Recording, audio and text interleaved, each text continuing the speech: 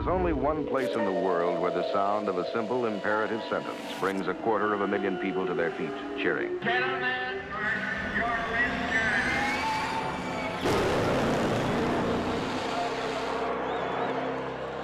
At Indianapolis.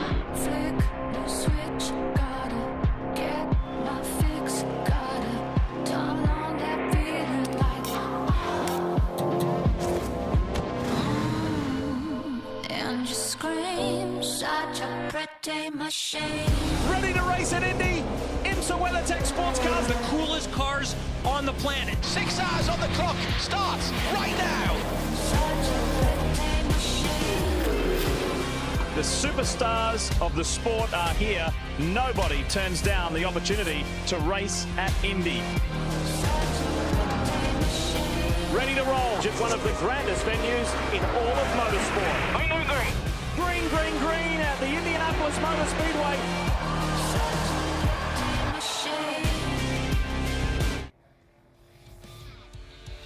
Well, our colleagues at NBC Sports ramping up the excitement. Should we really need to do that? I don't think so. Not very much, as we are ready to go for 6 hours. The penultimate race weekend of the 2025 IMSA WeatherTech SportsCar Championship season. And we have got an absolute cracker for you this Sunday as we get ready to unleash 53 cars to the green flag. Yes, 53 cars, 18 GTDs, 11 GTD Pros, 12 LMP2s and 12 GTPs. They'll all be racing on one of the most famous pieces of tarmac in the world. And actually, more than the tarmac, the yard of bricks, although they do go across it the wrong way. If you haven't seen this before, we use the front straight here at Indianapolis Motor Speedway, but we're going back towards turn 4 and then cutting onto the 2.4 mile or 3.9 kilometre infield circuit. There are 14 corners, a variety of fast sweeping corners like turn 14, very important to get onto the front straight because that leads you down to our action area at turn 1. Big opportunity to overtake there. There is a little runoff that goes through, wiggles back on between 2 and 3. And then that fast chicane between 5 and 6 down to the infield straight at Holman Boulevard for the outbraking possibility at turn 7. Bit of a follow my leader through 8, 9, 10. Then we're onto the short chute coming back from Speedway turn 2 towards Speedway turn 1. 12 and 13 bring you back towards the pit lane and have been difficult for drivers this weekend. And then you swing back round through that turn 14 we mentioned earlier. So that is what we've got ahead of us, and we'll bring you in all live and without interruption. Hello everybody, and welcome to the TireRack.com Battle on the Bricks in the Ford Racing Global Broadcast Centre. I'm John Hindhaugh, and alongside me is Ryan Marine. We've just finished our Michelin countdown to green, and we've been through our Porsche keys to the race. I'll refresh them for our TV audience. This is a 6-hour race, which means we have the Michelin Endurance Cup points at 3 hours. So if you see what looks like some odd tactics coming up to the 3-hour mark, don't worry, and remind us about it as well, because we'll probably forget. Penalties. Heavy price to pay if you have to come into the pit lane, and there's also a danger if you try to undercut that you might go a lap down as well. Race control have been very heavy on contact already this weekend. The championships come into play. What will that mean for those teams and drivers who are leading their respective championship groups? And the tyres. Left rear is the tyre that takes the pounding here on a mostly right-handed clockwise circuit. Does leave the opportunity open with plenty of Michelin tyres left in the allocation to do a 2-tyre stop somewhere near the end of the race. And what about, we're talking about going there, what about stopping? Our Brembo brake facts for Indianapolis Motor Speedway. This is rated 4 out of 5 as a difficulty rating, and that is worked out by the Brembo technicians. The toughest braking point, no surprises there, is turn 1. 5 major braking zones per lap. You scrub off in the GTP cars 130 miles an hour before you turn right-handed into turn 1, and that is 3 G's and very, very hot brakes. Pads and rotors, discs there as well. Split start with the two prototype classes coming to the green first, and they'll reline up like that if we have to do a restart. 3 Cadillacs at the front of the field after the Tom Blomqvist Acura number 60 was out of specification during qualifying. That was put back to the back of their category. 6 hours on the clock, the green flag's in the air, and already 3, 4 across the track as down the inside, Jack Aitken in the pole sitting, Whelan Cadillac takes to the inside.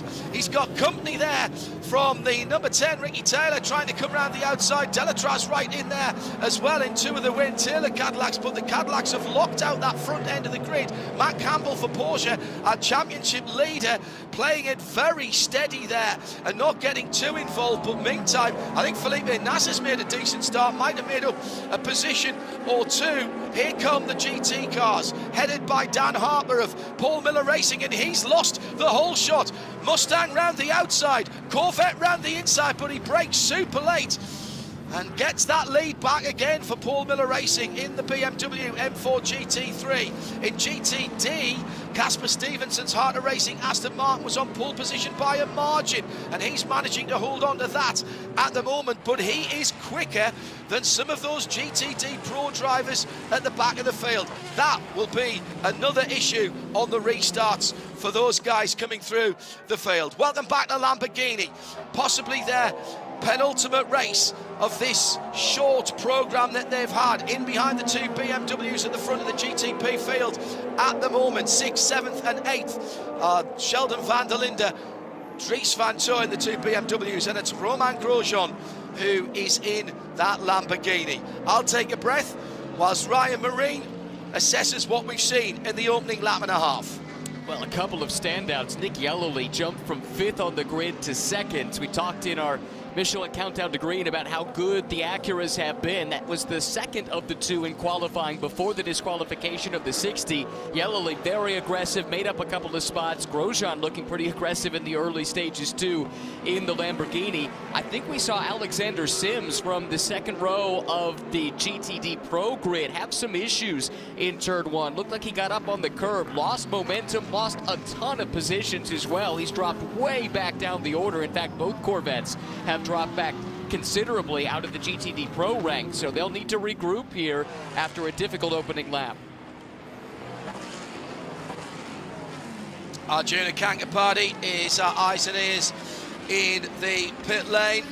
Decent start, and just as I go down, there is a full course yellow for debris on the front stretch. I think that's Lamborghini SC63 that is there. It is very, very green indeed. And this should be a short yellow. The pits will not open. Track contamination flag being shown at the start-finish line. Ample upper. In fact, actually, it is from the Cetilar Ferrari down in the pit lane. So we can go down to Arjuna Kankapati. They're looking at the left front there, Arjuna. I'm unfortunately, John, at the other end of pit lane. I was trying to dig into that Corvette issue on the start, but I don't think you were wrong in judging that it might have been the Lamborghini SC63's wing mirror that was on the main straight, because Romain Grosjean straight onto the charge of the BMWs as they flew across the line to complete the opening lap of the race. But I'll head down to the Ferrari's Cetilar camp and see what I can dig up. Yeah, that is not going anywhere fast. That might be day done. Damage to the left rear behind the Michelin tyre, and there's no urgency whatsoever on that car. I think that's steering damage or suspension damage.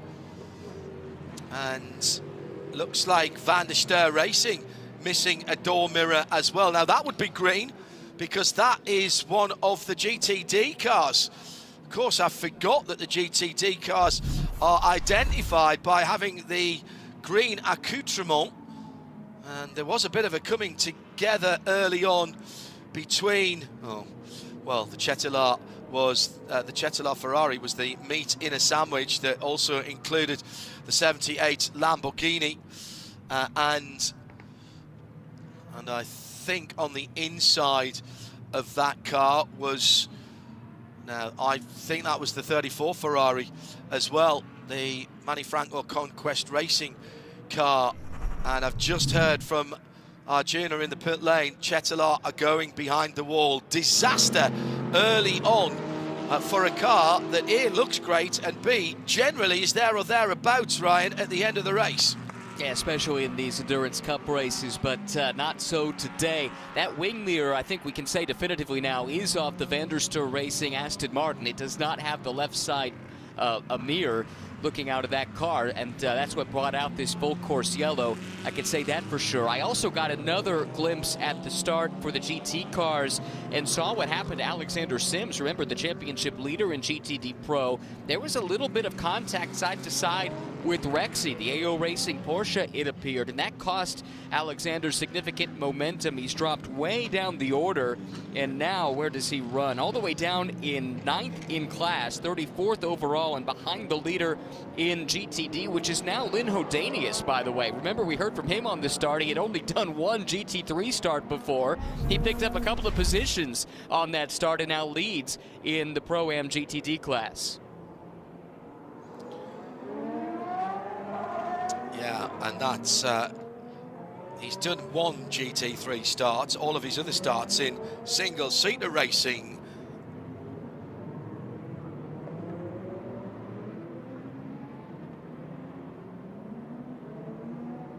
All of his other starts in single-seater racing, Ryan, would have been clutch starts. Well, that's true. It would be much different, and he told Arjuna just that when we talked to him in the pre-race show, but did a fantastic job. Remember, this is his IMSA debut. This Lone Star Racing team only does the endurance races, so he hadn't seen them since Watkins Glen, and they bring Lynn in. He's actually filling in for the team owner, Dan Knox, who's missing the last couple of races this year, trying to get a special pilot's license for his new jet. Actually, I just saw that reported earlier today, and so he's going to be watching from afar, and he'll be really thrilled with what the young Charger, Lynn Hodanius, has done. Great job by him, and for this team that missed basically the entire first practice session, given the sensor issues that they had. It cost them basically the entire 90 minutes. They got no representative lap times in, and despite all of that, a great qualifying effort, and now to the front of the class.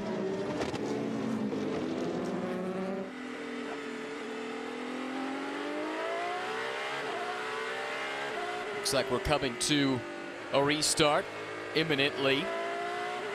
Lights are off on the safety car. Jack Aitken leading Nick Yellowly from the inherited pole position. It was the first pole of the season for the Cadillacs, and immediately ease on the pace. Coming onto the front straightaway. Pace car is in, green flag out. Here comes Aitken across the yard of bricks and sees the green flag. Gets a great getaway, jumping away from Yellowly, who leads Ricky Taylor, Louis Delatraz, and Matt Campbell down into turn one. Battle is further back. That's where you find Campbell defending a little bit. Also Grosjean on the attack in that SC63. Roman very aggressive at the opening sequence of this lap, as Arjuna noted from the pit lane.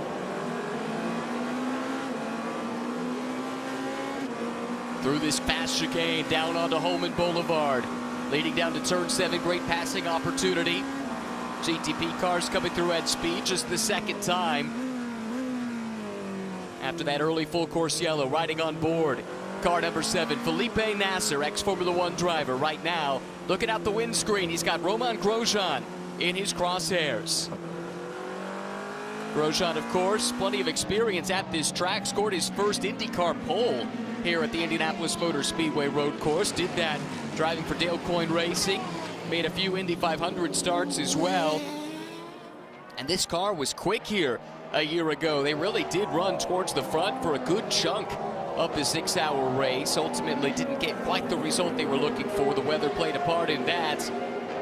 And it's an updated Lamborghini SC63 too, with a new Evo Joker used on some rear suspension bits that have really helped bring that car a little bit further forward, debuting here for the very first time this weekend at IMS.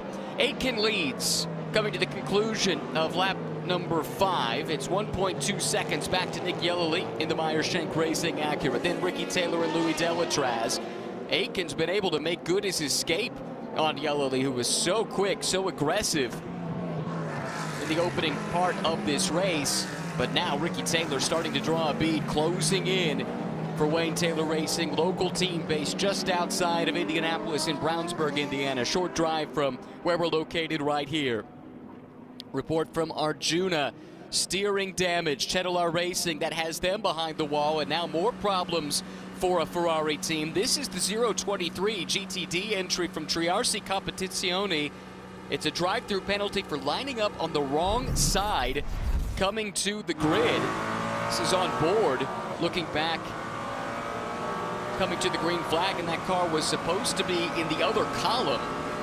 We've seen that a couple of times in some of the support races here this weekend, and that leads to that costly drive-through penalty. Another penalty given out here to Misha Goikberg, and we did see in the replay of the initial start a very aggressive move up on the curb in turn one, heavy contact. Race control did not like what they saw, and that led to a drive-through penalty for the Forte Racing Lamborghini. Now, what did we say in our Porsche keys to the race? Penalties can be so costly. This is a short lap here, a fast lap, only 2.5 miles, just under around, and a spin for the CrowdStrike APR car. 0-4. Now that has gone around. George Kurtz started it, and he's got his right rear Michelin in the gravel, and maybe both of them will have a full course yellow here. This is at turn 4 on the infield. And that guy's going to need some help to get out. I think it might have had some help to get in. We'll work that in a moment.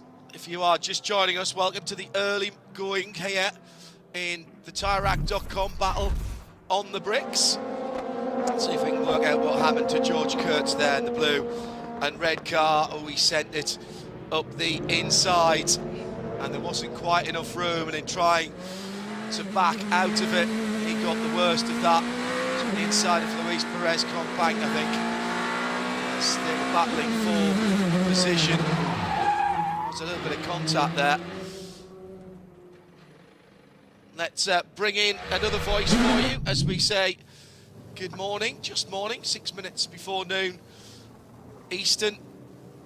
George Kurtz in the gravel, and Peter Mackay, as this is one of our longer races, joins us as well. Fairly feisty start at the front of the field, Peter, just what we'd expected. It certainly has been, yeah, with quite a few yellow flag interruptions already. I mean, it just gets so busy down there, particularly into turn 1. You've got so many cars trying to get through a very small piece of tarmac. And yeah, there's always going to be a little bit of argy-bargy, and unfortunately that Chedelar Ferrari, that's not what they wanted. You know, like 6-hour race, and within the first 15 minutes it's on the back foot, and we're in an era now of the IMSA WeatherTech SportsCar Championship where any kind of delay behind the wall and your race is absolutely done. Sorry, I may have called the wrong number for that incident with George Kurtz there, because race control are calling that the... Oh no, sorry, that is not the 04. I've done what I tell people not to do. So that was the Corvette that got hit by the 75 Express car a little bit earlier on, and that has caused that AMG to have to come, or will cause it to have to come down pit lane. It can't do it whilst we are under yellow, of course. So first 15 minutes, Ryan, and already the first plan A, has gone out of the window for all of the race engineers. Yeah, I think Plan A never really stood much of a chance, to be entirely honest, based on what we've seen in practice. It has been a fraught build-up to this race with all of the traffic. We talked about it in Michelin Countdown to Green. The traffic density here in this event, it's the greatest of any race that we see all season long, with just about 22 cars per mile around this circuit. So that's, I think, let the team strategists know they were likely going to have to be able to roll with the punches somewhat here this weekend. This is interesting We do have the pits open for the first time, and several of the front runners, including the race leading car, the 31, is into the pit lane, and they're going to top off with fuel. This does not look like a fuel stop, interestingly enough. We'll see what the rest of the GTP front runners that have come in as the pits are open for prototypes. So taking an early opportunity then to top up with VP Racing fuel, get back out. Oh, there's a little bit of side-to-side contact there between looked like the Lamborghini SC63 getting into it with the number 40 Wayne Taylor Racing Cadillac, Ryan. Yeah, it looked that way. I think Arjuna's got an update from us down in the pits.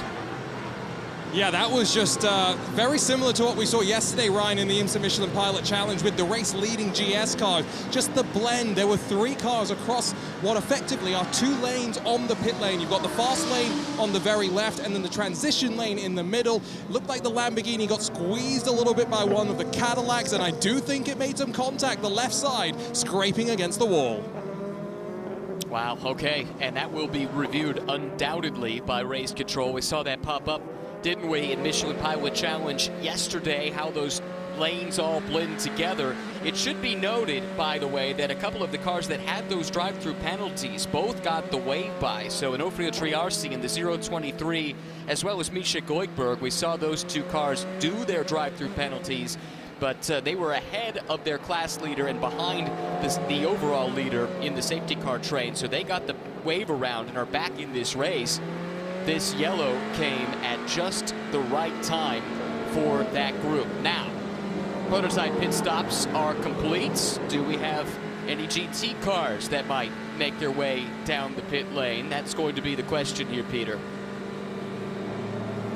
It seems like there's a little bit of a split of choices, because Dan Harper in the number 48, the pole-sitting Paul Miller Racing BMW, has pitted, as has Chris Mees in the 65 Ford, as has the number 9 Faf Lamborghini of, now who started that car? Andrea Caldarelli. But, well, I should maybe say who hasn't pitted in GTD Pro, Lauren Heinrich in the Rexy Porsche AO for AO Racing, the 64 Ford and the 75 Express AMG, which has a drive-through penalty hanging over it after that contact with the number 4 Corvette.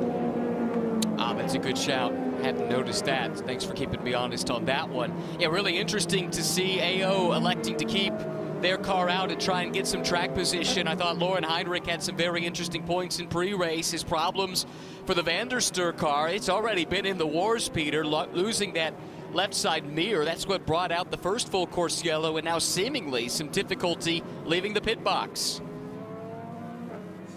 It's been a pretty fraught start to the day for the Van der Stur Aston Martin after showing some good pace in practice early on in the week. The lollipop comes up, struggles to get going. The car just loses all drive. Very, very strange there for the Van der Stur Aston Martin. And then we saw it didn't look live. like a stall to me, Ryan, but no. And then fitfully trying to pull away again. It does look like it's underway now, but lost a ton of track position. In fact, comes out at the back of all of the GT cars because it's behind the 2 cars that have their drive-through penalties in the wave around. Makes for a long afternoon, but the good news is this is a lengthy race and plenty of time to try and recover. 5 hours, 41 minutes still on the clock. There's been quite a lot crammed into this first 20 minutes, hasn't there? Yeah, just lots of work in there.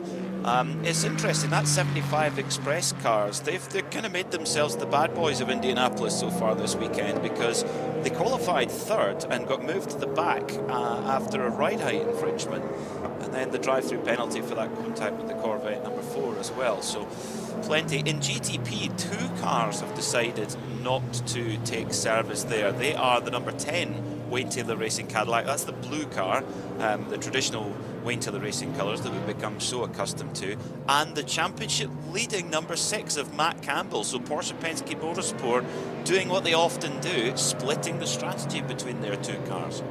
Yeah, that's true. Looking at some of the other classes, as the class split is underway, and actually, let's maybe take a look at points as they run, which is academic at this stage. But remember, Campbell and Jaminet and Nasser and Tandy, that's really the battle in the GTP points. between the two Porsche Penske teammates, although the 93 is trying to make inroads. That's been shuffled up a little bit by this split pit strategy. Trying to see who else has stayed out. As we mentioned, Lauren Heinrich from AO Racing. Also, Mike Rockenfeller in one of the Ford Mustangs has declined service. Same for 75 Express. I think you covered that, Peter. And we'll see what the rest of it looks like once we get the field back in order, once the class split has taken place. But really, this was a chance to top up the fuel and try and make sure you're in better stead, right? Looking towards the midway point and the first tranche of Michelin Endurance Cup points, and then open up some windows for the tail end of the race. Yeah, there's a lot of strategical dice to be rolled over the next 5 hours and 39 minutes. That is what the IMSA WeatherTech Championship is all about. I mean, when you look at earlier in the week, you look at the free practice and indeed the qualifying times, and you're thinking, well, not just the Acura is going to blitz it, but the Tom Blomqvist Acura, the number 60 that he shares with Colin Brown, the Acura Meyershank racing machine. But it doesn't often work out that way, doesn't it? It's so strategical with all the restarts that it's not always going to play out as it looks in practice. Right, that brings me back to what John teed us up to talk about just a little while ago. Plan A already dead and buried at this point, and I don't know that it had much of a chance coming in. I think the thought was, walking through the paddock, this is likely to be a race that's interrupted from time to time, given just how tight this is, the way the classes interact at this place, and you know that quick 5-6 chicane going onto Holman Boulevard, Peter. That's one area where GT and prototype drivers alike kind of hold their breath when they catch the other class or have the other class catch them. There's just not a great way for the two classes to coexist there, and that's not the only spot around this circuit. And with all of these cars, it makes for a trying 6-hour afternoon. Well, last year we saw the difference with the mechanical grip, of course, with the GTD cars, how good their mechanical grip is, that it can be almost as good in the low-speed corners, of which there are quite a few around here at Indianapolis. The coexistence between the GTD cars and the GTP prototypes can be really, really tricky. And then if you throw into the mix the LMP2s, which are in a similar situations, but they don't have the same straight line power, so they can't dispatch with the GTDs as easily on the straightaway, so they've got it even worse.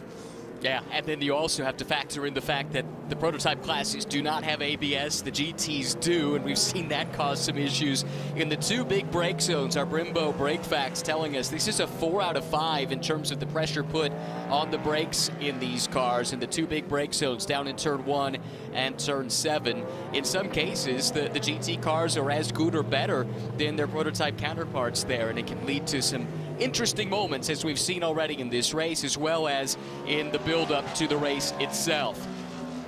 Pace car starting to accelerate away. Ricky Taylor starting to build up the pace a little bit, then has to check it up because he's nearly caught the back of that Corvette pace car. Now, with the field under his control, we're expecting a restart anytime soon. Update from Arjuna. He says the Cedilar Ferrari is coming back out. That's the good news. The bad news is they're down 10 laps already with less than 30 minutes elapsed here in the Indy 6-hour. The battle on the bricks. Here we go. Green flag waves once again across the yard of bricks. It's Ricky Taylor leading the restart, but the battle is for the second spot. Matt Campbell coming under assault from the pole sitter. Jack Aitken, who gets to the outside but can't complete the pass. Campbell able to fend him off, Peter. Great defensive driving there from Matt Campbell. It looked like he was maybe going to have his pocket picked by Jack Aitken in that Wayland Cadillac, but not so. But what a restart from Ricky Taylor at the front of the field. He just got the jump perfect. As soon as the safety car was away, he got the power down on that Cadillac V8 and pulled several car lengths, which he is holding on to as they head down in towards turn 7.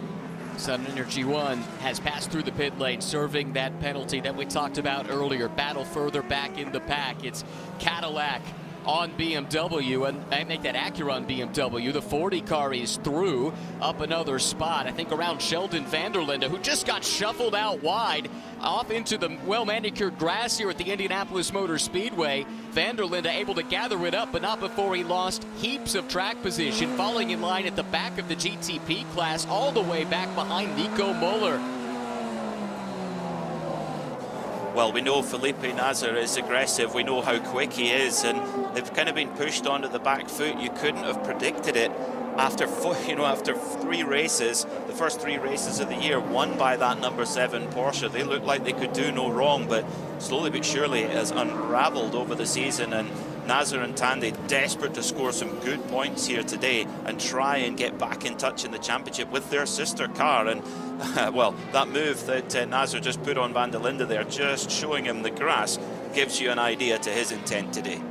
Meanwhile, on the flip side, 24 BMW on a bit of a charge. That's Dries Vanthoor able to get up a spot. Let's look back at this moment again. Porsche to the inside. It was a late lunge, then let the car drift out wide and onto the grass. Now that is something that Bo Barfield has talked about. I've talked to several drivers who were at the drivers' meeting, and they said it was stressed. If you are overtaking and you have a car to your outside, you have to make sure you leave enough space on corner exit for that car to be able to make it out of the corner itself. And that's one that I think could come under scrutiny. We certainly saw penalties for similar incidents in the all-GT race at VIR, so let's keep an eye on that here at the 5:34 mark to go at Indianapolis.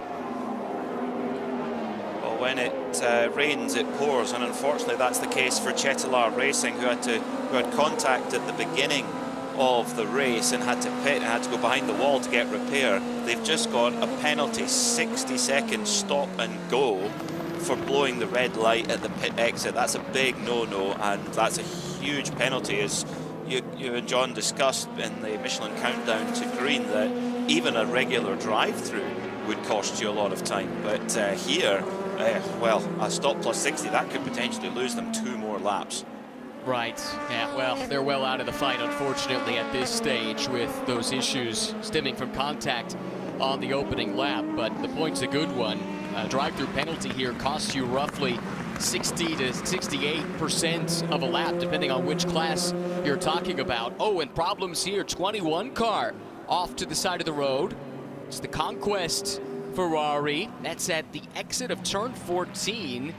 Take that back, that's AF Corsa, Lila Wadu, who had a great qualifying effort, but finds herself with some trouble. And here come the overall leaders as she tries to get that Ferrari back up to pace. And is this another mechanical problem for this squad? Remember back at Sebring, they were, I would say, the mid-race favourite to win that event, and they had the car ground to a halt out on circuit. So what has happened to Lila Wadu? Yeah, that doesn't... Looks like Lilo's got the car out of the way, and she lost power very, very quickly. The car grinds to a halt just coming out the exit of, well, what is Speedway Turn 1. It's the final corner of the road course. Meanwhile, Toby Luca having a little wiggly moment onto the grass, and then a half spin in the 18 LMP2, so it's all going on. But I can't believe that. AF Corsa in that Ferrari, Ryan, yet again, more seemingly mechanical gremlins in that car.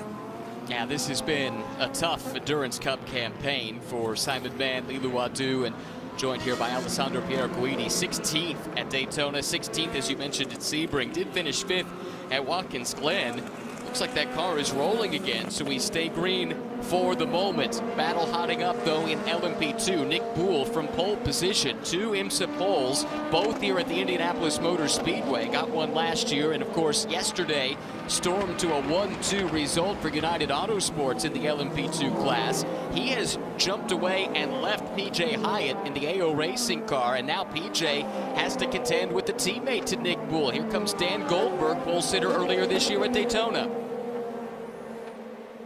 It's been a great weekend so far for United Autosports. They've had a super season in LMP2, but this is their first ever 1-2 in qualifying in IMSA WeatherTech Championship competition. They've done it in the World Endurance Championship, they've done it in ELMS, but never before here in IMSA until this weekend. And you called it just right, Ryan Marine. The Bo Barfield and the race control team have warned the drivers, leave racing room. I would agree with you, Felipe Nasr did not do that, and he has been given an incident responsibility penalty, drive-through for the number 7 Porsche. Look, all season long up to this point, I'm not sure that would have been a penalty, but there has been the philosophy change.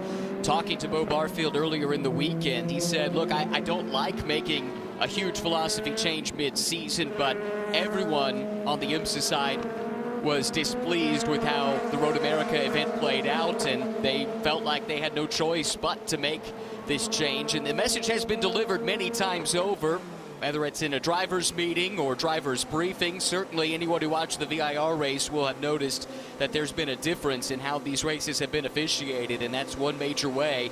So Felipe Nasser takes the number 7 Porsche Penske Motorsports Porsche 963 on that painful drive down the pit lane. And one more look at this here, Peter. Just keep an eye. Does the 7 car to the inside leave enough room for Van der Linde?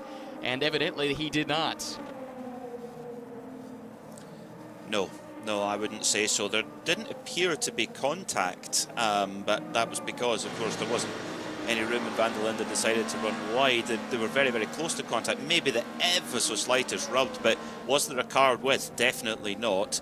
And a severe penalty. Now, this is a really tough balance, because do we want to see what we saw at Road America? No, we definitely don't. But then do we want to see IMSA lose its grittiness and its excitement? No, but there is a middle ground, I'm sure of it, and that's the middle ground that race control are having to find to make sure that we still have this exciting racing, but also fair racing. That's a really hard job, and we say this a lot here in the Ford Racing Global Broadcast Centre. We're very happy to be in our seat here behind the microphone, because we don't have to make these kinds of decisions. Yeah, amen to that. And yeah, a lot of drivers had that very same discussion with me over the course of the weekend. Battle further back here as the Lamborghini SC63 is coming under assault. Romain Grosjean with Delatraz trying to sweep around the outside. Meanwhile, how far has Nasser fallen down the order? Looks like he's dropped in the middle of the LMP2 class, and maybe continues to tumble a little bit further. Did stay on the lead lap though, and that is crucial. One more yellow flag and everything kind of bunches back up, especially with the class split regulations that are in place in the IMSA WeatherTech SportsCar Championship that would let him get back to the tail end of his class should a yellow flag come out. But for the moment, this has dropped him all the way back to 24th overall, and in fact behind all of the LMP2 runners, Peter. I think with 5 hours and 28 minutes to go, there is more than enough wiggle room for some Penske perfect strategy to play in here to bring the number 7 car back up to the front. The one question mark is do they have the outright pace to match the Acuras and the Cadillac? That is, we won't know until the final hour, I would say. But they're going to have to play a little bit of strategical master strokes to get themselves back up into the fight, but they're very much within their gift to do that. Watching the LMP2 battle continue, and now we do have a change as Hyatt has dropped second spot to Goldberg, and now Stephen Thomas is starting to reel him in. Thomas had a bit more work to do here today than he envisioned after qualifying, but did have a penalty. I guess he knew that going into qualifying, didn't he? Brought out a red flag in one of the practice sessions and consequently lost his fastest lap. Here comes Thomas now to the inside of Hyatt. Carves his way on through and grabs another spot. So here in the early stages, PJ Hyatt struggling a little bit and coming under attack now from Luis Perez Companc, who has Jeremy Clark, the Sebring 12-hour winner, in line just behind him. We'll keep an eye on this battle here, but we do have an update from Arjuna, and in fact an interview down in the pit lane. One driver who's been very, very busy the last couple of weeks, racking up the air miles, is Ben Barnico. I think that's 5 consecutive weekends of racing. How's it feeling to be here at the Brickyard? Yeah, I mean, obviously it's always special to be here in Indianapolis. You know, it's a place with so much history, and in my opinion, the only place that kind of comes close to that is Le Mans. So always special to walk in here, but I mean, I wish it was going a little bit better for us right now. Yeah, we were just talking about that. Not the easiest of starts. Are you still searching for a bit of pace here at Indianapolis? Yeah, definitely. I mean, been searching for pace all weekend, to be honest, but you know, it's been tough few races for us now here at Lexus Master Sullivan. This is a race winning team, championship winning team, and we're all scratching our heads at the minute. So yeah, all we can do is try our best. We didn't forget how to win overnight. We're doing everything we can, but the speed's just not there at the moment. Is there anything you can do strategically to try and make your way through the field? Yeah, I mean, there's certainly a few, like, left field options that we can do and play to give us track position, but, I think we were 0.8 of a lap off in qualifying yesterday, and, it's more or less the same now, so you could drop me or Aaron in the lead at that, and we're just going to get driven past on the straights, on the way to turn 1, so we're just kind of hanging on and doing what we can, and going to have to hope we get a little lucky today, which is sad to say, but the reality at the minute. Thanks, Ben. Thank you.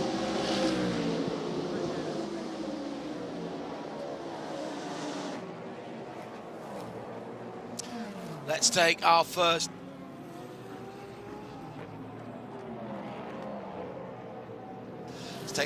VP update then, with half an hour gone in the race, just over that 35 minutes as we've got a spinner, and it's the DXTT number 36, Sally Yolich behind the wheel of that Corvette, and it's at turn number 12 on the entrance back onto the infield. The car he shares with Charlie Eastwood and Alec Udell. Oh, and he was hit by one of the United cars. He's done a really good job to keep it off the inside wall there, and that will be being looked at race control. Hasn't managed to restart the car at the moment. We'll just hold on that VP for a moment. Now he restarts the car, he gets it out of harm's way. So at the front of the field, it's the two Cadillacs for Wayne Taylor Racing leading the number 10, and Ricky Taylor for Cadillac Whelen Racing, and the number 31 in second for Jack Aitken. Porsche Penske Motorsport Championship leading number 6 team, Matt Campbell behind the wheel of that Porsche 963, and the top 6 made up by Nick Yellerly. What a start he's had for the red, white and black Acura ARX6, the number 93. Roman Grosjean running well up as well in the Lamborghini, back in the championship with a few updates on that car as well, notably to the rear suspension. 63 then in 5th, and in 6th position Dries Van Toor in the BMW number 24, who was just rubbing fenders with the Wayne Taylor Delatraz number 40 Cadillac a moment or two ago to get that 6th position. In LMP2, United Autosports are still 1 and 2. It's 2 from 22. Nick Bull from Dan Goldberg with Stephen Thomas for TTS Racing in 3rd position. In 4th, PJ Hyatt for AO Racing. 5th, Luis Perez Compang and Jeremy Clark for Inter Europol in 6th. And in GTD Pro, AO Racing and the Porsche, that is the 77 Green Machine. Lauren Heinrich said they didn't have the fastest car, but they've planned and schemed and got their way to the front of the field. He's putting in lap after lap. Said he put the qualifying lap of his life in to get 4th position. He heads Ford Mustang number 64, Mike Rockefeller. Dan Hartman, the pole sitter, down in 3rd now. Paul Miller Racing. Chris Meese has come up to 4th in the 2nd of the Ford Multimatic Motorsport Mustang GT3s. That's the number 65, Andrea Caldarelli for FAF, and the plaid Bugini, number 9 car, Albert Costa is in 6th for Dragon Speed, and the 81 Ferrari in GTD. Lone Star, the number 80, leads it from Hartner Racing. Casper Stevenson, they started on pole. Manny Franco for Conquest now in 4th. 4th is Russell Ward, where he started and doing exactly what he needs to do for the championship. They still lead in that number 57 in the GTD Championship. Brendan Erib is the best of the Bronze Cup runners for Inception. The number 70 runs in 5th position for that Ferrari, and Frankie Montecalvo has moved up in the Lexus, sits in 6th in the number 12. That's the first of our VP Racing updates at the head of the field. It's 2 Cadillacs, and we've completed 23 laps with 39 minutes completed.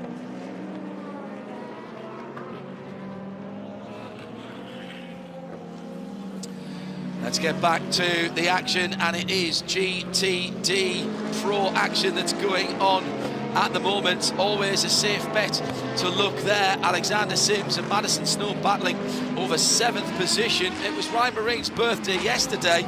Our hard-working crew here at the Speedway.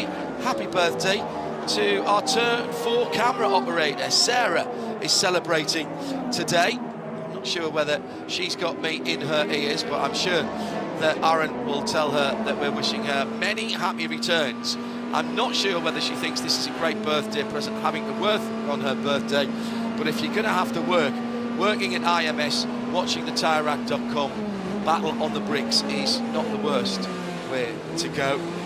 And thank you for all your kind comments at IMSA Radio. Many of you saying it was a bit hectic at the start, and indeed, hearing on the GTP team radio for Porsche Penske Motorsport number 7, Philippe Nasser is being reminded, said in the drivers' meeting, about keeping everything nice and smooth, leaving gaps for people, and that race control will be calling everything what they called tight on that. Keep them mentions coming in on at IMSA Radio. Let's get back to this action. 7th and 8th in the GTD battle. Alexander Sims looking at the back of Madison Snow. Let's get back to our commentary team here in the Ford Racing Global Broadcast Centre. Peter Mackay, but first here's Ryan Maroon. Appreciate it, John. Watching from on board as the battle comes back into the infield, approaching turn 13 and turn 14, then onto the front straightaway. Alexander Sims trying to reel in that BMW just ahead. That 3 Corvette waylaid at the very start of the race, Peter. Contact dropped him well down the order, but it's been a pretty good recovery ever since. They did come in, top that car off during the full course yellow, and now Alexander Sims has been turned loose. Opening lap that the number 3 Corvette of Alexander Sims was roughed up quite a bit by the number 77 AO Racing Porsche of Lauren Heinrich, who of course sits third in the championship, 101 points in arrears. So yeah, there's definitely a little bit of spice there, I'm sure, and it does get physical always here at Indianapolis Road Course at the first corners. Through goes number 81 GTD Pro Ferrari on the GTD DXDT Corvette, and of course the Ferrari, the Dragon Speed 81 Ferrari, very much a privateer effort, albeit with some factory works drivers from Ferrari. Only 35 points behind that Corvette, so GTD Pro is really, really hotly contested. In fact, the most hotly contested championship out of the 4 classes. It's remarkable what a run that Dragon Speed team has been on, because Albert Costa, about 3 or 4 races into the season, really wasn't in any of our conversations when we were talking about GTD Pro Championship battles, but that's totally changed. They've gone on quite a streak with a couple of wins sprinkled in, some major qualifying points with a few poles courtesy of Jacopo Altoe from time to time, and that has allowed them to close in on the number 3, which crawled back a little bit into a more comfortable position. Alexander Sims and Antonio Garcia in that Corvette with a win the last time out at VIR, their first win of the season, and that's allowed them to open up the championship somewhat, but we'll keep tabs on that as we get throughout the course of this race. Right now, we're keeping tabs on Roman DeAngelis and the beautiful Aston Martin Valkyrie Cosworth-built V12 engine. It's a fan favorite for good reason, and they've been nipping at the heels of the front runners in the last handful of GTP races, Peter. Maybe this is the week and they can score a breakthrough result that would indicate to those watching from further afield just how far they've come this year. Well, I have to say I thoroughly enjoyed the qualifying show yesterday, and your stat about Aston Martin here at the Brickyard and their complete lack of background, but it might be a day where the wings of Aston Martin get their glory day at IMS. Maybe not overall, but who knows, but certainly in the GT categories, GTD, they've been dominant all the way through the weekend, both in free practice and in qualifying. It's problems for the number 88 AF Corsa LMP2 car. Wheels are off, and it's looking like they're going to have to replace the rear deck there. We're hearing there may have been an incident for that car. Unfortunately, that's really disappointing after just 45 minutes of action. Tough start to this race for AF Corsa in general. They had one of their GTD Ferraris come into some trouble, as we saw a moment ago. Lilu Wadu, by the way, took that car to a cutout, so it's shown as behind the wall, at least on last check, and now their LMP2 effort in the pits with some damage, and now replacing the bodywork.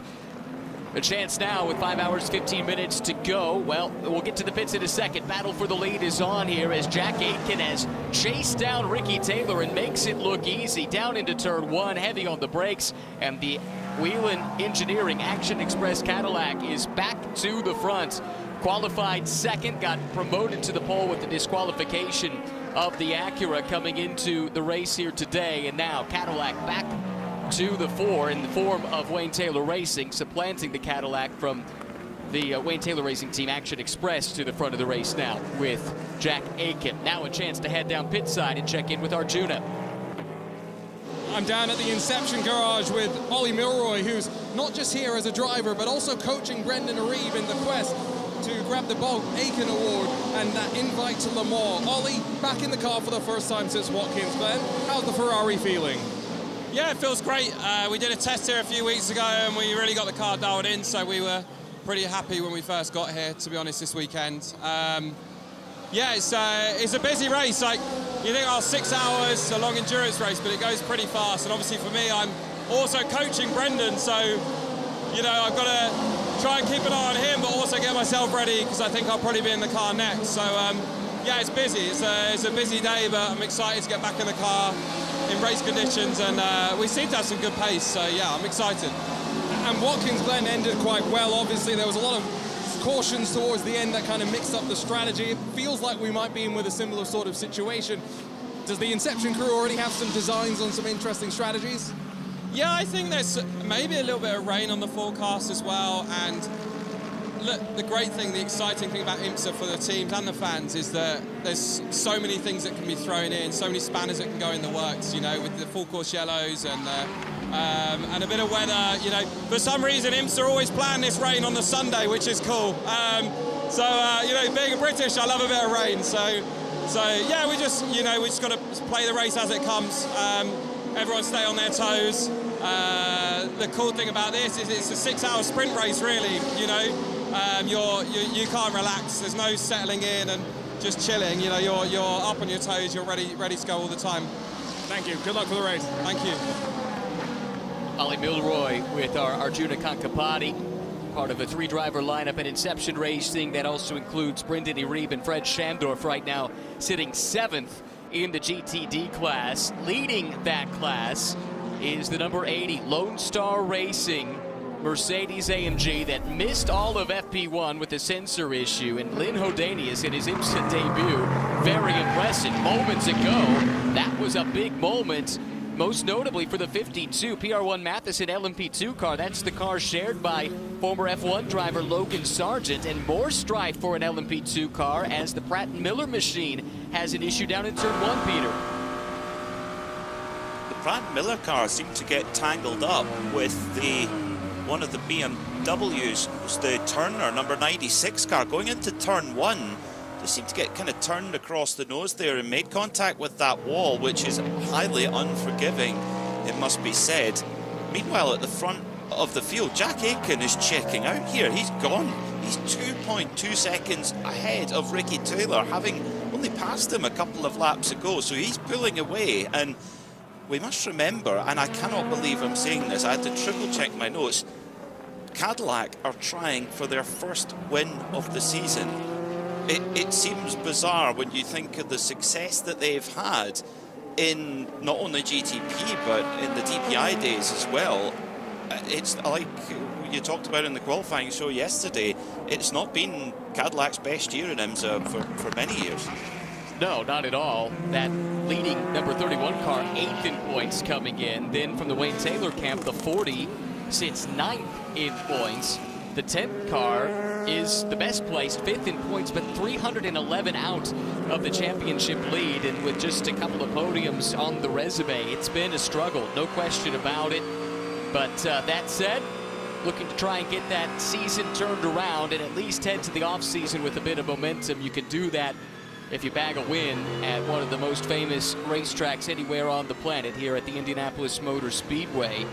We have an incident under review that involves car 73.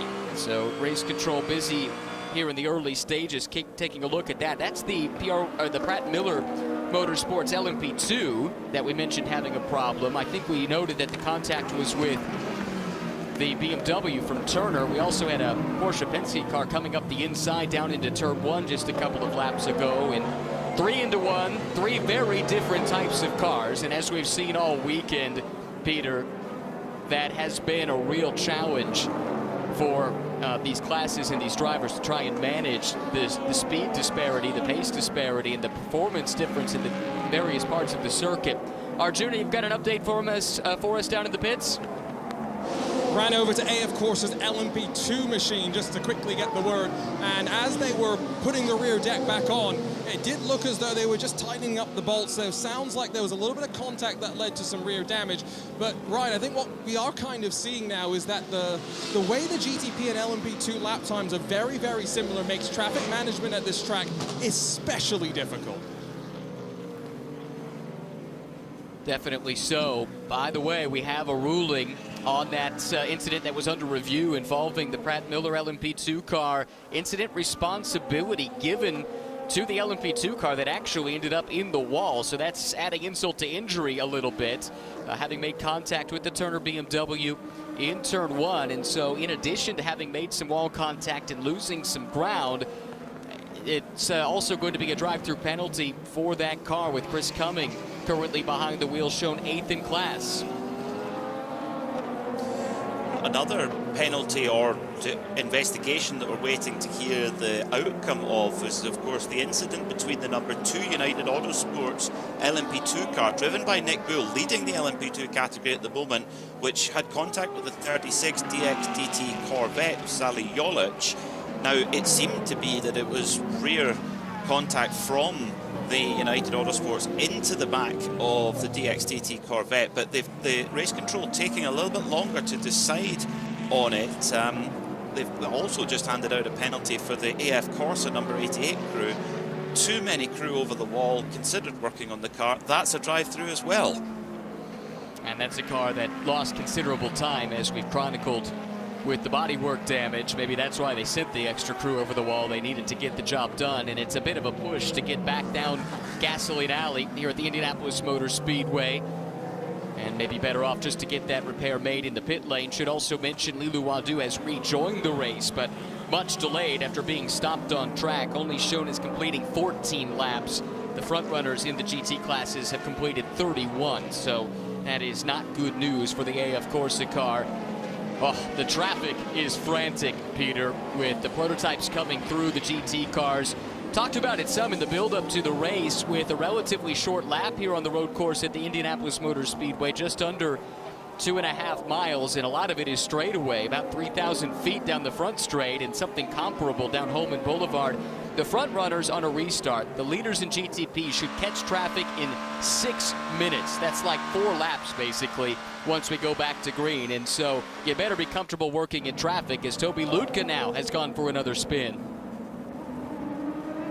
That's in the Aero Motorsport number 18 car. It's had a couple of spins, struggling to get to grips with the Indianapolis road course this weekend. It's first year in LMP2 in the IMSA WeatherTech Championship for Toby, alongside the highly experienced David Hannemeyer Hansen and Ollie Jarvis. So some good wise heads in that garage. Of course, Ryan DL part of that group as well, helping to coach the drivers through the season. Also occasionally jumping behind the wheel. Also, we'll likely see him actually next week at Barcelona in the team's Ferrari, which they run in another championship over here in Europe. Good to see that the DXDT Corvette has carried on and is running seemingly without too much of a problem. This has just been, mind you, just been passed by the 57 Windward AMG, and that is actually putting it a lap behind. So is there potentially more a problem with that DXDT car after the contact with the United Autosports LMP2 machine? And we'll need to dispatch Arjuna to try and get to the bottom of that. Of course, that Windward 57 Mercedes very much in the championship fight. Points leaders, and actually that's the only crew of the 4 different classes that has a chance to clinch here this weekend. As they run, they would not. Casper Stevenson well within the margin that he needs to be within to have a mathematical chance going into the season finale. And Kenton Cook as well would also mathematically be in the hunt as they run, but that doesn't mean a whole lot with 5 hours and 5 minutes to go here in this race, in a race that has already been wild and woolly up to this stage. It's Jack Aitken continuing to lead over Ricky Taylor, having run down the 10 car and made the pass about 10 or 15 minutes ago. Then it's Matt Campbell in the first of the Porsche Penske Motorsport 963s. Nick Yellowly sits fourth. Roman Grosjean up to fifth in that updated Lamborghini SC63, updated rear suspension in that car. And it seems to be serving them quite well. Arjuna Kankapati with another interview for us now down in the pits at IMS. Catching up with Earl Bamber in the Cadillac Wheeland garage area as we see Frederick Vesti getting his helmet strapped on. Earl, rocket of a start for the 31 to open up this battle on the bricks. Yeah, I mean, it's been a fantastic start. We had a really good qualifying. We got our first pole of the year, and it was great for Cadillac to start 1, 2, 3. And, you know, we managed to secure the lead. We've pitted with fuel, so we've got a bit of a fuel advantage on the rest of the field as well. But all things going well so far, but we've led a lot of these races this year, and we're still catching that elusive podium. So hopefully we can continue nice and clean for another 5.5 hours and get to the end. What are the kind of things that you think that the team needs to do to find that elusive victory? How can you guys chase that perfection? We've been discussing it in the shop, and you know, we just said we've been knocking on the door so much recently, and eventually if you keep knocking, the door's got to open. So we're in the right position today, so hopefully we can just keep knocking on it, and maybe it'll open, maybe it won't. We've seen lots of incidents on track already, a lot between multi-class contact as well. How difficult was it out there in practice with the 50-plus cars on track? I mean, it's difficult, but that's what makes endurance racing great, you know. That's what makes it exciting. That's what's great for the fans and everybody. So it's something we're going to deal with. I think IMSA's doing a good job in clamping down on a few things. Saw it already in the race. So I think everyone's sort of got the message now, and now it seems the race has settled down. Thanks, Earl. Thanks. Good insight. Always good to listen. Yeah, always good insight from Earl Bamber. Brendan Arabe has been given a blocking penalty. This is the leading car in the Bronze Cup in GTD. 4 cars in that category. Inception's number 70, Creation's number 66, Van der Steur Racing's number 19, and AWA's number 13. That is racing for the honour of an entry to Le Mans in 2026. Just seen a spin a moment or two ago. Again for ERA. Been a difficult opening stanza here. Just got offline coming through turn, guess what, it's turn 13. 12 and 13 have really been action areas in this weekend's action, this event this weekend. It's John Hindhaugh, Peter Mackay and Ryan Marine in the Ford Racing Global Broadcast Centre. Arjuna Kankapati down in the pit lane. Thank you very much for all of your notes coming in. Mick Grenier's just come in the pit lane in the 75 Express, not the start they wanted. They've dropped off the pace a little bit. That is the car that Brock Feeney is sharing. The current Repsol Supercars points lead, although his points lead was slashed last time out at the Bend 500. Bathurst 1000 coming up at the beginning of next month, which falls just nicely as we are finishing the Motul Petit Le Mans. So no thoughts of any sleep that evening. I think we have to miss the maybe the first hour or something like that. We will be tuned in overnight, Saturday night into Sunday morning, after we finished Motul Petit Le Mans. And Arjuna is down there watching the pit stop. Has Mick Grenier steered in, Arjuna? No, he hasn't. And John, this is a very slow pit stop as well. They changed the tyres, put the fuel in, and only then committed to doing the driver change, and they're putting the car back up on the air jacks right now. I'm looking at the front of the car, John, and anyone that's seen the Mercedes GT3 will know that it's got this distinctive grille, but a lot of those elements are now slightly crumpled and pointed in the wrong direction. It has not been an easy return to the championship by any means, and now the crew's going to work inspecting the right rear. I'll see if I can dig in and understand what they're trying to understand, what issue they're working their way through. And that takes us to the hour mark. Remember, there are Michelin Endurance Cup points to be handed out at the end of hour 3. Actually, should just give you the full details on that. The first racing lap completed once 3 hours have elapsed. So it would be spot on 3 hours. So the first racing lap completed at the end of the, once 3 hours have been completed, that is when we throw out that first tranche of Michelin Endurance Cup points. Porsche Keys to the Race takes that into account. We might see some odd pit strategies, people maybe pitting a little bit early, trying to get track position when that 3 hour mark ticks over. Penalties, we've seen some of them already.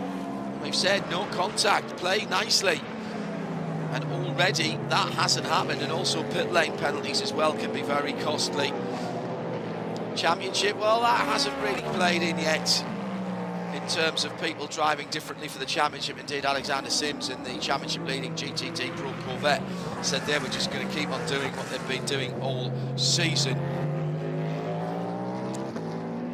Now we do have access to the energy data, call that rather than fuel, because of course the GTPs have not just liquid energy in terms of gasoline, racing gasoline. The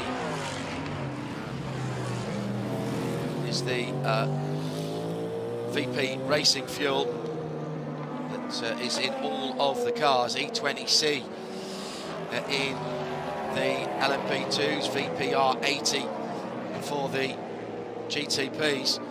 And if you want to follow along with them, it shows you their battery level, whether they're accelerating or braking. There is a telemetry page as well. If you just search IMSA GTP telemetry, you can pull that up as well, and that gives you what is effectively the virtual fuel tank. And what's really cool about that is when in the pits you see it replenishing, which is very cool.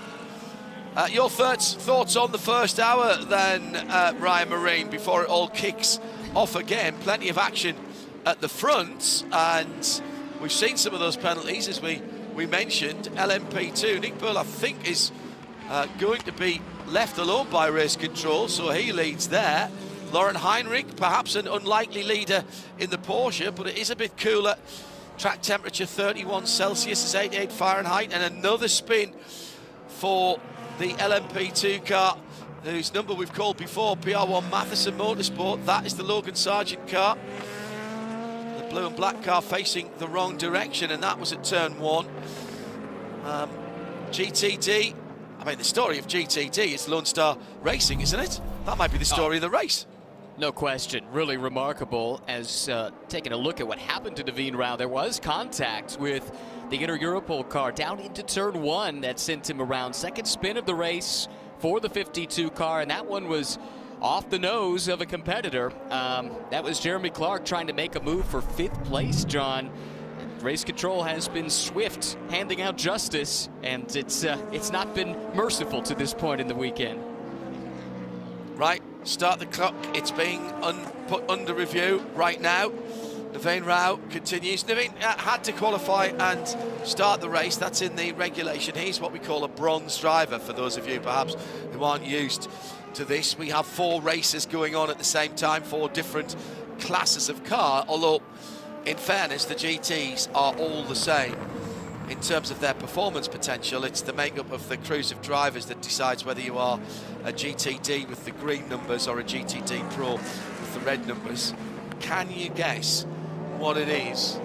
Yeah, that's right. If it's a full Pro crew, then you're in the Pro. In fact, if you have 2 Pro, what are termed Pro drivers, you are in the GTD Pro class. You can have 1 Pro driver in GTD, but you have to have a silver and a bronze as well.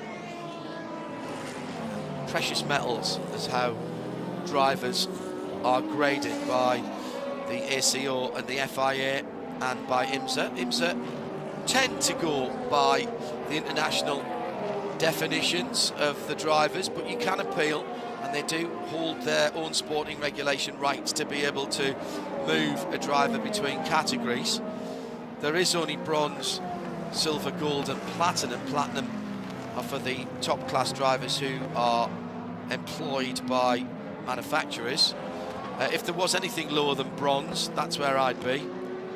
Described as solder by someone once, which I took with pride, to be honest.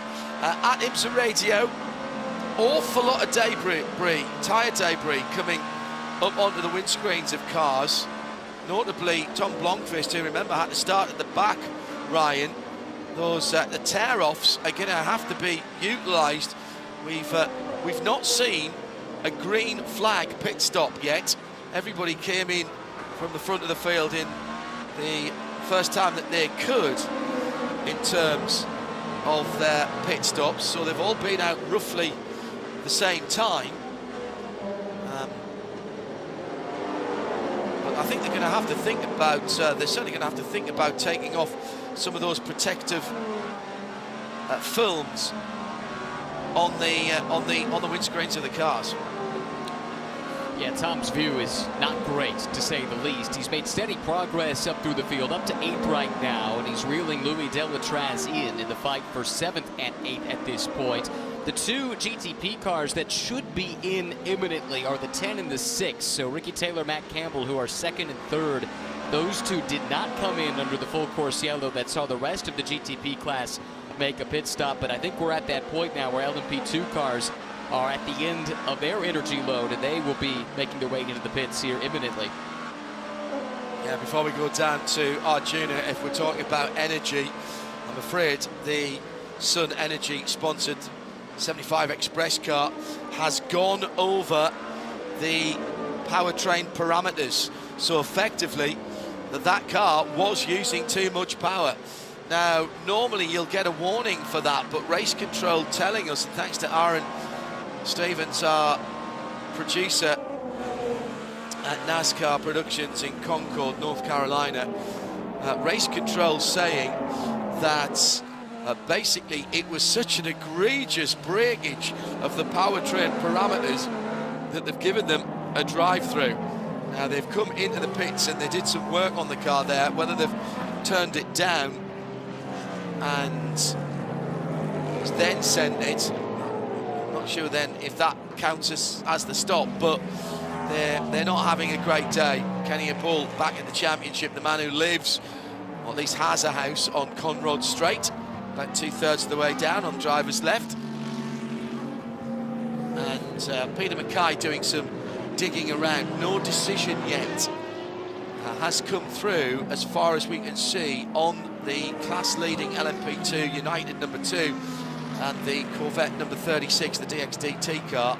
But I can tell you that there was no action on the clash between that spun around the blue prototype again, Naveen Rao, the PR1 car.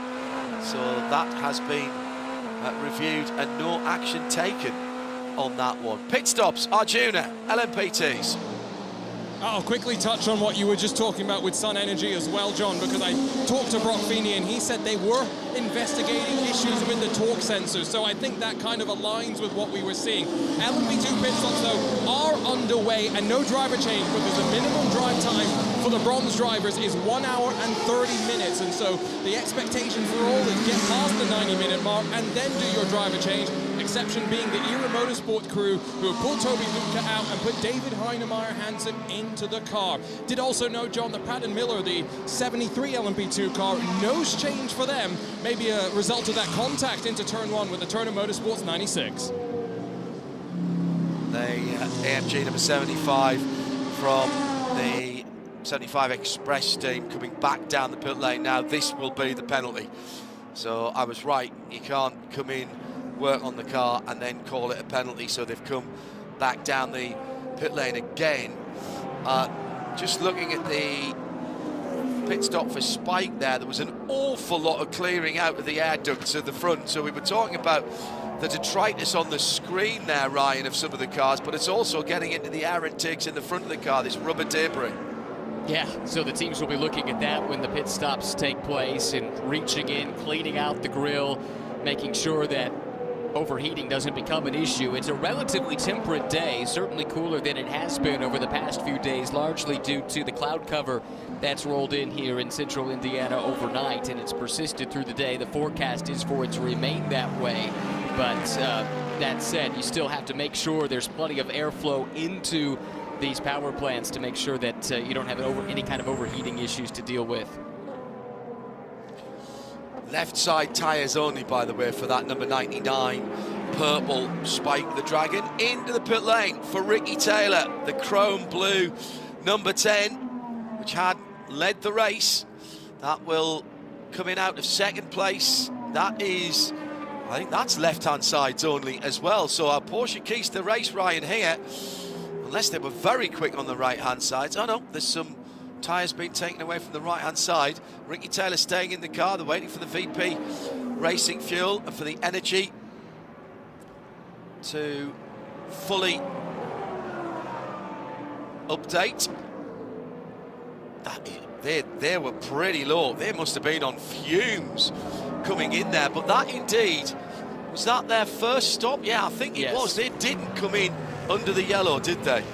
Correct, that's exactly right. The other car in that boat is the 6 Porsche Penske 963 with Matt Campbell, which also was right down to the very end of its energy allotment for that stint, and right on cue, it's in the pit lane here too. So I think in the question about the tires, because the fuel or the energy is the defining factor of how long the pit stop is when you're doing a full fill, you might as well do a 4-tire change. They have plenty of tires in their allotment. It's when you've got some short fill situations that maybe to shorten up a pit stop, you could consider doing a 2-tire change. And at this stage, no need to try and make that gamble.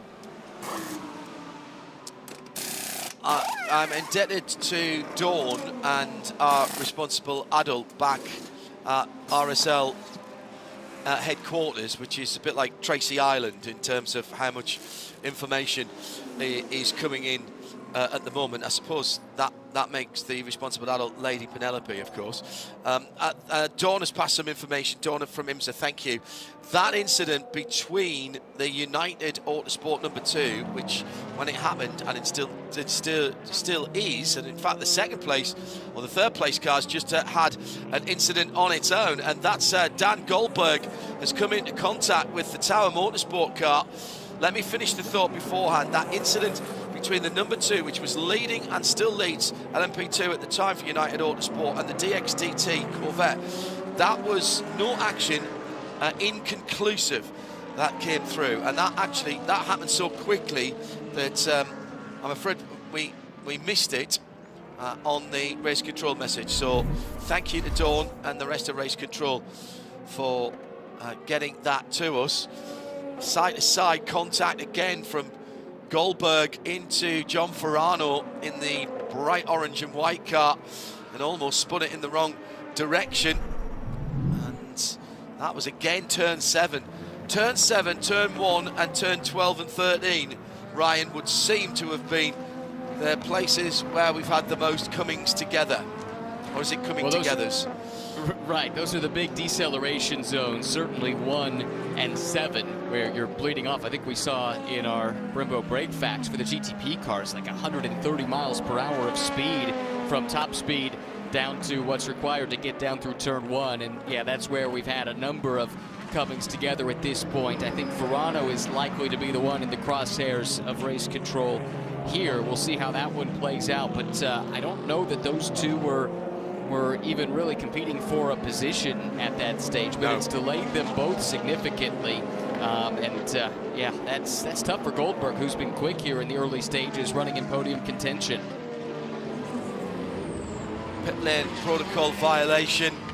That will be a drive-through. Here come the penalties. As soon as we get the pit lane being busy for even regular stops, everybody has to be on their mettle. Some of these teams haven't been here for a while, and as we said, a drive-through is very costly here. 52 seconds in the pit lane. That was for the Pratt Miller Motorsports Orica. They've not had a great day. Chris Cumming, James Rowe, Pietro Fittipaldi in that car, and that was just a moment or two ago, so we'll have to remember that they've had an extra pit stop as well. You would have thought that, having seen everything that has gone on in the early part of the race weekend, Ryan, and I think this is very good, race control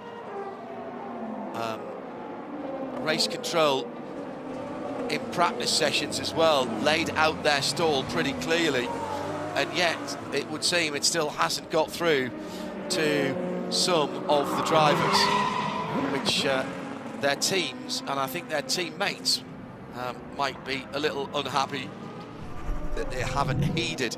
The amount of car-to-car incident that we've had in this first just over hour of the race has been rather worrying, to be honest. GTD Pro pit stop, number 77, Porsche in the pit lane, Lauren Heinrich. Also Ford Multimatic, Chris Meese, who started the race. Lauren's got out of the green dinosaur that is affectionately known as Rexy, and that is a 4-tyre stop, I think. Arjuna is in the pit lane. Obviously, we'll be expecting some more GTDs down with you shortly, Arjuna. Absolutely, and I think we're expecting a few driver changes. The word on the grid, John, was that as much as it's easy to divide this race into 3 2-hour blocks, it might be better for the drivers to split it up, and a lot of teams had indicated they would single stint their drivers to open up this race. Another talking point on strategy, John, and we touched on this in qualifying yesterday, scrubbing the tires. A lot of the teams feel like that is beneficial as you head out on your outlap. You're trying to get those tires into the optimal temperature window, and going up and down pit lane, I'm seeing the majority of the field in the GT class looking to put on scrub sets for hour 2. Another incident under review between the United number 22 Dan Goldberg and John Ferrano, and it goes the way, as Ryan thought it might, of the Tangerine, the orange, black and white car. That will be a drive-through. It's no consolation to Dan Goldberg, who was running third at the time and has dropped some position. Actually, he's only dropped 1 position, but he's dropped 15, 16 seconds. Meantime, into the pit lane for the number 64, Mike Rockenfeller. By the way, it was Frederick Vervish who took out Ford Multimatic Motorsport number 65 that Chris Meese brought in. Klaus Bachler took over the AO Racing Porsche that came in the lead of GTD Pro, and everyone coming in, following them in. Mike Rockenfeller out. I presume it'll be Seb Priaulx getting into that car. They have worked very well this year. The 2 Ford Mustang crews are only running 2 drivers this weekend, so it's Chris and Fred in the 65 and Mike Rockenfeller and Seb Priaulx, Sebastian Priaulx in the 64. So they're single stints at the start, slightly extended by the safety car, but effectively a single stint there. Now Louis Delatraz into the pits as well, one of the front-running GTPs. It's the second time that car has been down the pit lane. It did stop earlier. And Jack Aitken heading into the pit lane. That's the overall leader. So Nick Yellerly, if he stays out, will cycle to the front by my calculations, right? Yep, they will. This is more or less on schedule. Looking at the energy numbers on the IMSA.com/GTP-telemetry website, I think some of these front runners could have stretched it maybe a lap longer, but electing to come ahead and make the pit stop here now. Yellowly has gone through and should be in relatively shortly, but this is that group, the vast majority, in fact, of the GTP class that took the opportunity to pit under that first full course yellow that's allowed them to go deeper into this stint than the 2 that stayed out. And now their time has come, and we do see tire changes and driver changes like Arjuna said we might, with teams wanting to rotate their drivers through, especially in the case of the 31 car. This is one of the 2 3-driver lineups in the GTP class this weekend. huge handfuls of Michelin tyre debris coming out. The marbles aren't marbles anymore. They're not quite baseball size, but they're certainly a snooker ball size as they're coming out of some of the ducts there on the Whelen Racing Cadillac. Quite a lot of you on the other side of the world listening in from the Antipodes, with a number of drivers making their debut, a couple of drivers making their debut in IMSA competition this weekend. One that we've had for a little while is Hunter McElrea. He's down in the pit lane with Arjuna. And no stranger to the Indianapolis Motor Speedway is Hunter.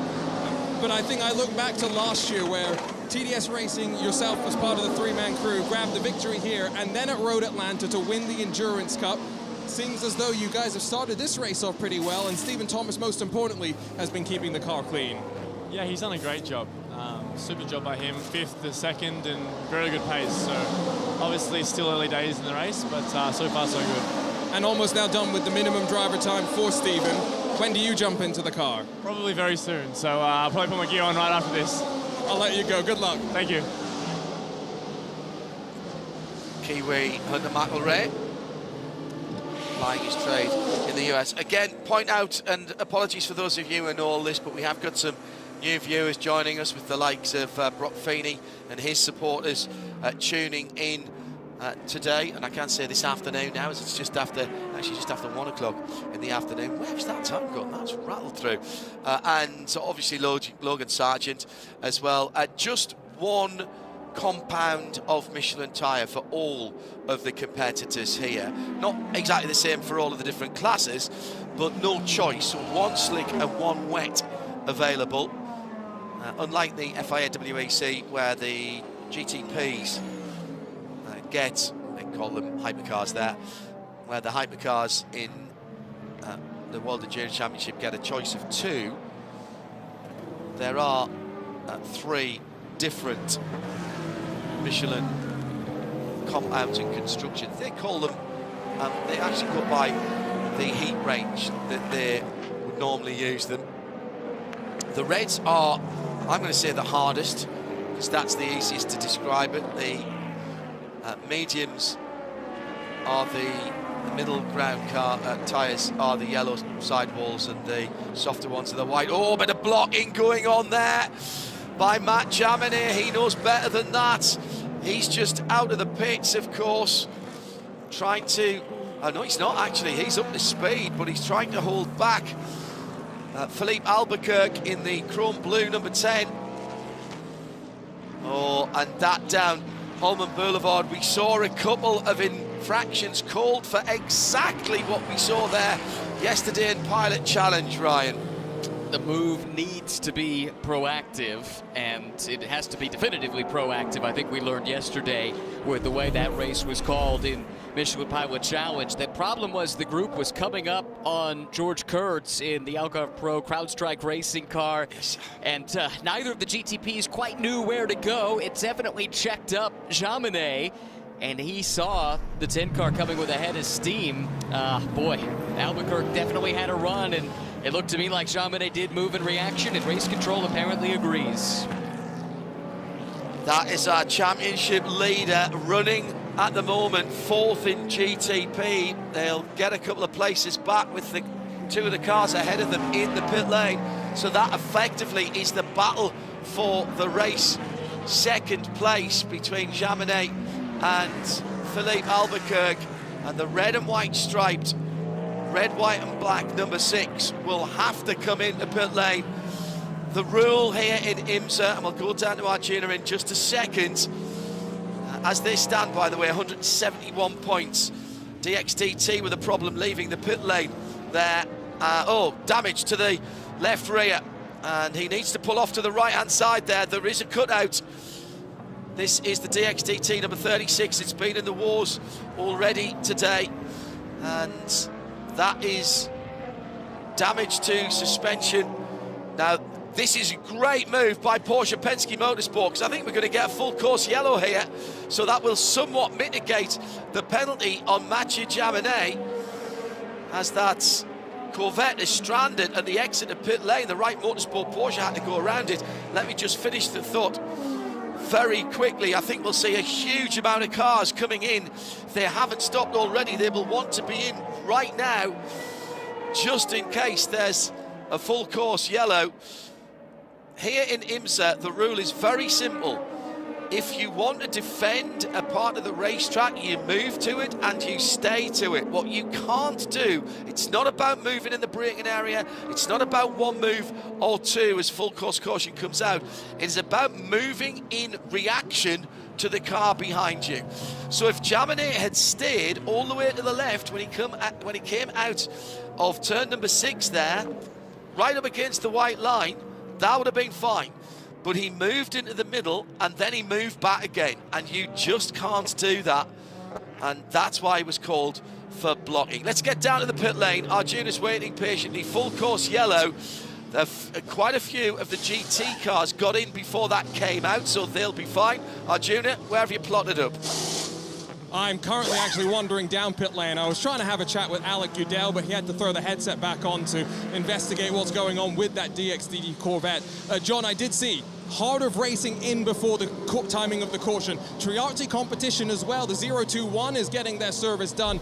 And much like with that Porsche Penske number 6, perfect timing for this pit sequence as we work our way through this third full course yellow of the race.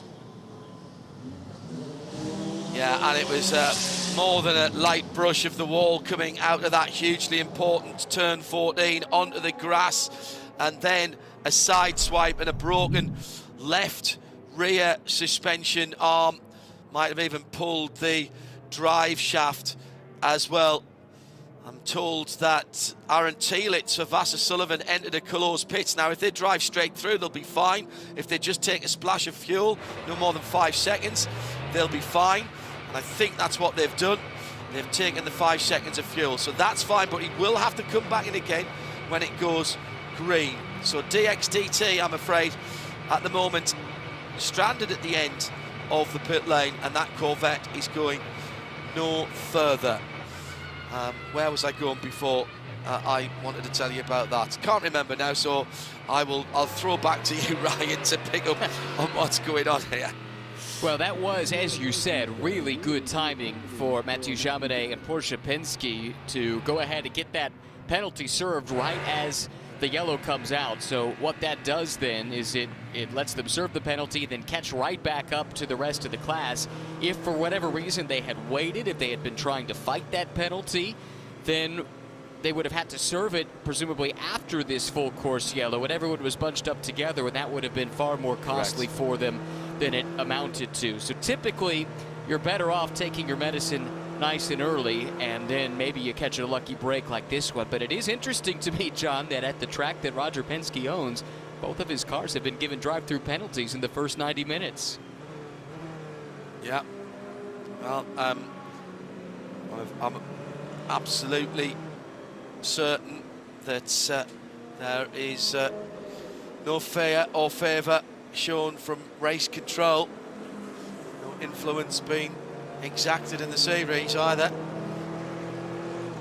And the ladies and gentlemen up there, they look at every single incident and judge it on its merits. The only time that past indiscretions comes into it is if you've had a warning for something previously, or if you continue to do the same thing, then that can increase the penalty. And everything looked at on its merits. And there is a fairly specific penalty regime, if you like, from IMSA Race Control. Jake Walker into the pit lane. Pits are closed. Now, is that another? This is right on it. Arjuna, this is right on when those GT cars were going to come in. So is this another car doing a 5-second VP fuel stop? I can confirm emergency service. And something I've just been wondering about, John, is this timing of the caution going to work out for the LMP2 machines? Because the time they've already spent in pit lane does not get factored into the drive time, and we are knocking on the door of the 90-minute window for the bronze drivers to be complete. We just talked to Hunter McElroy. He's getting his equipment on, but they may have to delay their timing of coming down pit lane, not come down when the pits are open for the prototype, come in the second time they're open for all the cars, and the third time that they'll pass the lane. Lamborghini also coming in, I believe that is, rather DXDT a little bit further down for me, I think, rolling their way into the lane, John. Well, they've done well to get that car back if that is the case. And I do wonder if one or two of the LMP2s might just slide into pit lane, do their substantive service, and then not take the first driver out and wait to see if they can do that before the end of the safety car. We are behind safety car. Prototypes are allowed in. This is, what's this, the third time we've seen the safety car. So who comes down? Not the leader, but in comes Philippe Albuquerque out to third. Kaku Otsu now behind the wheel of the number 93. So the leading pair, of course, had already just taken a pit stop a couple of laps ago and still have 90% and 95% of their energy. Albuquerque on 76% has decided that they'll take the top up. Coming down the pit lane now, and we'll do a VP in-race update once we've gone through this pit stop cycle. Let's see who else is coming in. Both Wayne Taylor cars have come in. Timon van der Helm in the JDC Miller number 85 Porsche. He's still got 91% in. So that is really just a top off. They'll get that car turned around really quickly. That yellow car should be the first car out, the Porsche 963, even though he came in behind everybody else. So this is track position as well as giving them a little bit of a run. The two Wayne Taylor cars leave almost together, 10 from 40, but they'll have to stop at the end of pit lane here. There'll be a red light because this car's going through. And, oh, it's not a standard stop for the JDC Miller Motorsport. Arjuna Kankapati. They have already taken the existing front nose off the car and are strapping down that replacement. Not ideal for them, but I don't see any tires being changed, so just a top off of the virtual energy and that switch up of the front clip. Both of the Penske Porsches in as well. And some of them, or some of those guys, were just a little top up, as I said. Now, of the LMP2s, United Autosport, Nick Bull stayed aboard. That's his third time through the pit lane, so he can't have done his time yet. So they're gonna, what they're hoping for now, I presume, and there's some very clever minds on the United Autosports USA pit perch, they are hoping that by the time everything goes through, Nick will have done his drive time, and therefore they can get him out. Now, that said, he's been driving really well, so maybe they'll leave him in for another stint. But they didn't want to miss the opportunity coming down pit lane there, Ryan. Yeah, I think what we'll see happen next is the pit lane will open for the GT cars, both classes, GTD Pro and GTD. And it has, so we'll see those cars come in. Once that's done and we get through some of the other procedures, the pits will open for everyone, and around that time is when, I mean, these drivers in LMP2, they're about 3 minutes shy of achieving their drive time. The critical element is that time spent in the pit lane does not count towards your minimum drive time. So that's why, even though we're beyond 90 minutes into the race and they haven't left the cars, they haven't quite fulfilled that just yet. But from what I'm seeing, by the time the pits open for everyone, then the P2 drivers, the bronzes, should have achieved that minimum drive time, and we should see them. I would think they would duck in and go ahead and get those driver changes done. Yeah, I agree. All a bit of strategy going on. Full service for the GTDs going on at the moment, which will give us a chance to speak to some of the starting drivers. So Arjuna already, I can see him pacing around in the pit lane, lining up some interviews, which we'll grab either before we go back to green or once the race settles down just a little bit. the For Performance Global Broadcast Centre. John Hindhaugh and Ryan Marine. Peter Mackay with us as well for the longer race. Back with us in a few moments when we give about 25 minutes actually, when we give Ryan a little break. So this just giving the teams a chance to take a breath, do their driver changes. Final wave by is ongoing. And here comes the number 11 car into the pit lane. That is the leader, that's TDS coming in. They stayed out until everyone else has pitted. They were trying to get their lap back. That's what they've done. They've got their class lap back.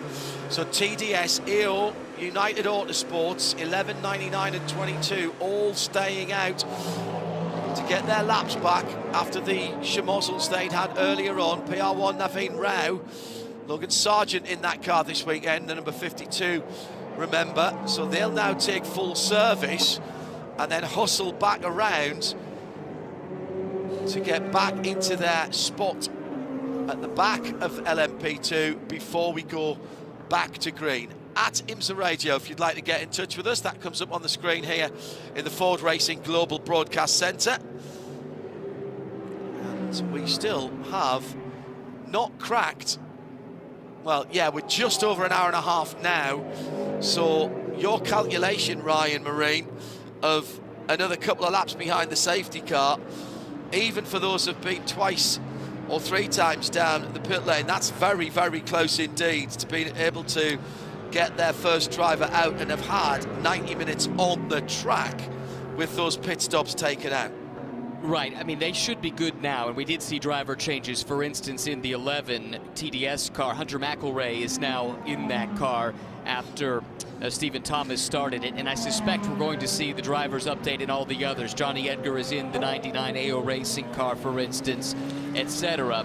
And that's because they had achieved that 90 minutes minimum drive time. I think, though, that that group that led them in LMP2, John, actually had stayed on the lead lap. They just stayed out when the others didn't. So they were pitting from the top three in the class. I'm trying to figure out why the others came in and did the full service first, because it's not like they didn't seem to pick up track position on the others that were doing full service and driver changes when they were just doing driver changes. But in any event, I think what this has done, this yellow, it took a little bit of finagling to get it to work just right with the drive time, but it should be now that everybody in LMP2 has achieved the minimum drive time for their bronze drivers, and now it's the silvers and either the golds or platinums the rest of the way.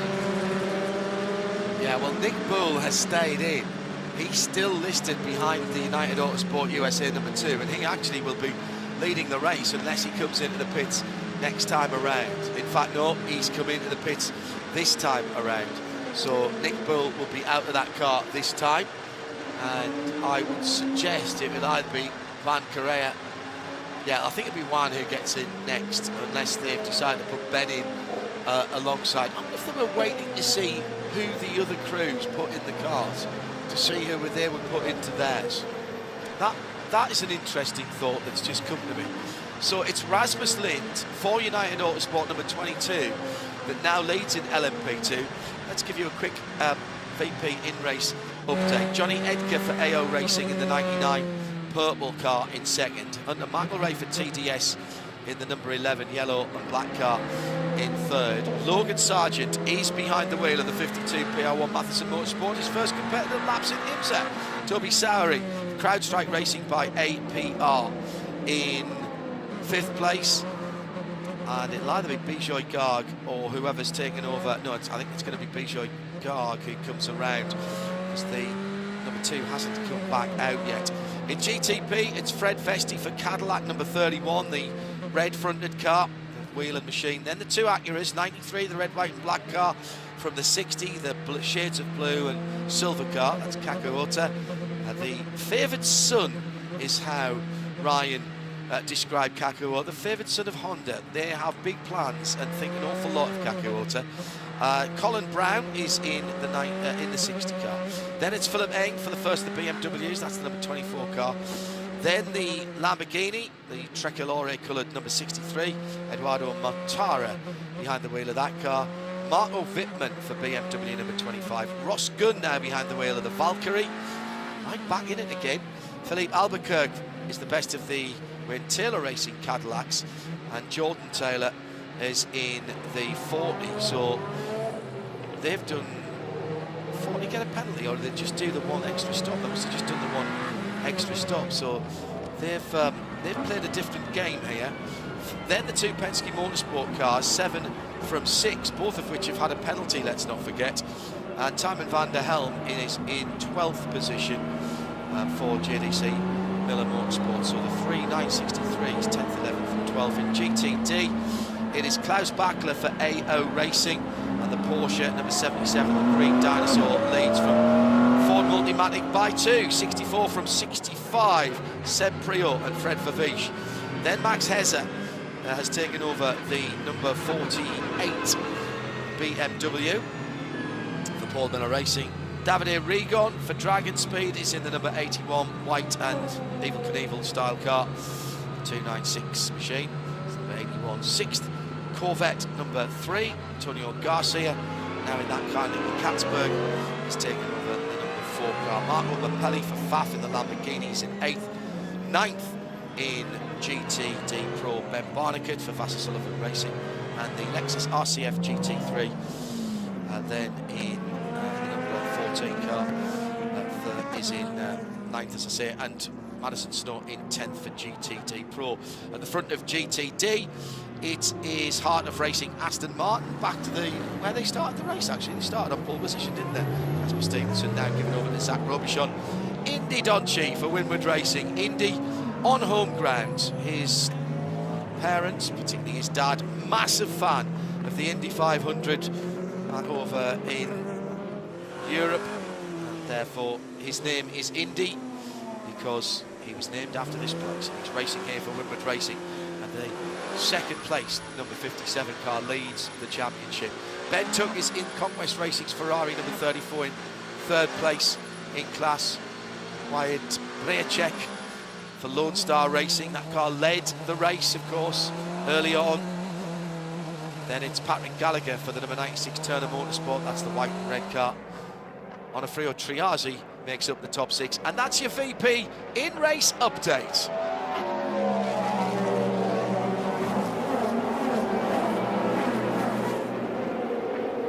And Ryan Marine, we go back to racing with 4 hours and 18 minutes to go, and all of the cars at the front of the field trying to warm their tyres. No tyre warming at all, so racing but weaving under green flag, and the BMW immediately trying to challenge the Valkyrie as they're looking at positions down in 7th, 6th, 7th and 8th position, and it's all getting a bit fraught very quickly. It doesn't take long, does it? And you can tell how important it is to get tire temperature into these Michelins with the way they weave back and forth. They're not done yet, still back and forth down Holman Boulevard. Porsche Penske teammates side by side down into turn 7.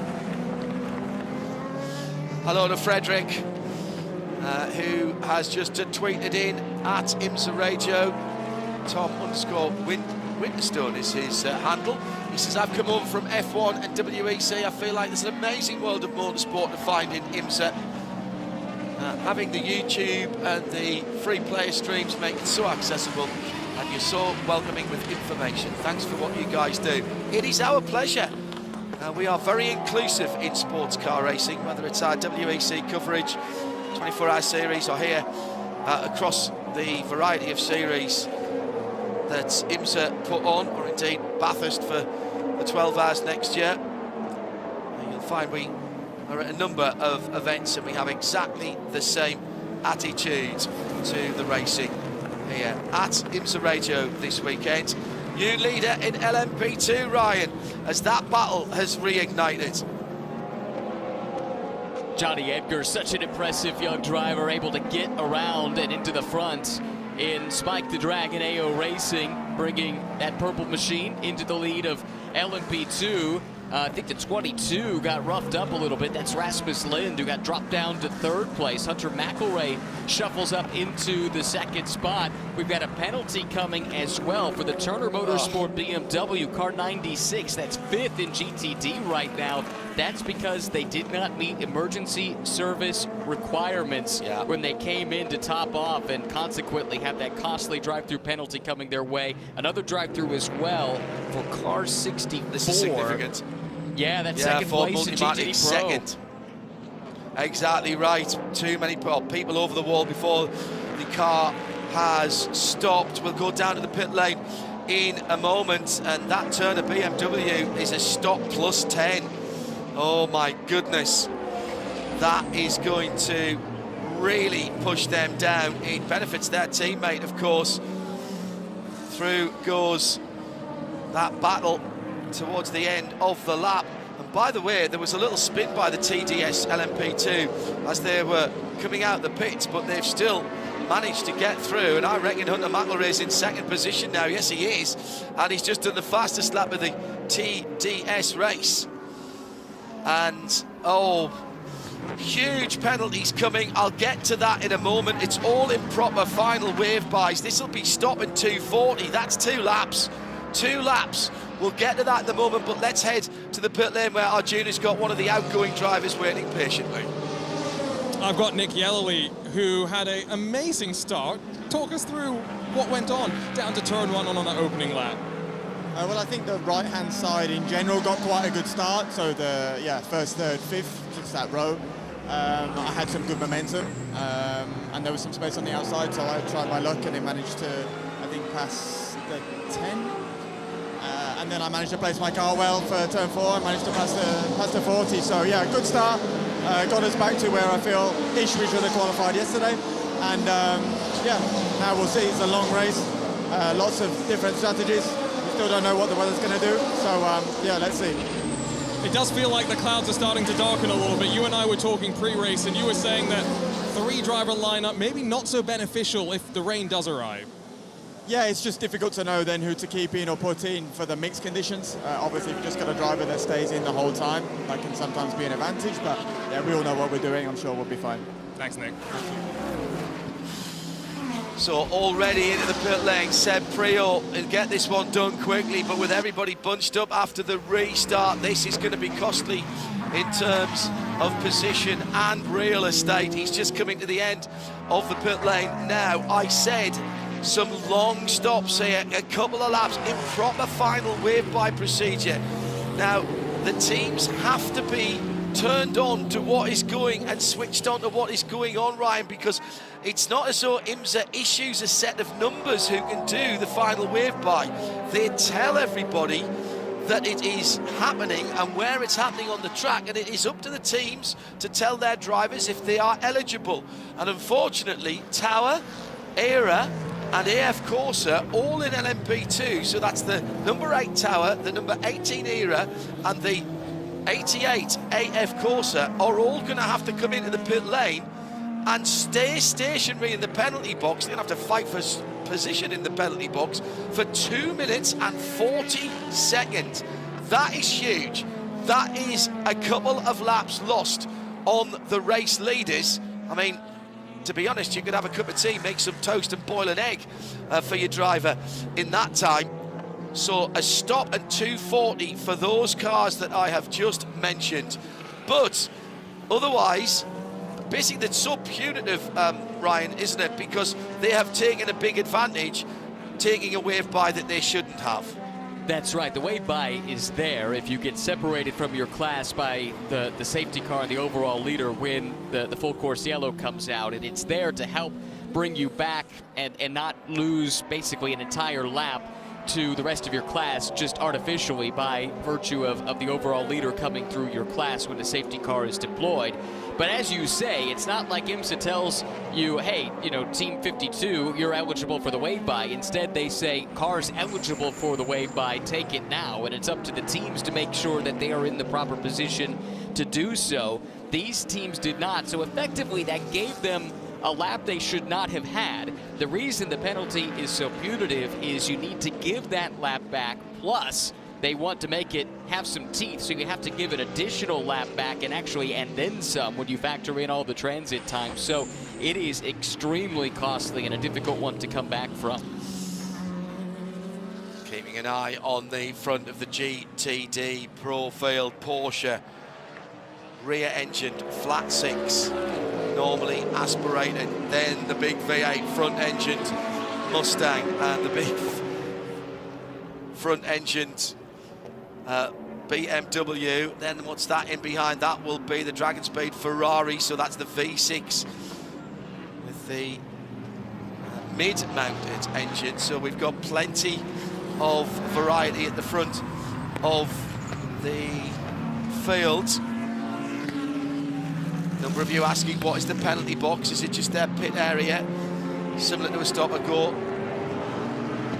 Do they not do drive-through or stop and go penalties? Yes, they do.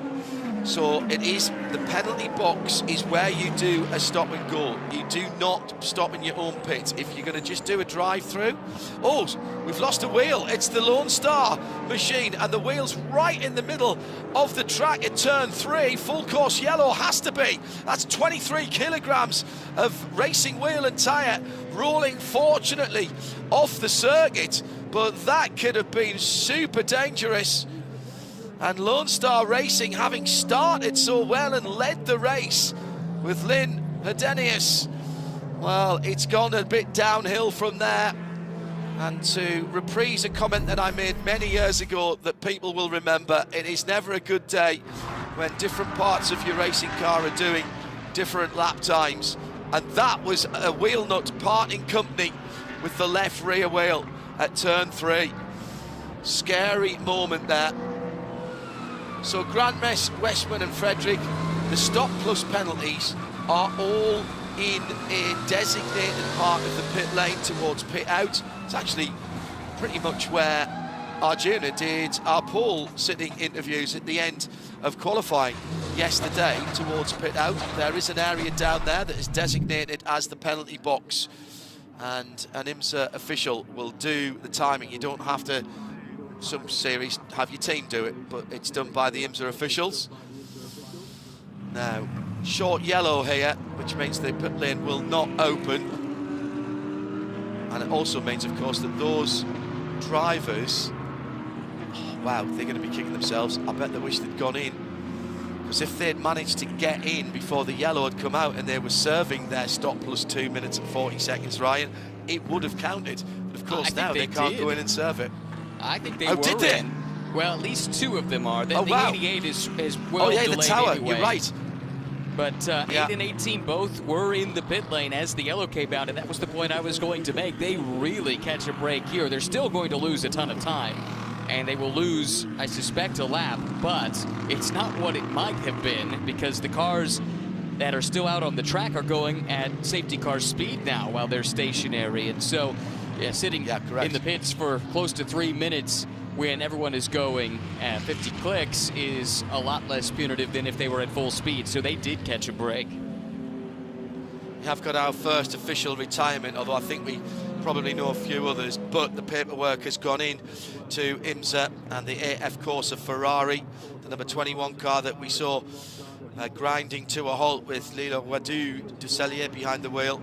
That car is our first official retirement. Sally Yolick and DXDT Racing, they've come to grief as well. Not seen that car for a while, the number 36 two-tone blue Chevy Corvette. And now Wyatt Braycheck and the Lone Star Racing number 80 with a left rear wheel falling off. It was the loaded wheel as well as he was transitioning from the left-hander of turn 2 into the right-hander of turn 3. Off it popped. So Grant and Frederick and everybody else, that is where they take those penalties. And they are doing that right now in the pit lane because they got in before the yellow flag came out. So they, in fact, Sebastian Alvarez and David Ennemeyer Hansen for Tower and Era Motorsport LMP2 respectively are back out. They have lost, I think they've only lost 1 lap, Ryan, you're spot on. And of course we'll reorder the cars, so they'll get back past all the GTD and GTD Pro cars and they'll line up in line. So I think they're only They've only lost one additional lap, but that is still going to put them 2 laps down in the leaders in LMP2. Right, I think the thing to remember is that they should have been 1 lap down already, and then they took the wave around incorrectly, so they gave that lap back and ended up only giving up 1 other, so they find themselves 1 lap better than they might have been had it not been for this full course yellow. Yeah. They still have a lot of ground to make up, and there are processes by which you can make your laps back in the IMSA WeatherTech SportsCar Championship, so don't rule them out just yet, but that is still a difficult mountain to try and climb here with 4 hours 5 minutes to go when you're down multiple laps to your class leader. Well, Arjun has been to talk to Lone Star Racing. Arjuna, no indication that wheel was loose before it came off. Nothing wrong with the tyre. It was the whole wheel assembly that came off, quite unusually. Exactly. It's not often that you'd see that, and usually you'd think that there would be some sort of prior warning, but no, it doesn't sound like the driver radioed in any sort of issue, and a team that, again, beset by issues in free practice 1, the sensor that didn't let them run any flying laps. They were flying in this race, John, doing really well, and it's unfortunately all come unstuck. Literally, as well as metaphorically. Huge amount of marbles, tyre debris offline here. And yet nobody talking about tyre degradation, tyre wear, and the lap times have been incredibly consistent from all of our Michelin shod runners. So the IMSA Chevrolet Corvette safety car paces the field again. Let's give you a quick rundown then. After all of that, we didn't get much green flag running at the front of the field. It is still Wheeling Cadillac from 2 Acuras, Kaki Walter and Colin Brown. 31, 93, 60. Philip Eng is the best of the BMWs in 4th position. Let's have a quick word with Alec Udell down in the pit lane with Arjuna. And unfortunately, it sounds like they're not sure if they'll be headed back out, but Alec, let us know, what's the word? Yeah, we've got the DXDT crew checking it out. Don't quite know the severity of everything. I think there's a little bit of damage in the front and the rear. So, yeah, just still evaluating that. Hopefully we can get some more laps running, but yeah, just not what we thought we would have today. And I guess you still get a chance to go back out at Petit Le Mans, end the year on a high, but reports from SportsCar 365, sounds like the hope is for DXDT to retain its driver lineup for next year. How excited are you about potentially jumping back in for a full season again? Yeah, I'd love to be back with this team. It's a fantastic group of individuals. We've had wonderful performance throughout the year. It's just been one thing or another that hasn't led to some success. So just hats off to the hardworking crews, leadership with Brian Sellers, Aaron Gahagan, David Askew. You know, they've done a fantastic job putting good people together to be competing at the front of this championship when you've got tenths of a second changing, you know, multiple places. It's an awesome place to be, so I love racing in IMSA and hope we can make that happen again next year. Thanks, Alec. You got it. Alex Udell there, DXDT trying to get that car, which slapped the wall coming out of 14 a little earlier on. Now, again, slight differences in regulations. Of course, that car had to have help to get back to the paddock. That would have disqualified it from FIA WEC and certainly Le Mans, no outside assistance. That's not the case here. They will be able to repair that car and get it back out. Hello to UK Sam. Massive congratulations for this form of racing. Very exciting to watch, and YouTube coverage is fantastic. I'm a Johnny Edgar fan because he's from my hometown in Cumbria, northwest of England. That time is coming on at 20 minutes before 7, 20 minutes before 2 in the afternoon here at Indianapolis. Sam, this is IMSA racing, by the way, although the GT category and the GTPs at the front of the field there are very similar in terms of their regulations. The cars look the same and the regulations are pretty much identical to the WEC. But thank you for being with us and enjoying the sports car racing. Now we're just going to have a little moment whilst the order is reviewed. So I'm going to welcome back Peter Mackay in a second or two, and he'll pick up with us here. as Ryan takes a well-earned break to grab some refueling of his own and continue as we go back green. So that yellow flag's come out nicely for us as well in terms of doing our driver change, and Peter Mackay is ready to take over here in the Ford Racing Global Broadcast Centre. It's almost like we're strategical masterminds, like they are up on the pit wall. We might be a lot of things, Peter, but nobody's ever called any of us, with due respect to you and Ryan, and certainly I know for myself, nobody's ever called us masterminds at anything, have we? No, my imagination got away with me. I apologise. What do you reckon then, since you've been off for an hour watching? We're struggling to get into a bit of a rhythm here, but when we do, those Cadillacs look strong.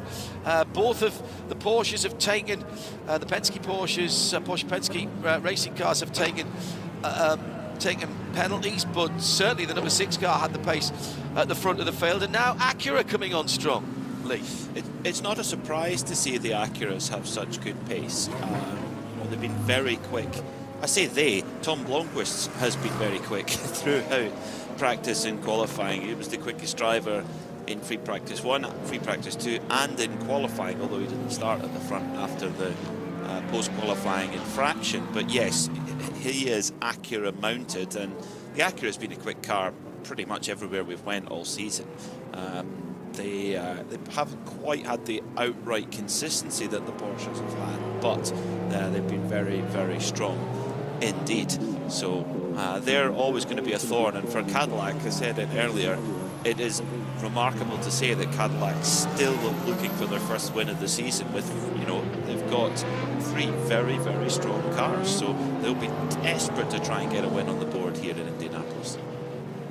It's the voice of Peter Mackay, with me, John Hindorf, in the Ford Racing Global Broadcast Centre. Lights are out on the safety car, and Fred Vestny will lead the cars through that tricky 12-13 chicane, where they come down off the short chute between turns 2 and 1 on the oval. With the right-left, now comes to green, hard on the throttle, and we are back racing again with just under 4 hours to go, as they again weaving quite aggressively left and right down towards the first corner, down through the gearbox, turning right onto the infield.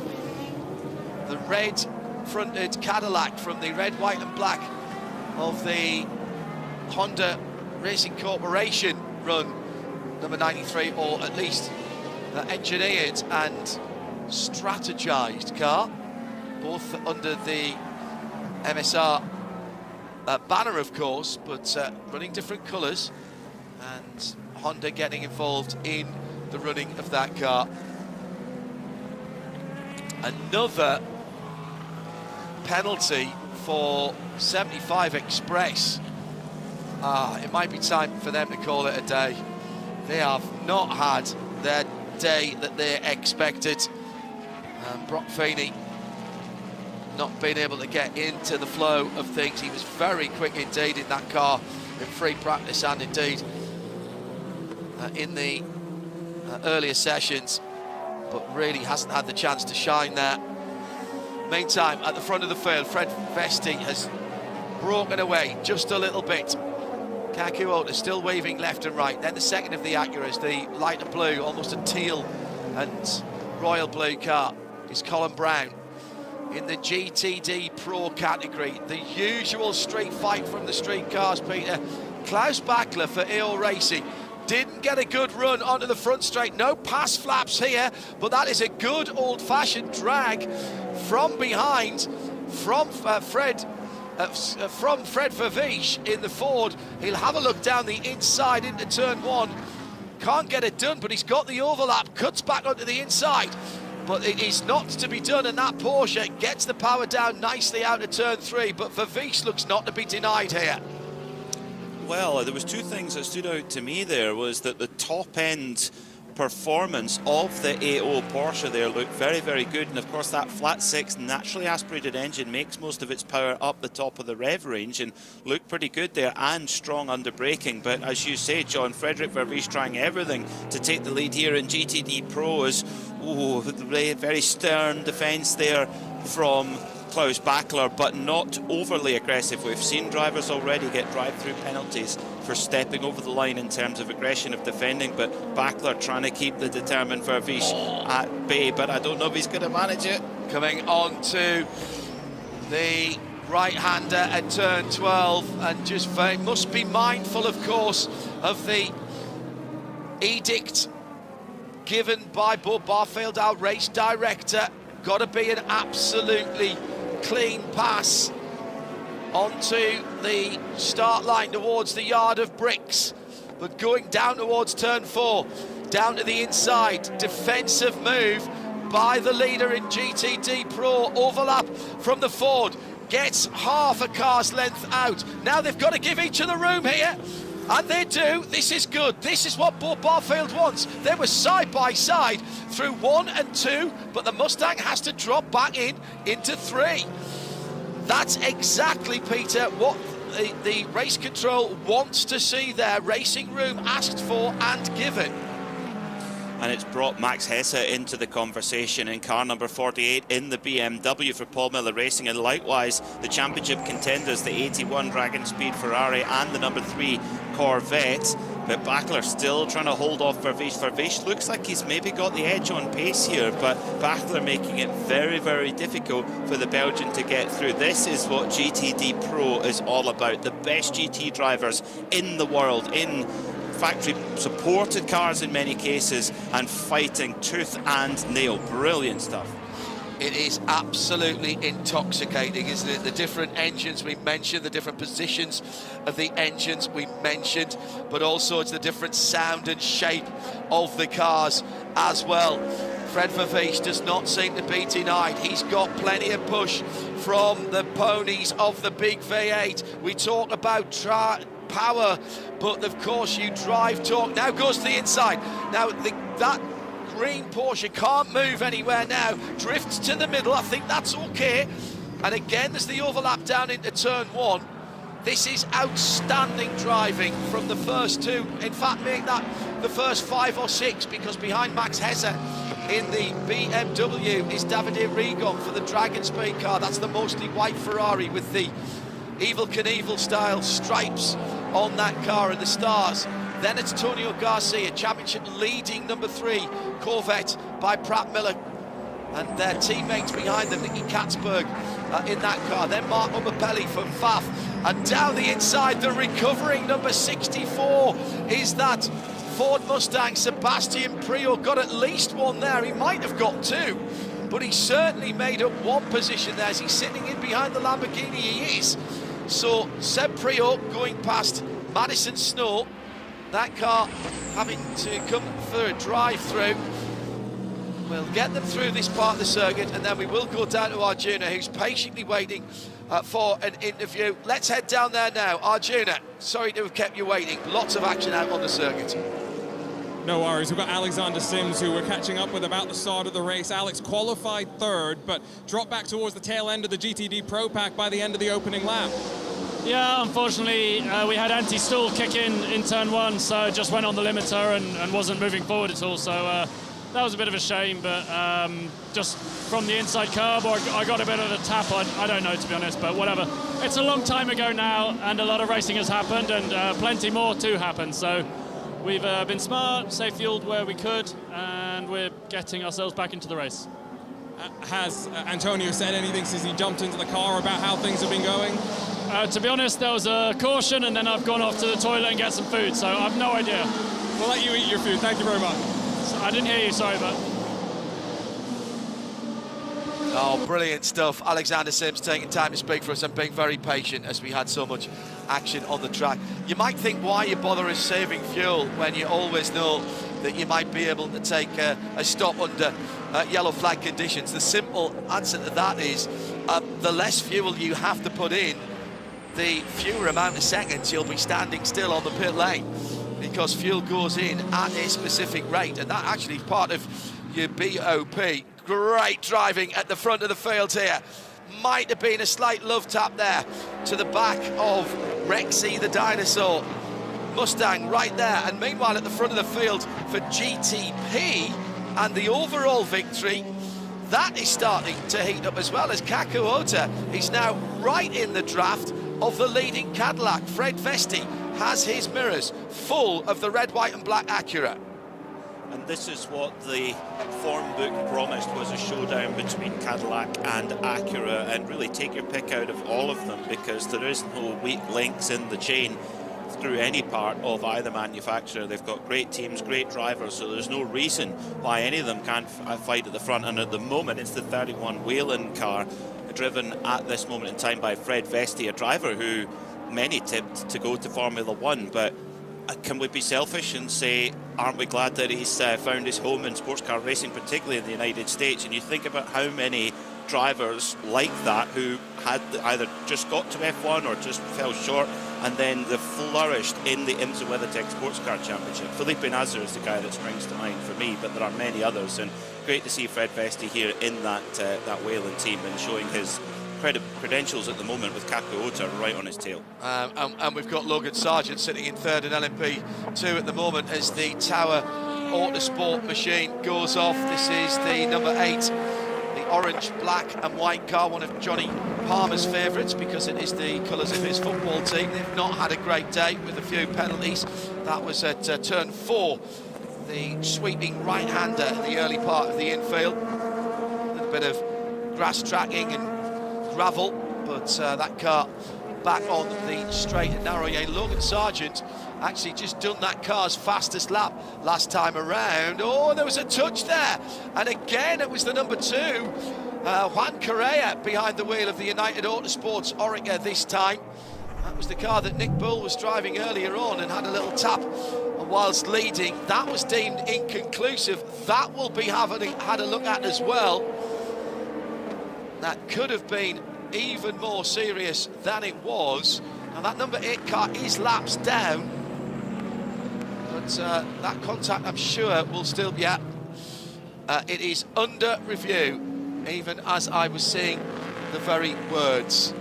At IMSA Radio, if you want to get in touch with us, and still the battle goes on in GTD Pro. GTD, by the way, Ben Tuck for Conquest now leads from Zachary Robichon, so that's a change of position since last I looked down there. Ferrari ahead of Aston Martin, and then Winward Racing, Indy Donchi down to 3rd. He was 2nd. And Onofrio Triazzi for Ferrari 021 in 4th position. Elliot Skier for Wright Motorsports, the green and yellow Porsche 120 in 5th, and Frankie Montecalvo in 6th.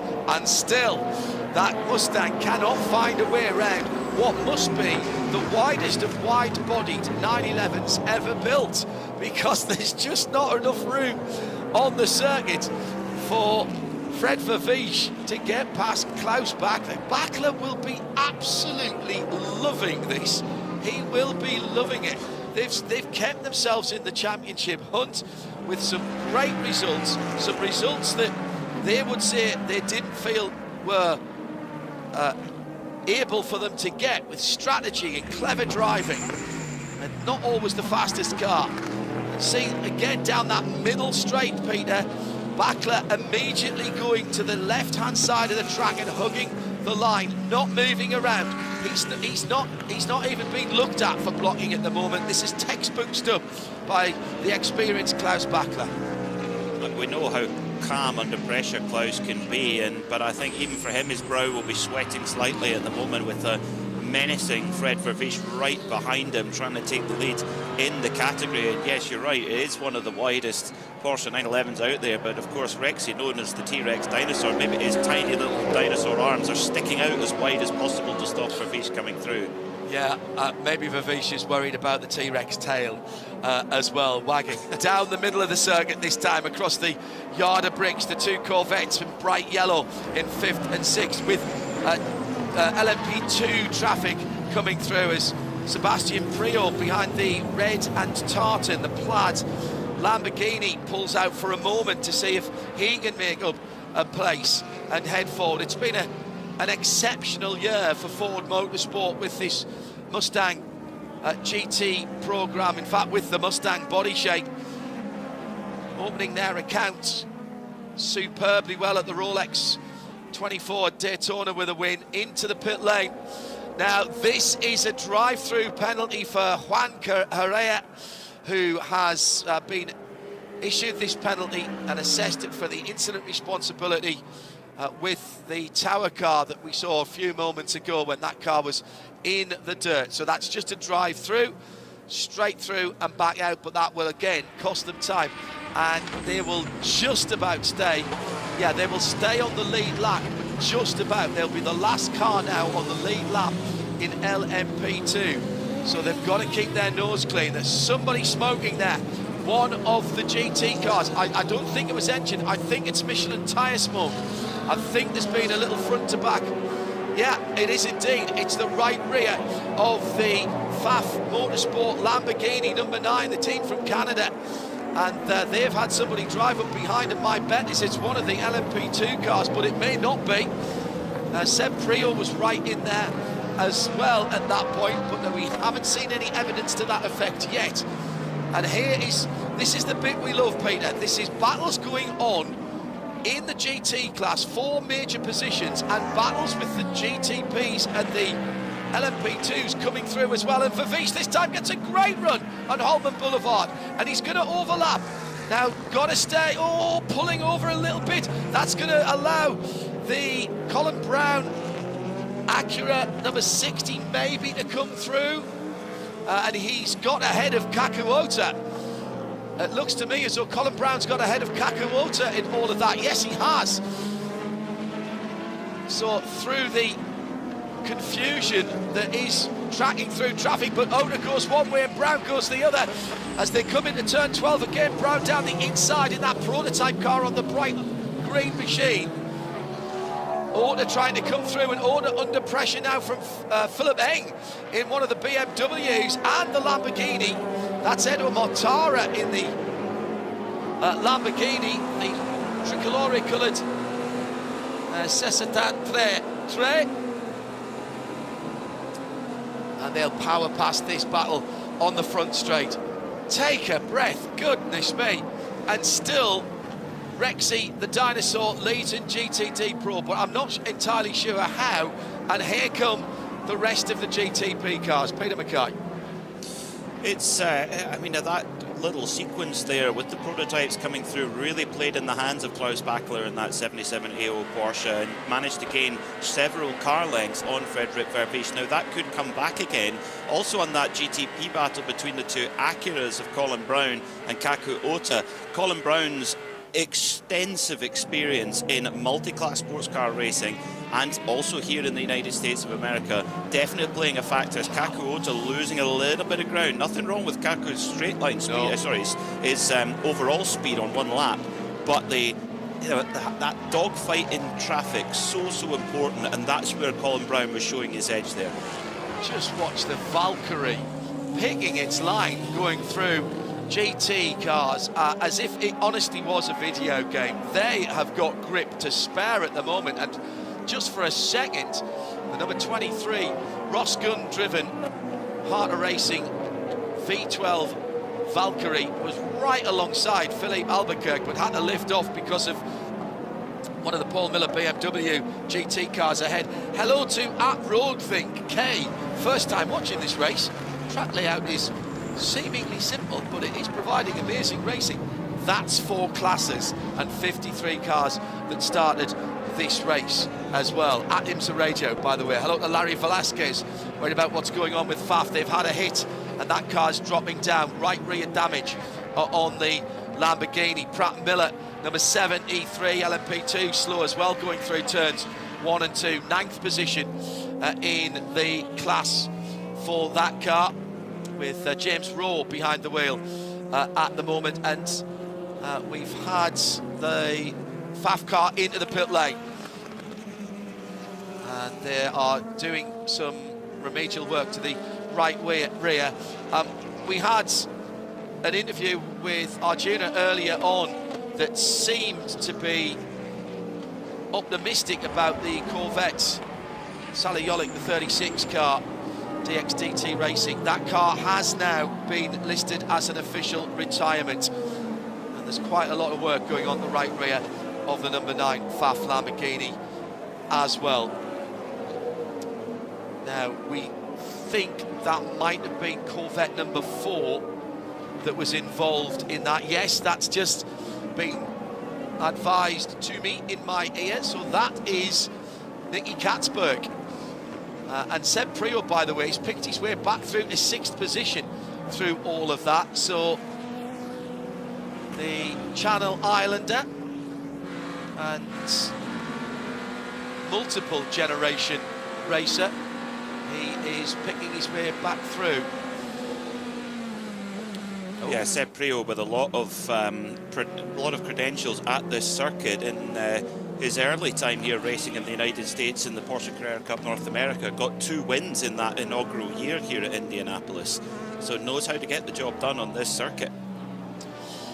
So on the pit road is the Faf plaid and silver Lamborghini, and our pit lane reporter Nick Damon would be happy to see some tie wraps being used, essential part of any pit equipment. That's what's holding the back of the bodywork on. It's been assessed a penalty for contact with Nicky Katzberg, so they will have to go out and then do a drive-through. Meantime, spin for the Era Motorsport number 18. It's the bright green and blue car. That was a turn 7. And also hearing that there's been a couple of cars that have gone straight through turn 1. That was the number 60 of Colin Brown. Wow, just as we were building him up as he'd made his position. But what he has done is immediately as he's locked up his Michelin tyres, he rolls off, rolls up onto the high banking, and then finds the cut through that you have to take through. He knew he wasn't going to make it, straightened the car up, and then headed for the cut through.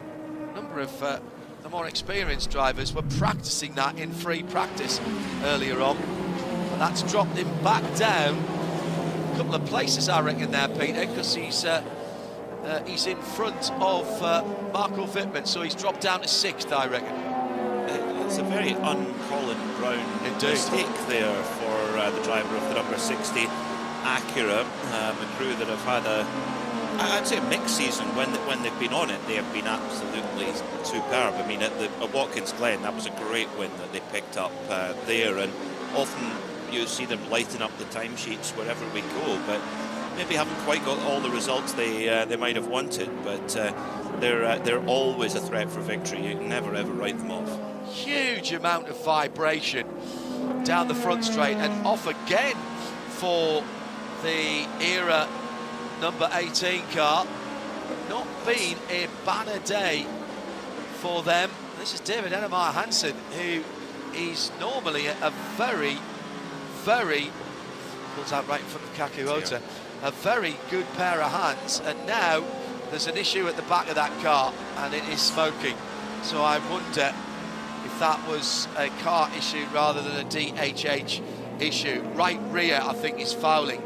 He's got, I think, a puncture, or the I think the suspension's collapsed, actually. Right rear suspension's gone. It does seem that there's been something lurking in that car throughout the race, because Toby Lutka had several issues, and then, you know, as you mentioned, David Ennemeyer Hansen, incredibly experienced. You wouldn't expect him to be spinning on his own, but yeah, maybe something that was on its way to breaking and is let go. Let's see if there's maybe another story for that number 18 Era car. There is, yeah. Dear. Well, that was the Pratt Miller car that's just got nailed. It was Pole-sitting GTD Aston as well, and the 023 Ferrari from Triarsi. Yes, all involved. Correct. And the Pratt Miller car got absolutely nailed in that, the 73 LMP2 car. But it was the side swipe from the spinning pole-sitting Aston Martin, the Harter Racing 27 with Zach Robertson, that has damaged the right rear of David Enemeyer Hansen's car. Very unlucky for David and for Zach, actually. It looked like he was touched into it. And with that car stationary, we bring out the safety car again. There's a lot of walking wounded out there at the moment. Enemeyer Hansen did very well to get the car where it did. Now, who got into the pits before that happened? Eric Filgueiras did not in the 78. I think they've entered a closed pit. I've got full course yellow at 3 minutes and 59 seconds past the hour. 4 minutes and, well, you know what? He might have been committed. But James Rowe was 22 seconds after. So the 73 car has been called for entering a closed pit. There is a bit of leeway for that Lamborghini, and if Eric Filgueiras had committed to the pit lane, he's not shown in the pit lane till he hits the pit lane speed limit line, which is quite a way down, and he hit that just on 2 seconds after the full course caution, which I reckon means he'd committed at the outside of turn 13 before that, Peter. I would agree, yes. I think he was just about right, so that's going to play really well for the Forte Lamborghini number 78. Question mark over the number 27 Heart of Racing Aston Martin, though, because that's the pole-sitting car in GTD and was involved in that incident just a few moments ago. And the 023 Triarzi Ferrari drills into the back of the number 73 Pratt & Miller LMP2, and yeah, there was definitely contact to the rear of that pole-sitting Aston 27, just a scuff as the Era car came through. So yeah, David Enemeyer Hansen. Yeah, I would think Heart of Racing might want to change the rear clip on that Aston Martin, just as a precaution at least. And by the way, how close was the championship leader, Winward Racing, and Indy Donchi behind the wheel? He was right in there as well in the original incident. Just caught, so it's a new livery this weekend for the Winward guys. They are supporting a charity. There's a huge charity effort this weekend, actually, from IMSA and IMS, either for Camp Boggy Creek or for any of the favoured charities from the individual teams. As getting a lap back is the FAF car. Now, what happened there? Oh, it nerfed the... Right, so that was not giving racing room on the outside of turn number 3. But how did it get the damage on the back is the question that wasn't answered by what I saw there. Let me go back to Winward.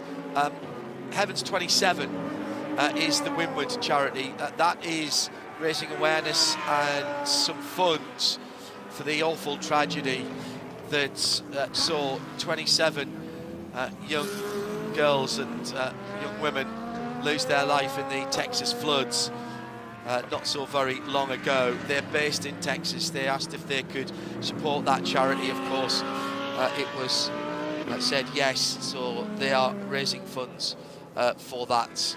Look it up if you want to help them. A really terrible tragedy there with the floods blowing through that camp, and the Winward team honouring those that were lost and also trying to help out their family. Hello to David Monks. Hello, Dave. Time to take your mind off what's been going on recently, Dave. Got his feet up. He's in his man cave, and it really is a fabulous man cave. He's got the projector on, and he's tuned in, watching and listening in the UK. Good to know you're there, Dave. Have a good evening. Doesn't get better man cave viewing than IMSA on a Sunday night, I think. Perfect timing for those back in Europe and the UK as well. Grand Prix, F2 in the Grand Prix earlier on, Boldor finishing as well earlier in the day at Ricard. That, if you haven't watched that and you're a motorcycle fan, you've been watching the World Endurance Championship for motorcycling, that was a shock as well on that one. Then maybe a bit of football action from the Premiership as well. All able to do that, do the afternoon games before this one started. And we'll We'll take you through for another make that 3.5 hours. I'm going to do a very quick rundown before we welcome Ryan back. So let's do a VP in-race update before pits open and before we go back to green. And so at the front of the field, here's how they stand as they all come in together. It was Cadillac from the two Acuras, then the BMW number 24, then Edo Mortara for Lamborghini, Felipe Nasr, the best of the Penske Porsche Motorsports, that's second place in the championship, then the second the BMWs, then the championship leading number 6, in 10th place in 9th place the number 10, and in 10th place the number 23 Aston Martin, as they all come into the pit lane. And we'll keep an eye on that. I think this will be full service for everybody here, Peter. Michelin tyres going over the wall for everybody. LMP2 in as well. We'll reset that field in a moment. But before they come in GTD Pro, AO Racing from Ford Mustang, from Paul Miller Racing, from Dragon Speed, from Corvette, from Seb Prio fighting his way back in GTD, Conquest, Lamborghini, from Winward Mercedes, from Danny Formal in the Wayne Taylor Racing Lamborghini, Elliott Skier for Wright Motorsport Porsche, the green and yellow 120, then Vassar Sullivan Lexus, and then Zach Vobishan's Heart of Racing Aston Martin after being turned around, still in 6th. That's your VP in race update.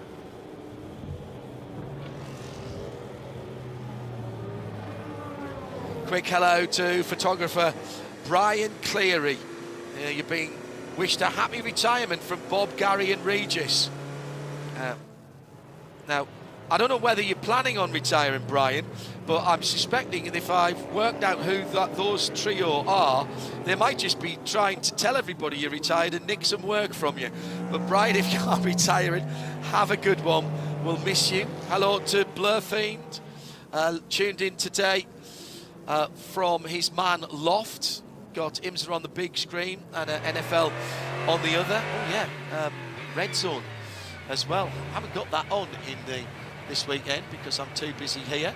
But I'm about to step them in. Maybe I can catch up a little bit as I take a quick break from the Ford Racing Global Broadcast Centre. And with a bit of luck and a fair wind, Ryan is back. Before we do that, here is Arjuna, and let's have an update from him back in the pit lane after all those stops. Arjuna? I was just wandering through the garage, John, and I saw the 18, the era LMP2 car on the flatbed and now just getting unloaded. The front right's taken a bit of damage. The dive plane seems to have taken the brunt of the impact there. It's on the right rear where I think they were looking and just taking a look, waiting for the car to actually be back in the garage so they can get to work on potentially sending it back out there. Does not look like there's enough damage that wouldn't let them return to the track at some point. Well, that is the spirit of endurance, Arjuna, and that's what these long-distance races are all about. Even if any hope for a great result might be gone, sometimes just seeing the checkered flag in long-distance racing is a victory in and of itself. That was Arjuna Kankapati, Peter Mackay, and myself, Ryan Marine, here with you in Ford Racing Global Broadcast Center. And Peter, I think maybe what we're seeing here, everybody taking this chance to come into the pits. It occurs to me we're 27.5 minutes away from Michelin Endurance Cup points being paid out, and certainly in the GTP classes, everybody could have gone a little bit further, but what this ensures is you won't need to make another pit stop before halfway when that next set of points is paid. Yeah, it'll be a shootout for them, and over the last 20 minutes or so, we've been treated to some grade A all-star GT racing between Klaus Bachler in the AO Racing Porsche, the defending champion in that category, and the Ford Multimatic number 65 of Frederick Vervies. Now, Frederick Vervies, despite all his experience and all those victories, couldn't find a way past Klaus Bachler, but the Multimatic pit crew, they managed to do the job as Vervies has just jumped past Bachler in the pits. So interesting stuff there, that if you can't pass on track, hand it over to the mechanics. They're all shown, though, as behind the number 1 BMW in GTD Pro for Paul Miller. That's Neil Verhagen driving, and as far as I can tell, that car pitted about 10 minutes ago. So that would have allowed them then to stay out, if I'm reading that correctly.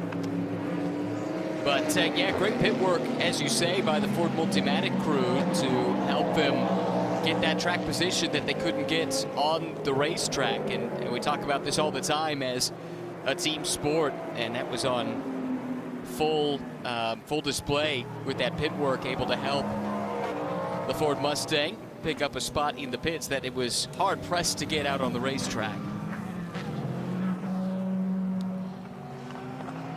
So there would be up to Klaus Bachler then to try and regain the position. And now fascinating stuff. Just as Klaus Bachler came out the pits, the rear just got away from him a little bit. They're side by side, but Vervish was already in the fast lane, so he would have, Bachler then would have had to yield. Yeah, any overlap at all between the car in the transition lane, that's the middle lane in the pit lane, and those that are already on the outside, and it's the car in the transition lane that has to give that spot up, and that's exactly what you saw take place.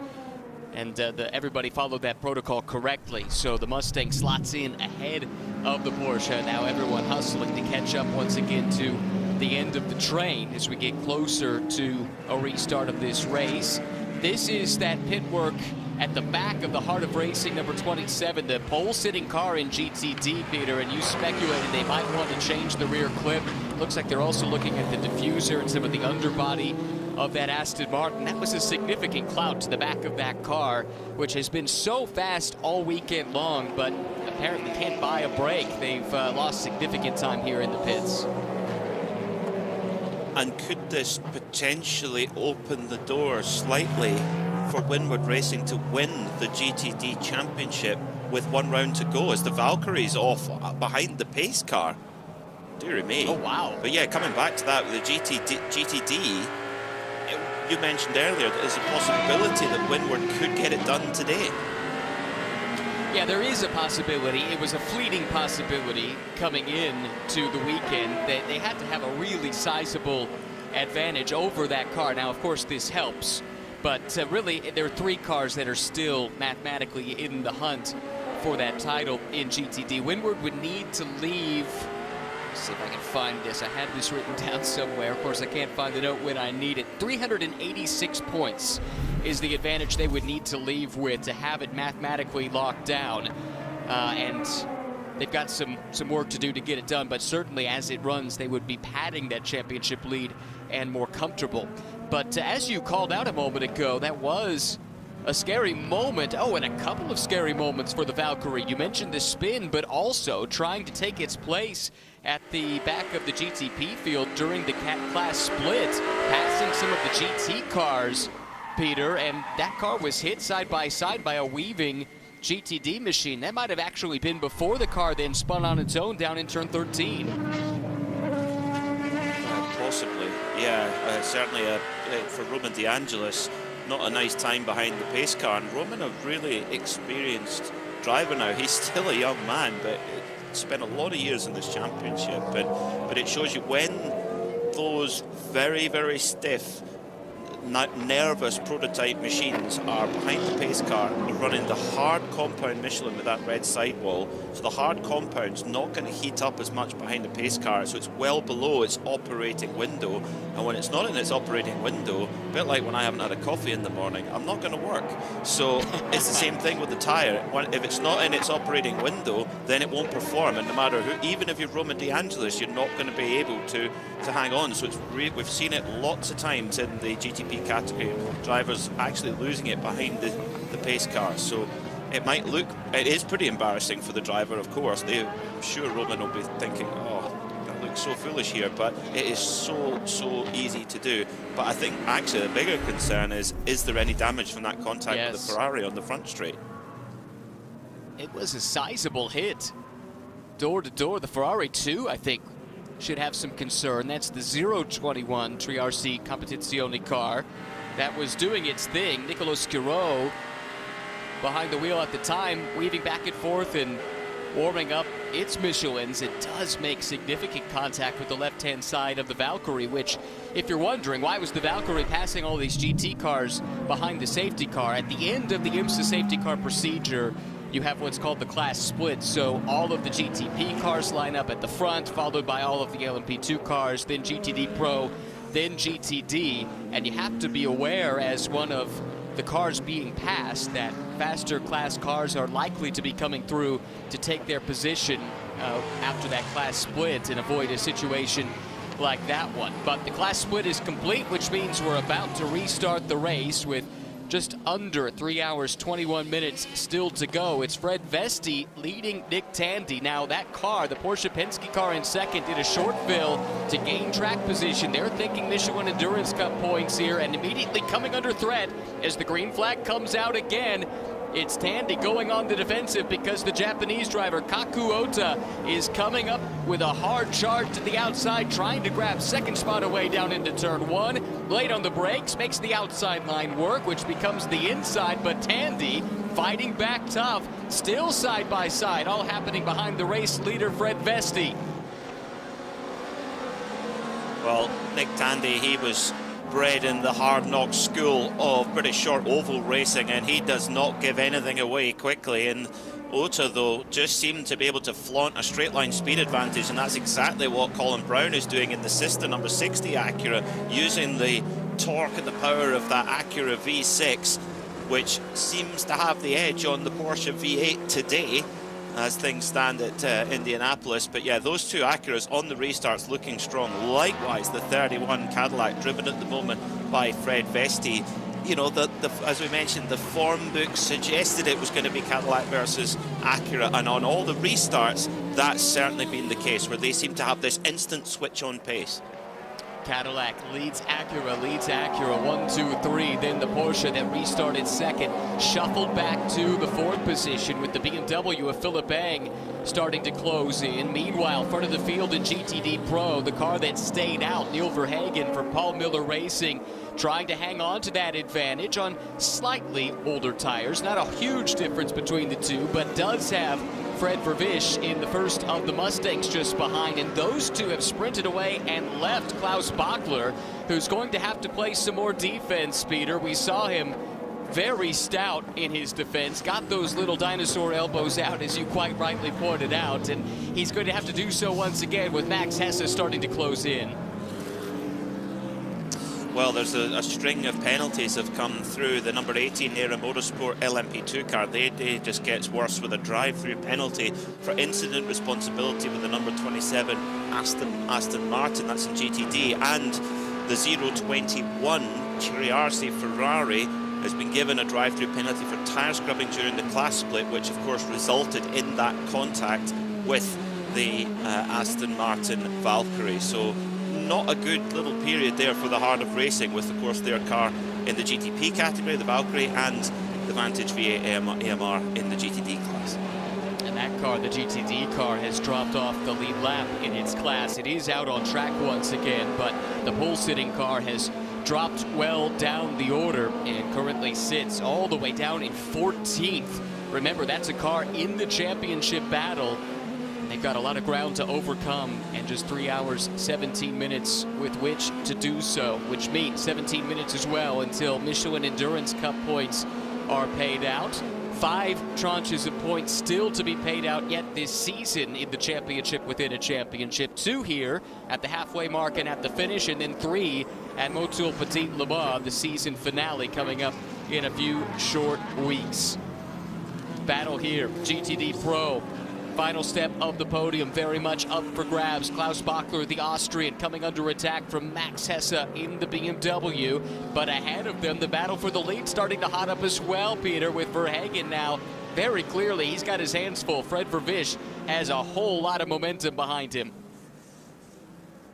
Vervish has really got the bit between his teeth, doesn't he? He just seems to want to race every corner as hard as he possibly can. That's what we love to see, is a little look now from the number 48 BMW, the Paul Miller Racing machine. That car at the moment is piloted by Max Hesse, one of the really impressive former BMW junior, now very much BMW centerpiece of the lineup, along with his long-standing colleague Dan Harper, and they're making life very, very difficult right now for Klaus Bachler, who's trying to hold on to that last spot on the podium and try to hang on to a shred of that championship fight. But Hess is going to hang it all the way around the outside, just a car length given, and through goes Hess up into third place.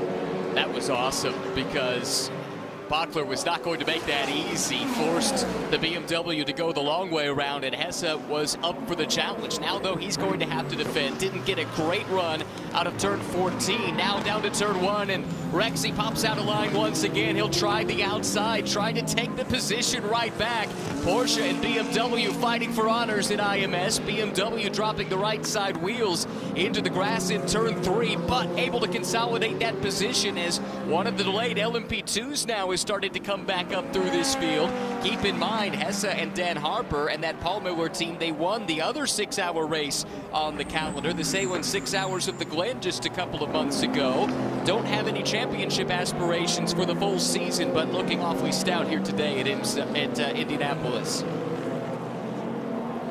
Fantastic stuff. This is what GTD Pro is all about. You know, you think of the factories that are involved in this championship that take part. You've got BMW in there, Porsche, Corvette, Ford, and they bring in the best GT drivers that they can possibly get. Some of them have been with them for years. You look at the number 3 Corvette, Antonio Garcia has been driving Corvettes even before they were invented almost. He's just been there what seems like forever, 15 years or so with that factory. And you know, then you've got these young up-and-coming stars like Max Hesse, first full season in IMSA and fighting in there as well. It's just the best. I mean, the best drivers in the best cars. If you like GT racing, it's right here in GTD Pro. Yeah, it's a great point you make. You talk to a lot of the drivers and they say, look, the World Championship, the WEC, it does not have anymore an all-pro GT category. And so with that in mind, many GT drivers look at the IMSA WeatherTech SportsCar Championship and specifically GTD Pro as the effective battleground for pro race teams, pro race drivers in GT-based cars to duke it out. There's a lot of pride at stake when you come to the IMSA WeatherTech SportsCar Championship in the GT ranks, and right now, pride of place goes to BMW, but for how much longer? Closing in once more is the 65, the Belgian Fred Vervisch, who got the season started off to such a great degree at the Rolex 24 at Daytona, and what a season it's proved to be for Ford. Now looking for honors here at the Indianapolis Motor Speedway, pokes the nose to the inside in turn 12, back to the inside again in turn 13, but for now he'll be denied. You can imagine as well Frederick Vervisch's teammate Chris Mees, who of course they drove together so much in their days at Audi, and they both moved over to this Ford program and really found a seat. And Chris Mees, you know, he always wanted to go and do a full season in IMSA, and you know, with a factory program here with Ford, I'm sure he'll be loving this, watching on the pit wall and itching to get back in the car. But what can you say as well about the number 1, Neil Verhagen, again, one of the BMW juniors who trained at the Nürburgring, lived at the Nürburgring, along with Max Hesse and Dan Harper, and now very much a centerpiece of that BMW factory lineup and holding off one of the most experienced GT drivers in the world. And don't forget as well, Frederick Vervisch has got a bit of touring car racing experience, which certainly develops the hand-to-hand combat skills as well. Which he might have to keep in his back pocket here today with the way that the racing's been called by race control. There's been a message sent since Road America, and they will brook no excessive aggression. Basically, that's the mandate that's been handed down from Bo Barfield and the race control group at the IMSA WeatherTech SportsCar Championship here. So we'll see how patient Fred Vervisch is willing to be at the moment. A very interested spectator, though, from the BMW side of that battle is Madison Snow, who stands by with our Arjuna Kankapati. Out of the car and done for the day in one of the few 3-driver lineups in the GTD Pro class. Madison Snow joins me now. How were those opening 2 hours for you behind the wheel? I mean, there's a lot of cars out there, so it was, you know, trying to stay out of trouble. The first stint was a bit rough for me, to be honest. We had qualifying tires on, and by the time you put that many laps on the tire around here, it certainly doesn't hold on for the end. The Paul Miller team is running 1 and 2 in the Endurance Cup points right now. How are you feeling the momentum? Obviously leading here, but is the pace of the car there? I mean, right now we're looking really good for the Endurance Cup. I mean, we have 11 minutes left until the virtual checkered flag that we're going to have coming up here to earn points. And, you know, we're leading right now, so we'll see where we end up there. But, yeah, we'll go on it from there. How good are you at sitting back and watching your teammates handle business? It's always nerve-wracking, but I know, I mean, I've been working with Neil for a long time and Connor for a while as well, too. So I definitely have the confidence that they can bring it to the checkered flag. Rest up. We'll see you soon. Thank you. Appreciate it, Arjuna. It is one of those curious things. Madison Snow, Neil Verhagen, only 5th in the full season championship and just the 1 win at Road America, and yet they've scored the most points of anyone in GTD Pro when it comes to the Michelin Endurance Cup. They come in with a 4-point lead and have a chance to pad that here. And Peter, it's quite simple for them. They're not in it for the season-long title, so they're going to do everything they can to maximize their chance of winning some championship, any championship. In this case, it's the Endurance Cup. Well, that is almost the benefit of not being in the running for the overall title, is you can make the strategical allowances that you need to make at certain points. Of course, we hand out points at the 3-hour mark and indeed at the end of the race too, and I can't wait till we get to Motul Petit Le Mans, where there's several waypoints for championship positions there in the Michelin Endurance Cup, which makes it super exciting all the way through. And it's not so much in GTD Pro, but there are a lot of programs in LMP2 and particularly GTD that are doing just the Michelin Endurance Cup, so that is their championship. So all of their strategy goes into that championship. Couple of penalties we need to make sure we cover off, maybe most notably car 52. And if you're tuning in for Logan Sargent making his WeatherTech Championship debut, that is his car. Just had to do a drive-through penalty. There was equipment over the wall before the car was stopped at their most recent pit stop, and that dropped them, I think, from 5th in LMP2 down to 8th, with now ex-IndyCar driver Benjamin Peterson behind the wheel. So they're a bit delayed, but have held on to the lead lap in the class. Few other penalties, none of significance though, because they're delayed cars, but car 18 also from LMP2 had a drive-through penalty for incident responsibility. I think we covered that off. And then the plaid Lamborghini from FAF had too many crew over the wall working on their car, so also had to serve a drive-through with that car as well. Well down the order at this stage. 3 hours, 8 minutes to go, approaching the halfway mark of the TireRack.com Battle on the Bricks at the world-famous Indianapolis Motor Speedway. Opened in 1909, has played host to the Indianapolis 500 every year since 1911. Interestingly, it was dreamed up with an infield road course in mind, but Peter, it took until the year 2000 for it to finally open up. Since then, it's been home to sports car racing. NASCAR has run on it, INDYCAR, Formula One, of course, even motorcycles from time to time. And it's proving to be quite a challenge for everybody involved. All 4 classes in the IMSA WeatherTech SportsCar Championship as the GTP battle heats up again. Felipe Albuquerque locks it up, ends up off the track and into the grass, but able to continue on. Strange one there for Felipe. Has he got a tire down at the front left? Yes. Something yes, is down at the front left anyway. Yeah, good spot. I think you're right. That looks like a left front puncture, and now we're starting to see some smoke come off that car as well. Big lockup, of course. There's not enough air in that tire as he tries to arrest the speed. Was there contact, or was it a lockup that caused it, or did it go down and that caused the lockup?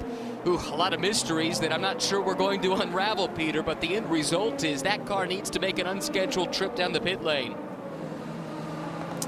That's frustrating, and just before, 7 minutes before the Michelin Endurance Cup points, that gives any chance of a good score for them. And yeah, I think it was a very uncharacteristic error of Felipe Albuquerque, and he did very, very well to avoid the number 6 Porsche of Mathieu Jaminet. I think the tyre was going down. He may well have got a warning on the dash, and it happened quite quickly and had to act quickly, but he's been able to get the car back. And critically, Ryan, he's been able to get the car back without the tyre actually completely breaking and damaging the bodywork, so should be a fairly simple change for the Wayne Taylor Racing crew. he was lucky in a sense that it happened in the final sector of the lap. Only had about a third of a lap to limp that car back around. We've had others have to go the full nearly 2.5 miles around the track, but it still was costly from a time perspective. And as you see, the leaders now coming through onto the front stretch, and that will drop the 10 car of Philippe Albuquerque off the lead lap in this race, just shy of the halfway mark. We talk about how long this pit lane is. It takes about 52 seconds to go down the pit lane, coupled with the time lost trying to make his way in and the time spent changing the tires. Man, what a costly miscue, or at least misfortune, for the 10 car and Philippe Albuquerque. Yeah, that is very, very frustrating for Wayne Taylor Racing. We know how much of a prolific outfit they are here in the IMSA WeatherTech Championship. Their record is quite remarkable, particularly at the Rolex 24 at Daytona, but championships as well. But it just hasn't quite clicked for them this year. Hasn't been the year that they wanted. And yeah, they're desperately trying to get that win on the board. And for them, if they can get Cadillac's first win of the season with one of their cars, that will be a big boost for the whole overall program. And this is home field as well for Wayne Taylor Racing, located just outside of the premises of the Indianapolis Motor Speedway, neighboring town of Brownsburg. So this is a special one for so many reasons. Anytime you come to Indy, it's special, but when it's home turf for the team, doubly so. And now he drops in initially in front of the battle between the two BMWs, Philip Eng and the defending race-winning number 24 entry, Marco Wittmann as well. Those two have made their way around the number 10 car. The next then to take the shot at it will be Mathieu Jaminet. Behind them, though, a three-wide battle breaking out down to turn one. Wisely settling down to two. Lamborghini and Aston Martin side by side. Oh, and a big moment there for the 40 in turn one, contact with the 65 Mustang. So Wayne Taylor Racing, both of its cars in strife in the last 5 minutes. Oh no, and that's the number 65 of Frederick Vervisch in the Ford Mustang for Multimatic Motorsport. Now, what happened to Jordan Taylor in the number 40 Dex Imaging car? Oh, he just gets drilled by Vervisch. So Taylor's backing off to allow the Lamborghini and the Aston Valkyrie to kind of sort themselves out. Vervisch comes piling in on the brakes and bang into the side of the Dex Imaging number 40 Wayne Taylor Racing Cadillac of Jordan Taylor. And Jordan Taylor be thinking, where did that come from? And yeah, as you rightly say, Ryan, that is not a nice 5-minute period for Wayne Taylor Racing, with both of their cars hitting problems, and big problems for Multimatic and Ford with the number 65 of Frederick Vervisch. He's definitely got rear left damage. Yep, the rear left wheel is pointing nowhere near where it should be, so this could be really day done, or certainly behind the wall for the number 65 Ford. That is not good news at all. Fred Vervisch was running so well, and he's now crabbing the car along the straightaway, and he's struggling to even get the car back to the pits. Battle as well between TDX Racing number 11 and the 04 CrowdStrike car. This is your battle over second place now. Oh, side-to-side contact. Hunter McElroy just shoves out Toby Sowry, and I tell you what, race control are going to be having a look at that. And here comes Johnny Edgar now and Spike the Dragon, the championship leader. This is wonderful stuff in LMP2. Battle over second position, and then the United Autosport car in there, number 22 of Rasmus Lind. 1, 2, 3, 4, all battling over second place. Tom Dillman, he's 2.3 seconds up the road. He's thinking, this is great, I'm out of here, guys. Peter Mackay describing the action perfectly there with Ryan Marine here in the Ford Racing Global Broadcast Centre as we head inexorably towards half distance. Get the memes ready at IMSA Racing, halfway there in a couple of minutes time. It's John Heinhoff joining the guys here for the moment. Penalty for BMW number 24, Philippe Eng, blocking. Not the first time we've seen a blocking penalty called in this race, or indeed this weekend. That will be a drive through. The incident at turn one, described by Ryan and Peter, between the Ford Mustang and the Cadillac. being investigated by the race control, hard-working race control. My goodness me, they've had a lot on their plate already in this first half of the race. You're listening to IMSA Radio, live coverage, live, free, uninterrupted coverage from Indianapolis Motor Speedway of the TireRack.com Battle on the Bricks. RS2 via IMSARadio.com. Across the US on Sirius XM 206, and of course in sound and vision for those of you outside the USA on a variety of channels, including Refs TV in Canada and the IMSA YouTube official channel and the player at IMSARadio.com, the video player at IMSARadio.com as well. We are heading to halfway here at Indianapolis.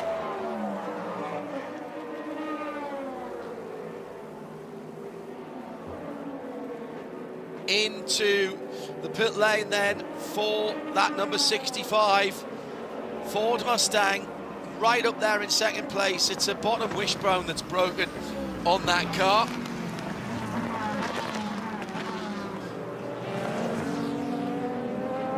Paul Miller racing first and second in GTD Pro. Klaus Bachler leads. We'll give you an update at half distance, and I'll set either Peter or Ryan the job of picking the points up when they get published as well.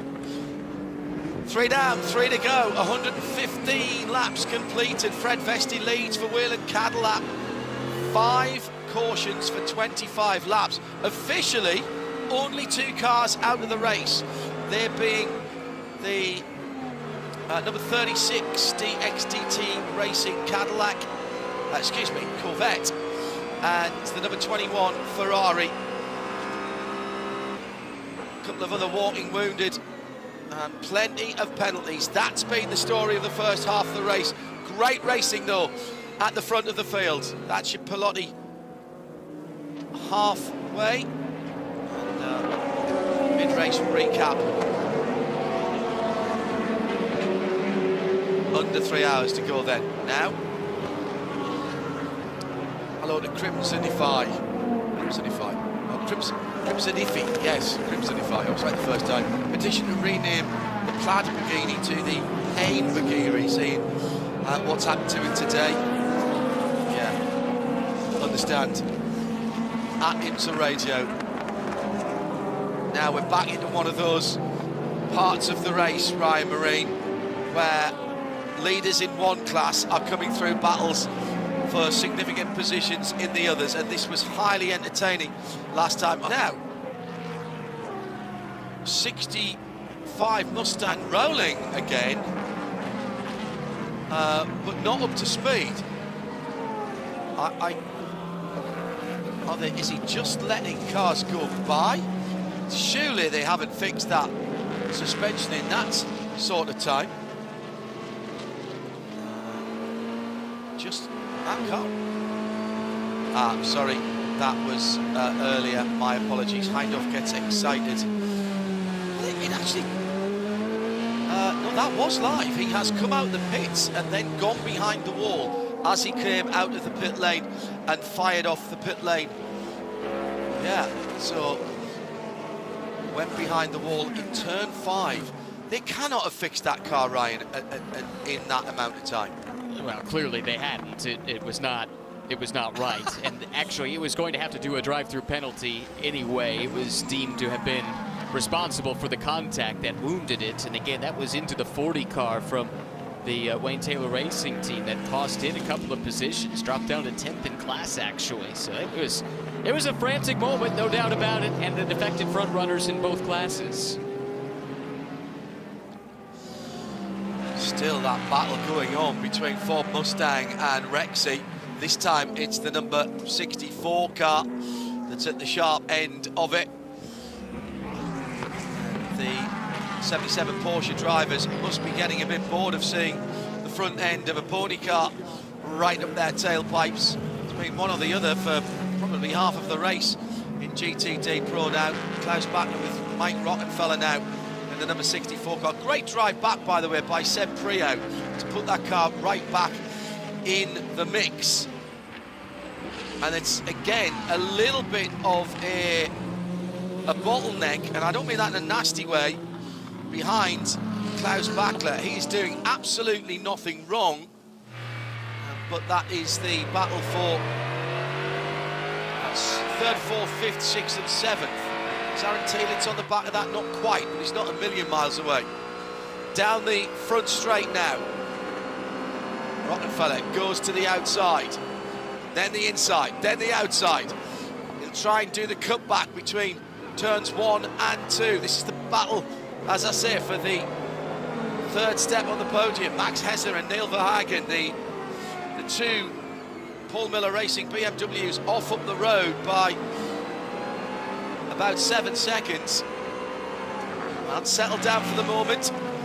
Let's go down to our junior in the pit lane. I made my way over to Triati Competition, who are running 2 cars this weekend after Kenton Cook and Onofrio Triati have come off double podiums. Kenton leading this race right now, but it doesn't sound like all is going smooth sailing. Yeah, not quite. Yeah, the Onofrio did a really good job trying to avoid the incident there with the B2 car in the 27 getting spun, and he did what he could. But after the contact with the B2 car, it kind of crunched the air inlet duct for the inside of the cockpit. So he was a little bit sweaty when he got out of the car. And then, yeah, that I think also might have affected the splitter a bit. So we're struggling a bit with understeer and a bit of airflow in the cockpit. But if we get a yellow, I think we're going to change the nose. That's one of the wonderful things about this Ferrari made by Oreca, that you can change the front and rear bumpers just like an LMP2 car. It's amazing. James Colado's joined the lineup, but you and Onofrio have got a lot of momentum on your side. How's James fit into the trio? I mean, he's been with the guys for some of the endurance races before, and yeah, I mean, he's a pro. He's a great guy, and I've enjoyed my time learning from him and understanding some of you know, the things that, you know, he knows about the car, and, you know, obviously he's got a lot of experience with these things, and he's just a really nice guy. No ego, fast and fun to work with. Yeah, he's super chill. I'm guessing you're in for the last 2 hours so that you can go on the offense, much like you did at Road America, to grab the win for the team? Yes, I'll be in at the end, and hopefully we can get a win here. Oh, fingers crossed. Best of luck. Thank you for the time. Yeah, thank you.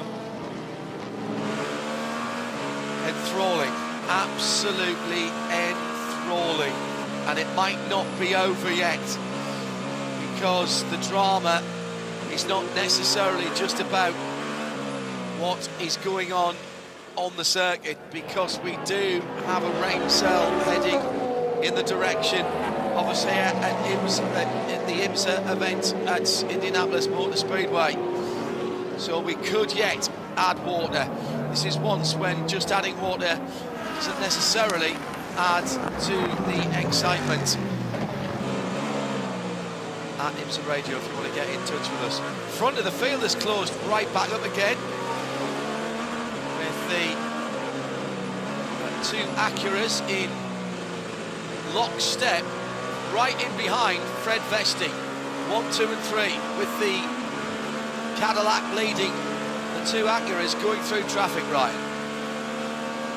Super tight, super close. Yeah, those Acuras, I mean, again, we knew they were quick. They were quick in both of the practice sessions, and we thought Tom Blomqvist had pole position until one part was found to be just minorly out of compliance. And as the team explained it to me, that's a part that's given to them by the chassis manufacturer of that Acura prototype, which is Oreca in this particular case. So it's not something the team had any part to play in, but just minorly out of compliance with the regulations.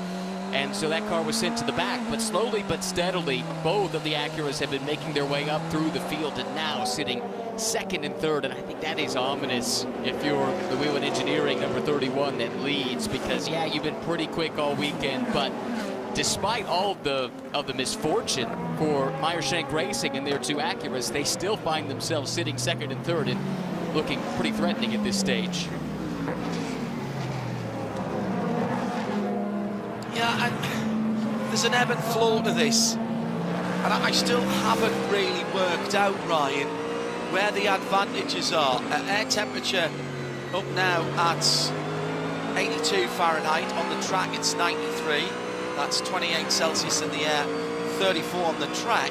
So nowhere near as high as we've seen it, but even small changes in the temperatures can affect who has the advantages in both the GT and the prototype classes. Still this battle for third in GTD Pro through turn 7, little nudge from Rockenfeller onto the back of Klaus Bachler. They were being passed by prototype traffic. Now the long sweeping right-hander as they head back towards the banking and effectively onto the short chute, coming back down from turn 2 towards turn 1, then the hard right. And here comes the number 6 Porsche prototype in its own battle, matching jamming here with Eduardo Mortara and Roman De Angelis in close company as well in the Lamborghini and the Aston, as they scream by. You can hear that Aston a mile off. No doubt that you've just been passed by the V12 normally aspirated Valkyrie. Down towards turn 1, we've spent a lot of time looking at a Porsche in front of a Mustang, but these have been enthralling battles at the front of the GTD Pro field. It's been awesome. We were talking amongst ourselves, Peter and I, about how good the GT racing is in the IMSA WeatherTech SportsCar Championship, and this is a place where globally the GT drivers, they want to come and ply their trade because they know they're up against the very best, driving for some of the top teams and top manufacturers anywhere in the world. And this fight at the front, it's not going anywhere. Mustang and Porsche, it's just a different Mustang that was than what was harrying the 77 a little bit earlier on, but now we've got the different classes mixing up, and that was really tight between the Valkyrie coming through and then that Rockefeller-driven Ford Mustang. There goes that screaming machine. Following it through was the Timon van der Helm-driven GNEC car. Porsche's other, well, I was concealed from the 6, but it's the 7 now that is better placed. Nick Tandy knocking on the door of a podium spot there, 3/4 of a second behind Colin Brown, who's a second behind Kaku Ota, who's now 2.6 seconds behind Fred Vesti. So it came down to half a second or thereabouts in the traffic, and as soon as that Whelen Cadillac gets a bit of clear motor racing circuit, Ryan, he's gone. This has been great, a great performance from Fred. And you know, you looked at the GTP lineups coming in, and out of that class, just 2 elected to go with 3 drivers. It's this one, and actually, interestingly enough, it's the car in second as well that elected to go that route. And the 2 drivers that are moonlighting for their respective teams, Vesti and Ota, they're in the cars now and they're running 1-2, and you can see then why the teams elected to go this way. It's a big vote of confidence in a young Dane like Fred Vesti. Great single-seater junior career. You don't doubt his speed, but still learning his trade in sports cars, and this is such a tough place and tough race because of the traffic density and dealing with all of the different classes, but he's handled it super well. And Kaku Ota, same story there. Doesn't have extensive sports car racing experience, but he's been piling some up here this year, and this is a really important lesson for him as he continues his journey with Honda, which could involve a great deal of sports car racing in the future if that's where Honda elects to send him. Ryan and I'll keep our eyes on the track. Let's head down to Roman Grosjean, who is out of the car and able to talk with Arjuna Kankapati. Good outing for Roman and the team this weekend. The Indianapolis Motor Speedway has been a happy hunting ground for Roman Grosjean in the past, even going back to last year with the chaos of the rain and powering the Lamborghini to the front. But you brought an updated rear suspension. Are you feeling the benefits so far in this race? Yeah, I believe we do. Performance has been decent this weekend with a good first stint in a race. I think it's not an easy racetrack for endurance with a lot of traffic out there, but definitely the car got better, so that's exciting. Let's see, a lot to go and a lot to play for. Obviously the program put on pause at the end of this year, but how are you and the team still not just bringing updates, but trying to drive the performance home and trying to get that elusive podium for the team as well? Yeah, I think, you know, a silver cup is always good on the shelf at home, so let's try to get one. Thanks, Romain. Thank you. How good it is to hear Romain Grosjean down in the pit lane. Lone Star Racing lost the left rear wheel early on. Is our third official retirement, joining AF Courses number 21 Ferrari and the DXDT Chevy Corvette number 34. So that's now the third official retirement. We haven't seen the Aero Motorsport number 18 car for a wee while either, but that paperwork's not yet gone in. The Ford Multimatic Motorsport Mustang's gone back into the back of the paddock after its problem. That's being worked on at the moment. We'll keep you up to date with those. And as I said, they may have been standing for a while, but we wait until they are official retirements. Hunter McElrea into the pits for TDS Racing. He's out with the car, but they're having a wee bit of trouble strapping the new driver in. Hunter just walking away there. This is the number 11, Mikkel Jensen, Stephen Thomas and Hunter McElrea. So I think that'll be Mikkel Jensen getting into the TDS car. Down and away, and it's Gibson engine firing up in the pit lane. Sarah Rigby asking why the Vanister Aston Martin had been in the pits for such a long time. That car is back out again now. It has lost 7. It has lost a lap mostly. They had a bit of oh no, excuse me, I'm looking at the wrong Aston. Yeah, Dido Barrichello was in that car when it came back into the pits. It had a bit of a bang at one stage, Ryan. It's losing laps again now. 17 laps down on the lead. Been in the pits 17 minutes. What was the problem with that car? You know, I was trying to do a little digging. I saw that message come in, and I haven't been able to find a satisfactory answer to it yet, so let me keep working on it. We'll have a word with our unit to pop down there for you, Sarah. And hello to Nadine Team Timmins, very new to endurance racing, went to ELMS in Barcelona. I was originally booked to go to see Logan race, but you withdrew, but I loved it. However, I'm a little confused because I see 2 cars in today's IMSA race that I saw at ELMS and see drivers that I know that drive in INDYCAR racing. Yeah, they don't only drive here. It's not exclusive. So yes, you're absolutely right, Nadine. And some of the teams race in the World Endurance Championship in IMSA, in the ELMS in the World Endurance Championship, in ELMS, the World Endurance Championship, and in IMSA. The regulations are pretty similar, particularly for the GT cars.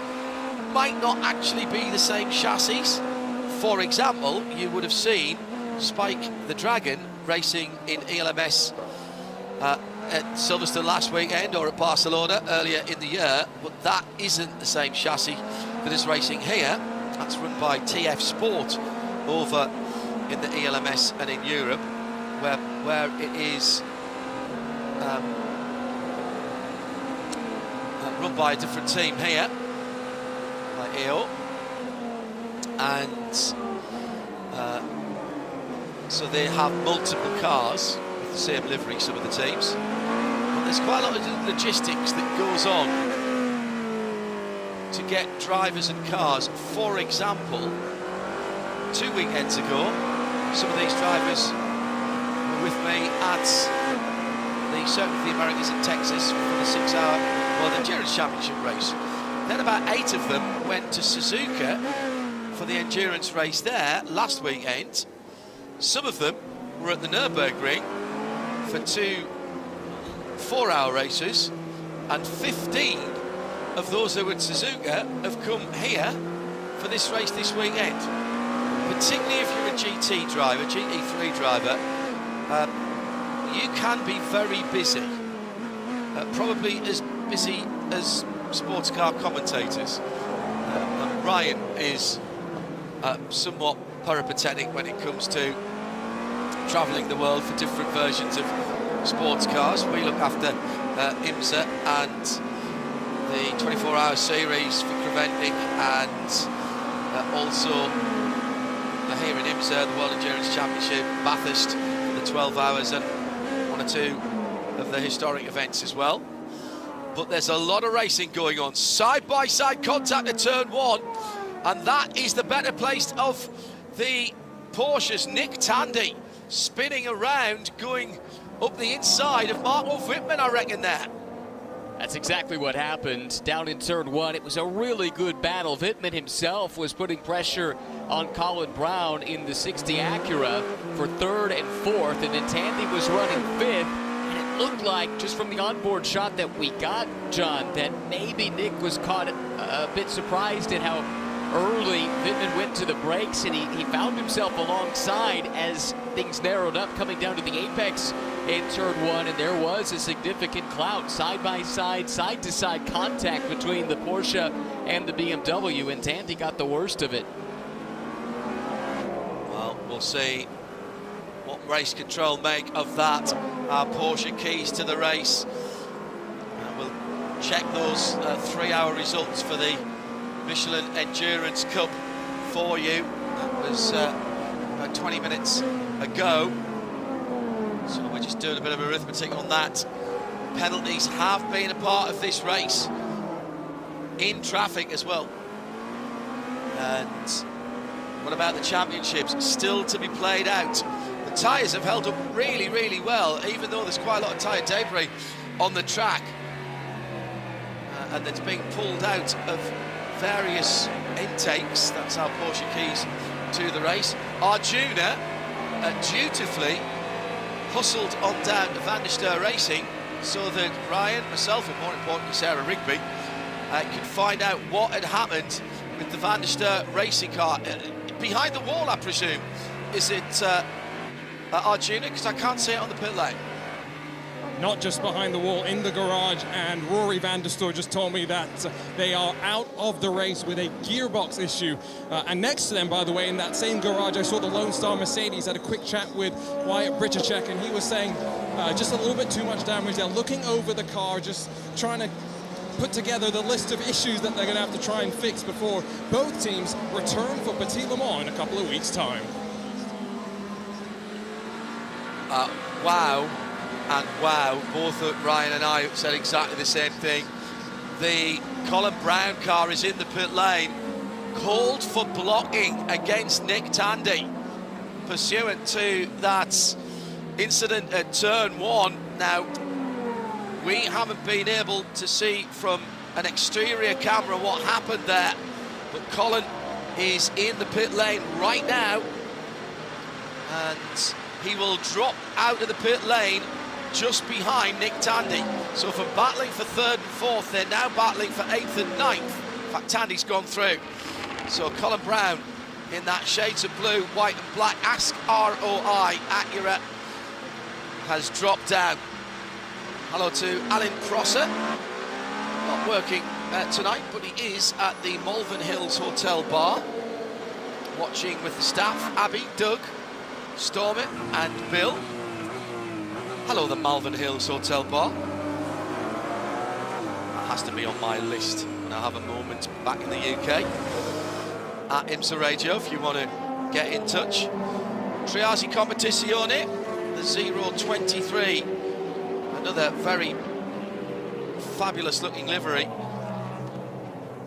Just coming across the yard of bricks now in that great battle that we have. GTD Pro, Neil Verhagen, Max Hesse, the 2 BMWs, Klaus Bachler, Mike Rockefeller, Davide Rigon, Triasi 423 car, James Collado leading the GTD part of the race by just 3/4 of a second from Conquest, similar 296, and then Indy Donchi keeping them honest, 3.5 seconds further back, but doing absolutely what he needs to. Ryan Marine for his team boss and co-driver, because he is leading the championship. In fact, two of them are leading the championship at the moment. Yeah, it's been a great season for Windward, and they're in firm control of that championship, having a nice quiet day, which would put them in the minority here today. There are not many teams that could say that, and those that are probably having a pretty decent day. But one thing to clean up, that incident was reviewed that Nick Tandy was involved in, and it was contact with the BMW prototype. I thought it was with Vintman, because I thought they were all running in a line, but I think that was actually the 24 that had done the drive-through penalty, and so was therefore a lap down. And race control says it was actually contact between Tandy and Ang in the 24. Anyway, it doesn't really matter who it was, because it was reviewed and no action was taken. But that whole thing was totally broken up, first by the spin from Tandy after the contact, and then the drive-through penalty as well that went to Colin Brown for blocking. That happened a little bit earlier on. Yeah, sorry, I conflated the two things. You're spot on there. The reason I thought it was the other the reason I thought it was the BMW is because that was the battle that had been going on for position, wasn't it? Right. They'd been pretty close together. And now it's Mathieu Jaminet who is in 4th position and trying to close in on 3rd place Marco Wittmann.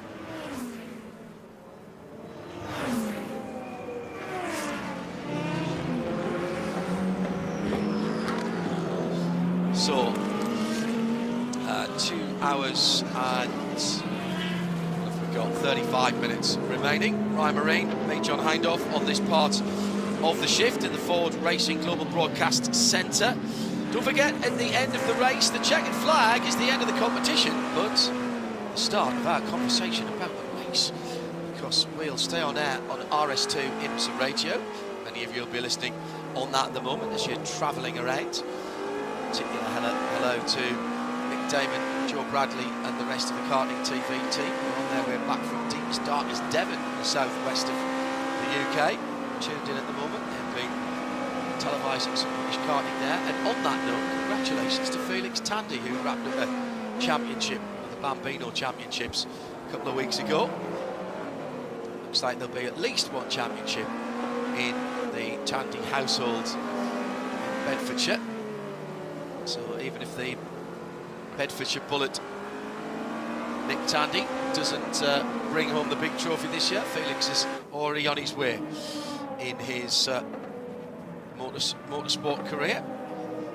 So Michelin Post Race Tech, the original user-driven radio show. It's all live. Tell us what you want to talk about, ask us questions, points of rising, observations, particularly if you're new. The IMSA radio at the end of the race. And select RS2 on the player there from the Listen Live button. And we'll have some extra driver interviews. Arjuna working down by Victory Circle, or Victory Lane as it is here. And we'll take your questions on that, your submissions on at IMSA Radio, hashtag Michelin PRT. More Porsche Penske Motorsport issues, and this is for Tandy again. Now, was that just a moment or two ago? Yes. Seems to be running slowly. No, he's running slowly. He's got suspension damage and he's just gone back past the pit entrance. He's down the front straight now, Ryan. This is a disaster. He's going to have to do 2.5 miles.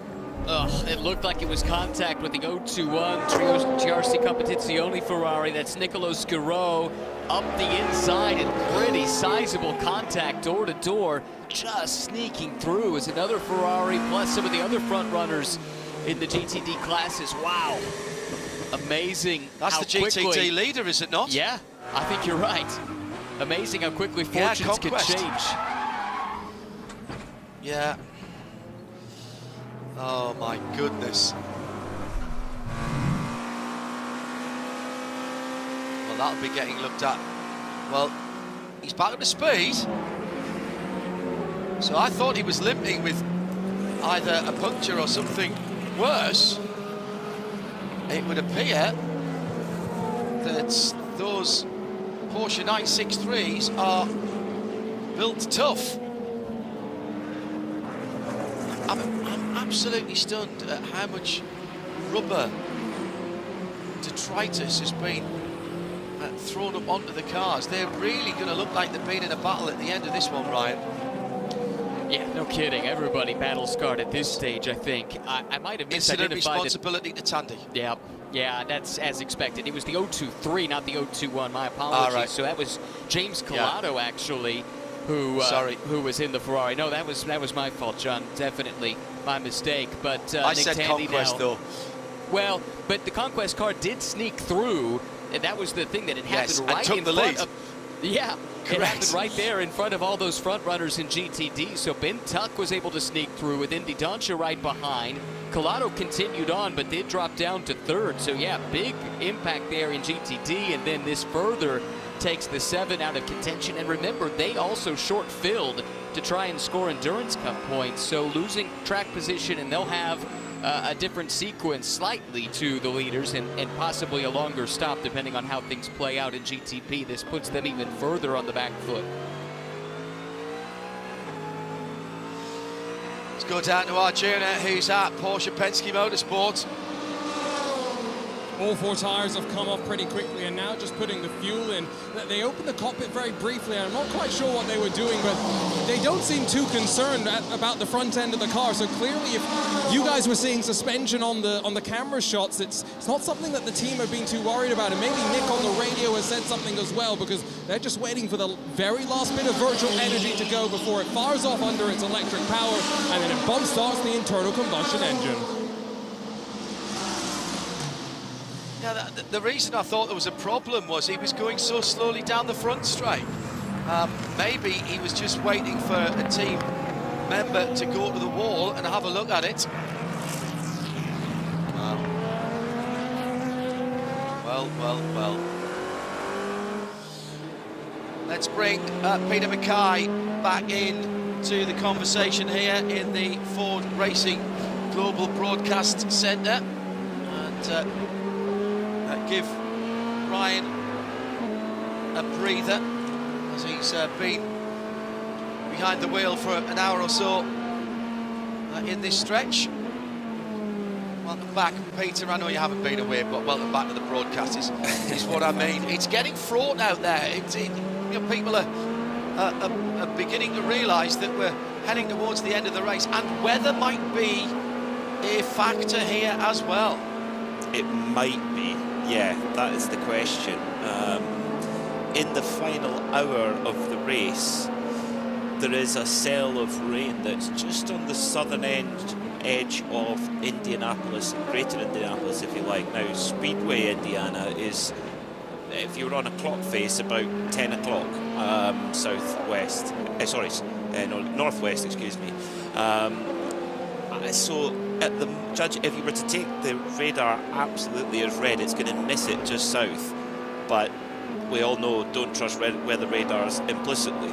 So there is enough of a threat for it to be a concern on race wall, and I think a lot of the teams will be watching it very, very closely. It's only really a threat at the end of the race. At the moment, it's perfectly safe, but in that final hour, it's a bit of a question mark. Right. Thanks, Peter.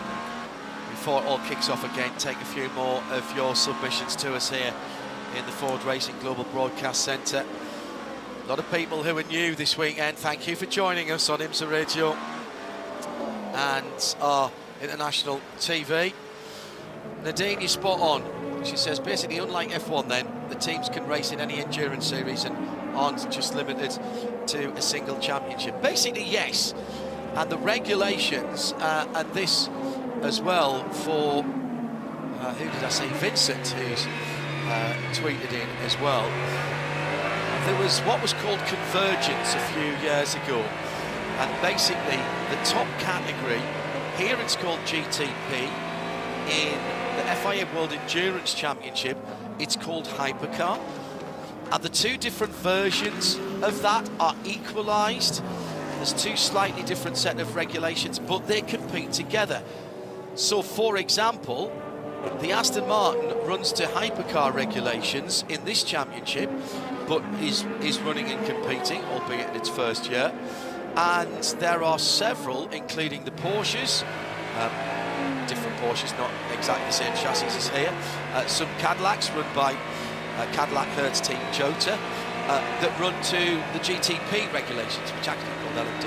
Don't worry about that right now. So they are all run at Le Mans and in the World Endurance Championship, and they can run here as well. As yet, Aston Martin are the only ones who have brought an what's called an LMH spec car, but it's still called GTP here because it's running in GTP. The idea was to make the investment required by the manufacturers. By the way, we've got the number 6 in. You can hear the air jacks and the air hammers in the background. Matthew jamming here for Penske, for Porsche Penske Motorsport. Just getting, let me see, where are we? Oh, not quite in sync for what we've got. 2 hours and 25 minutes. That's 120, 145 minutes. Well, that's 2 stops actually. If you can do 50 minutes, isn't it?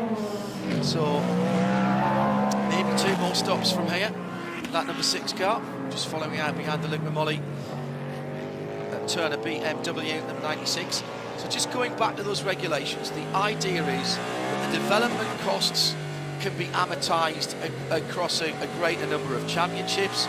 There's the opportunity to sell cars to customer teams and not just the GT cars either, and therefore that becomes an income stream.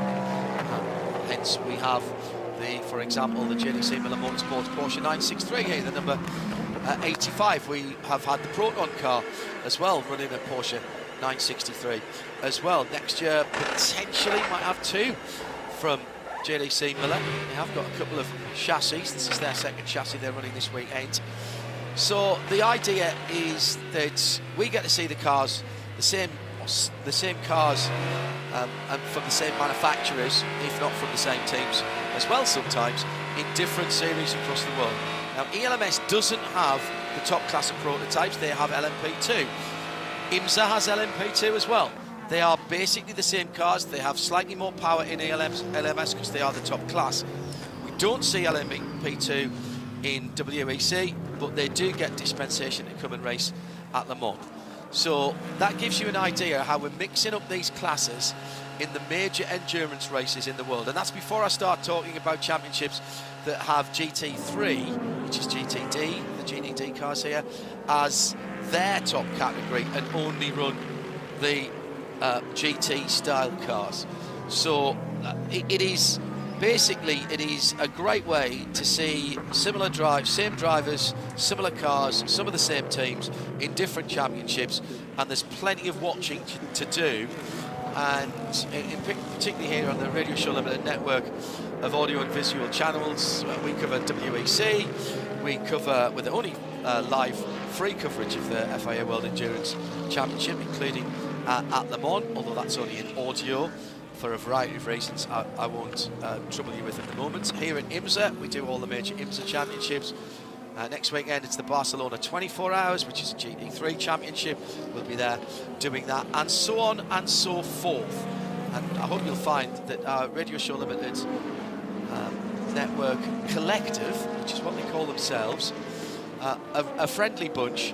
If you tweet us here at IMSA Radio or at RSL_studio for some of our other events, and we can't get back to you on the air, there'll be plenty of our collective who'll try and help you with what you don't know. And as Rob saying, there seem to be a lot of new members of the sports car community on board tonight. Welcome, delighted to have you on board. Please remember that every question you ask is a good one. Absolutely right. Dennis Hooper listening in for the first time, says James O'Donnell, another fan to be listening in tonight for the first time. So welcome to all the newbies. Enjoy, ask questions. Welcome to all the experienced listeners and viewers as well. In from the front of the field, the GTP stops. I think probably triggered by that Porsche stop, Arjuna. We're seeing all the top GTP cars. That's GTP cars coming in at the same time. So again, probably 2 stops from here. And an interesting call there. We're seeing a split where some of the drivers are, or teams rather, are changing drivers, but Porsche and BMW have not decided to swap the drivers around. Renger van der Zande has taken over from Kaku Ota. I see Romain Grosjean jumping in to replace Eduardo Mortara, and directly in front of me right now, the Acura 60, the car that qualified on pole before that technical infringement dropped it down the running order, sees Colin Brown jump out, and I believe that was Tom Blancas getting back into the car. John, I would suspect that if these drivers are jumping in with 2 hours and 20 minutes to go, they could go to the end, but they may very well have one more driver change before they hit the checkered flag. Yeah, it's an interesting one, Peter Mackay, isn't it? The way that it's not going to work out exactly for them. We've been getting runs of just under 50 minutes. I mean, now we've got under 150 minutes to go. We've got 141 minutes to go. So if you count 50 minutes from here, and then 50 minutes from there, that would be 100 minutes, and then there'd be 40 minutes to go to the end. So when these cars get back out on track, I do think it's 2 stops after this stop that's happening now. And I think if you were to calculate the probability of a full course yellow within that period, I think it would be over 50%. I'm sure there's cleverer people than I, well, that's a given, but cleverer people than I that can calculate that, what the probability is, because we have seen a few full course yellows throughout this race, so they have to think about that as well, the possibility. Of course, you have to plan for it not happening as well. It's making my brain melt, or just thinking about it, actually. Now, we talked about the rain a moment or two ago. I must mention this again for those of you that are new. There are no intermediate tyres for any of the categories here. Michelin are the sole tyre suppliers, and the regulations in this championship say 1 compound of dry tyre, 1 compound of wet tyre. So if it rains a lot, then you go on the wets. If it's a little bit, then you have a choice to make. Good news is, if it rains a lot, then dries. The Michelins are very good at coming back on a drying track, even on the wet tyres. As you wear them down, they effectively become intermediate tyres, and they are very good indeed. But that crossover point, wet to dry, and then back from dry to wet and then back from wet to dry, Peter, that's a crucial part of any calculation. GT stops as well. Lexus Pro Car with the red accoutrement on, steaming from the left front brakes. Our Brembo brake facts earlier on today telling us you scrub off 130 miles an hour in speed in a short time going into turn 1. 5 big stopping areas and 3G for the prototype cars in slowing down at the end of the straights. There's still stories to be written here, Peter Mackay. Yeah, and if I could pick up on that point on the tyres, it's an interesting point about the compound having only 1 dry compound. Here, it's the hard tyre with the red banding on it, which means then that when it rains, it's a nightmare, because if you're going to be stuck on a dry tyre when it rains slightly, you better hope it's a soft compound, but of course that option isn't open. So that's going to make that decision even more difficult if, and it's a big if, we get a shower. Peak brake temperature 1472 degrees Fahrenheit, 3 Gs, and that 130 mile an hour deceleration for the GTP cars in turn 1. Our Brembo brake engineers, the specialists, they look at all of the circuits we go to provide us with the Brembo brake facts. And they've graded this as a 4 out of 5 in terms of how hard this place is on brakes. Arjuna Kangapati, news from the pit lane, first of all about more cars going behind the wall. Well, actually the opposite in some ways, because the 65, the Ford Multimatic crew, took about 20-25 minutes to change the rear end of the car and send it back out there. Directly in front of me, back out on the track, is the 81 Dragon Speed machine, of course, inside of the championship fight. And John, again, a talking point that we've been mentioning all week, scrub versus sticker tires. It's scrub tires that have gone onto both the Dragon Speed 81, but also onto Rexy, as Lauren Heinrich took over from Klaus Bachler. Good battle for the lead of the race. Earl Bamber through the S's is being chased by Philippe Albuquerque. Cadillac wheeling the mostly red car against the blue car. The red car and the blue car have a race going on here. Half a second across the line as they go through turn 7 and 8 on the infield. Hello to Neve This is my first time watching outside of Daytona earlier this year. Is there a maximum minimum drive time for each driver like ELMS? Yes, in the Pro-Am classes, not really in the Pro-Am classes. So in GTD and in LMP2, it's an hour and a half for your bronze driver, and everybody's done that now. There is a shorter time to get points for you as a driver, but all of the drivers have now completed that, and there is a maximum time as well in the classes, which I will find while Peter Mackay describes. Go on. 4 in every 6, I think, is still the maximum. Would be my estimation on that one. So 4 in every 6, and then you've got a minimum of 30 minutes driver time points for GTP and GTD to be classified. Yeah. Not just to get points, but to be classified. So yeah. that is very Cadillac battle going on between the number 10 Wayne Taylor car and the 31 Whalen car, as El Bamber has to give best for Felipe Albuquerque.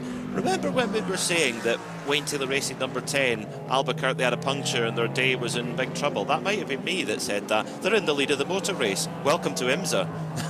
Either side of the BMW of Paul Miller Racing there, and Earl Bamber, the affable Kiwi, loses the lead. The Dex Imaging Chrome Blue car goes to the front. 4 hours is maximum drive time. 4 hours in total, Peter, is the maximum drive time in this 6-hour race for all classes. In this, 4 hours in any 6 is the one that, when we have longer races, that often in the 24-hour races often catches people out, particularly if they're in multiple cars, which they can be in some of the GT3 events. Yeah, we've seen it happen before, and I'm sure we'll see it again. For that driver time.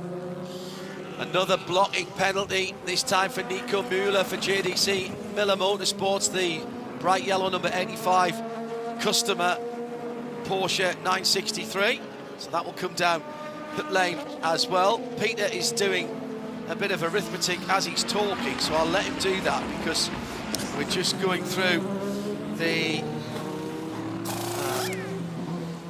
3-hour points paying positions for the Michelin Endurance Cup. And Ryan Marine, despite the fact that he's refueling at the moment, reminds me that the leader now, Philippe Albuquerque for Will Turner Racing, are off sequence. They are 51 minutes into their stint, so they'll be into the pits shortly.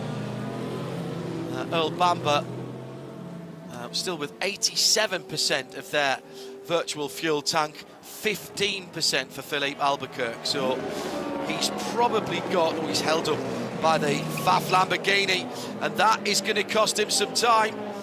Here comes Bamber, and Bamber's back in the lead as they cross the bricks.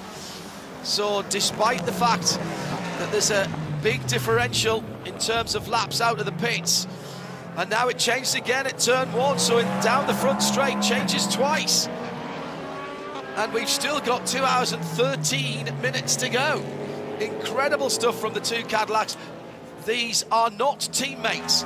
These two drivers in the same machinery. Works blessed both the teams. By that I mean supported by Cadillac Racing, both of these teams. But one not supported any more than the other, Peter. I think that makes them potentially bigger enemies than if they were in another brand. Totally agree. Because they want to be the team that get this first win of the season for Cadillac. They want to be the team that are making the most out of the package they've got. They receive the same package, they get the same support, as you rightly say, but it's down to the engineers, down to the strategist on the pit wall, and a big part of it down to the driver in the car. So for all of them, they're thinking if there's anyone they don't want to lose to, it's the other team with the same equipment. So that this really matters, this battle for the lead. And Ryan's absolutely right. That number 10 Wayne Taylor Racing Cadillac is a bit out of sequence, but a full course yellow would fix that problem quite nicely for him. Yeah, absolutely right. Vincent, obviously new, asking the questions, and I don't mind that at all. Do all teams have to run certain driver ratings? That is actually how the difference on GTD and GTD Pro is. The cars are identical, Vincent. Just reviewing what happened Earl Bamber taking advantage of a little lift there from the erstwhile leader, but that Dex Imaging car back in. GTD, GTD Pro, the cars are identical. Performance-wise, the potential of those cars are the same. In GTD, you must run a bronze driver, and you can't... now, hang on. Before I put you wrong there, you must run a bronze driver, for sure. GTD? In No, GT. you don't have to. No, you don't have to. But you can't have a platinum. Yes, you can. Yes. Phil Ellis will be a platinum. You can. Yeah, this is a. But you cannot be eligible for the Bob Aiken Award unless you have a bronze driver in your car. So yeah, that's the difference. So yes, in GTD you look You at have to have Windward, for example. you'd have to have at least one non-pro. So you have to have a silver or a bronze. That's what I should Correct. say. That's right. Yes. Yeah. And that's what makes Windward such a strong proposition, because Russell Ward as a silver driver is so good compared to the other silvers. Yeah. And that's why they're such a potent combination. So Vincent, apologies for that. I'm trying because we work across many different championships. So in GTD, you must run either a bronze or a silver. They are classed as the non-pro classes. In GTD Pro, it doesn't matter. In LMP2, again, you must have, that is classed as a pro and class as well. And in that category, you must run a bronze. You have to run a bronze in LMP2. You can run a silver and you can run a platinum, but you have to run a bronze. We've got bronze, gold, silvers, bronze, silvers, platinums, but you have to run a bronze. And the bronze has to qualify the LMP2 car as well. That is mandated. So in the GTPs, it's anybody you're allowed in that. Interestingly, at Le Mans, of course, in the top class at Le Mans, you aren't allowed a bronze driver in the top class at Le Mans. It is forbidden, which means if they have a Pro-Am class in Le Mans Hypercar coming soon, they will have to change the regulations for that, however. Another shout for a young Bedfordshire driver, Ben Tuck, first time at Indy. Got them in the lead twice. He's driving for Conquest. Nipped through, beautiful bit of avoidance, Rebecca, who is Ben's mum. Beautiful bit of avoidance, but you had your heart in your mouth there when we watched that incident between Nick Tandy and what was then the leader in GTD. Nice job, handed over to Daniel Serra now, very much a pro driver. Phil Ellis now behind the wheel of Winward in second, and Trent Hinman for Wayne Taylor Racing's Hurricane, number 45, in third position.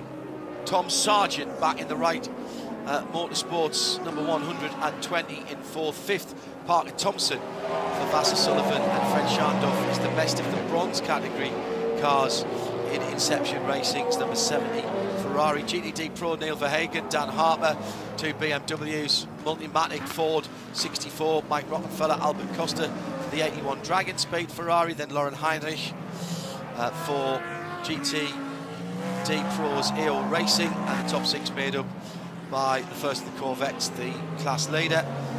LMP2, Mikkel Jensen for TDS, the number 11 car. CrowdStrike back in it after being seemingly out of it earlier on. There's been some comeback drives here. The CrowdStrike Racing by Algarve Pro Racing, then the 22 Paul de Resta driven United Autosports car.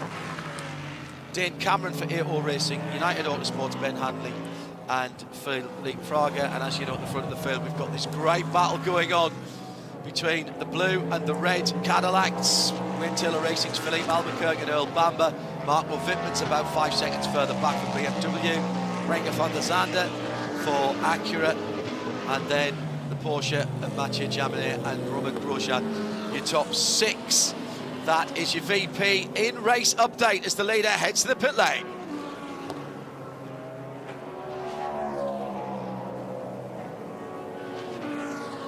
So down into the pit lane and towards Arjuna. Here is the leader, exactly as we anticipated. He's off kilter with everyone else. Here comes Philippe Albuquerque towards you now, Arjuna.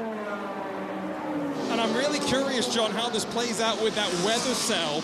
that is approaching the track, because we always talk about rain, but it's not the rain itself that's difficult, it's the changing nature of the track that becomes so important.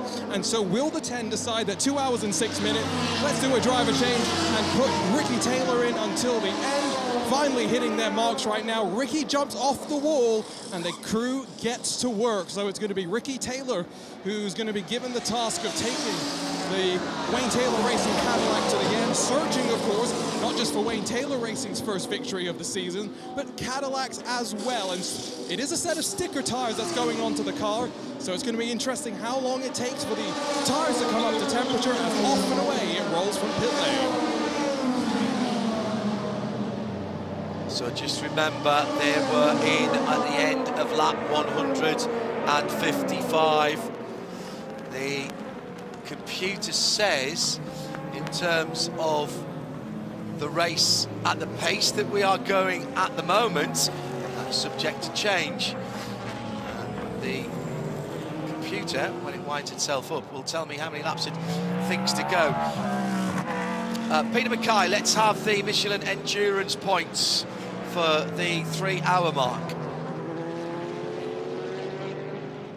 The very limited mental arithmetic that just had to do, but it's really not complex, but managed to get it. So in GTP, no change in terms of the positions. It's still the number 7 Porsche who leads that Michelin Endurance Cup by 4 points from the number 60 Meyershank Acura. So that gap has just been trimmed down by a point, and then the number 6 car, it sits on 30 points, so just 3 points behind second place. So those are your top 3 in the GTP category. In the LMP2 class, it's Inter Europol who have vaulted themselves up into the lead of that category with a maximum 5-point score. So they lead by 3 points from the number 22 United Autosports machine. Then it's a tie for third place between the 11 TDS and 04 CrowdStrike on 27 points, and then a tie for the next position between the 99 AO LMP2 and the number 8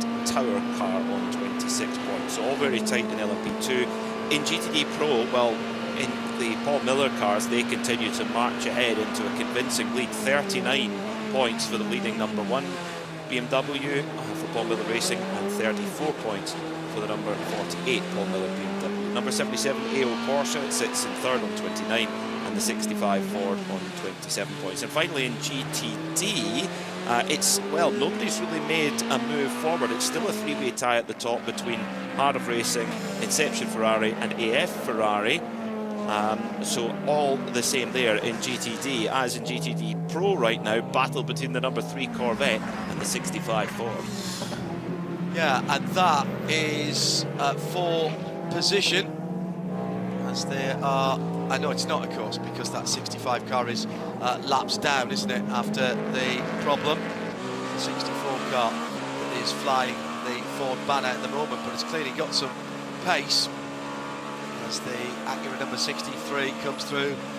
The Acura number 93, from 63 it'll be upside down, and that would be a problem for Renger van der Zande and the Acura ARX06. Third position for that car at the moment.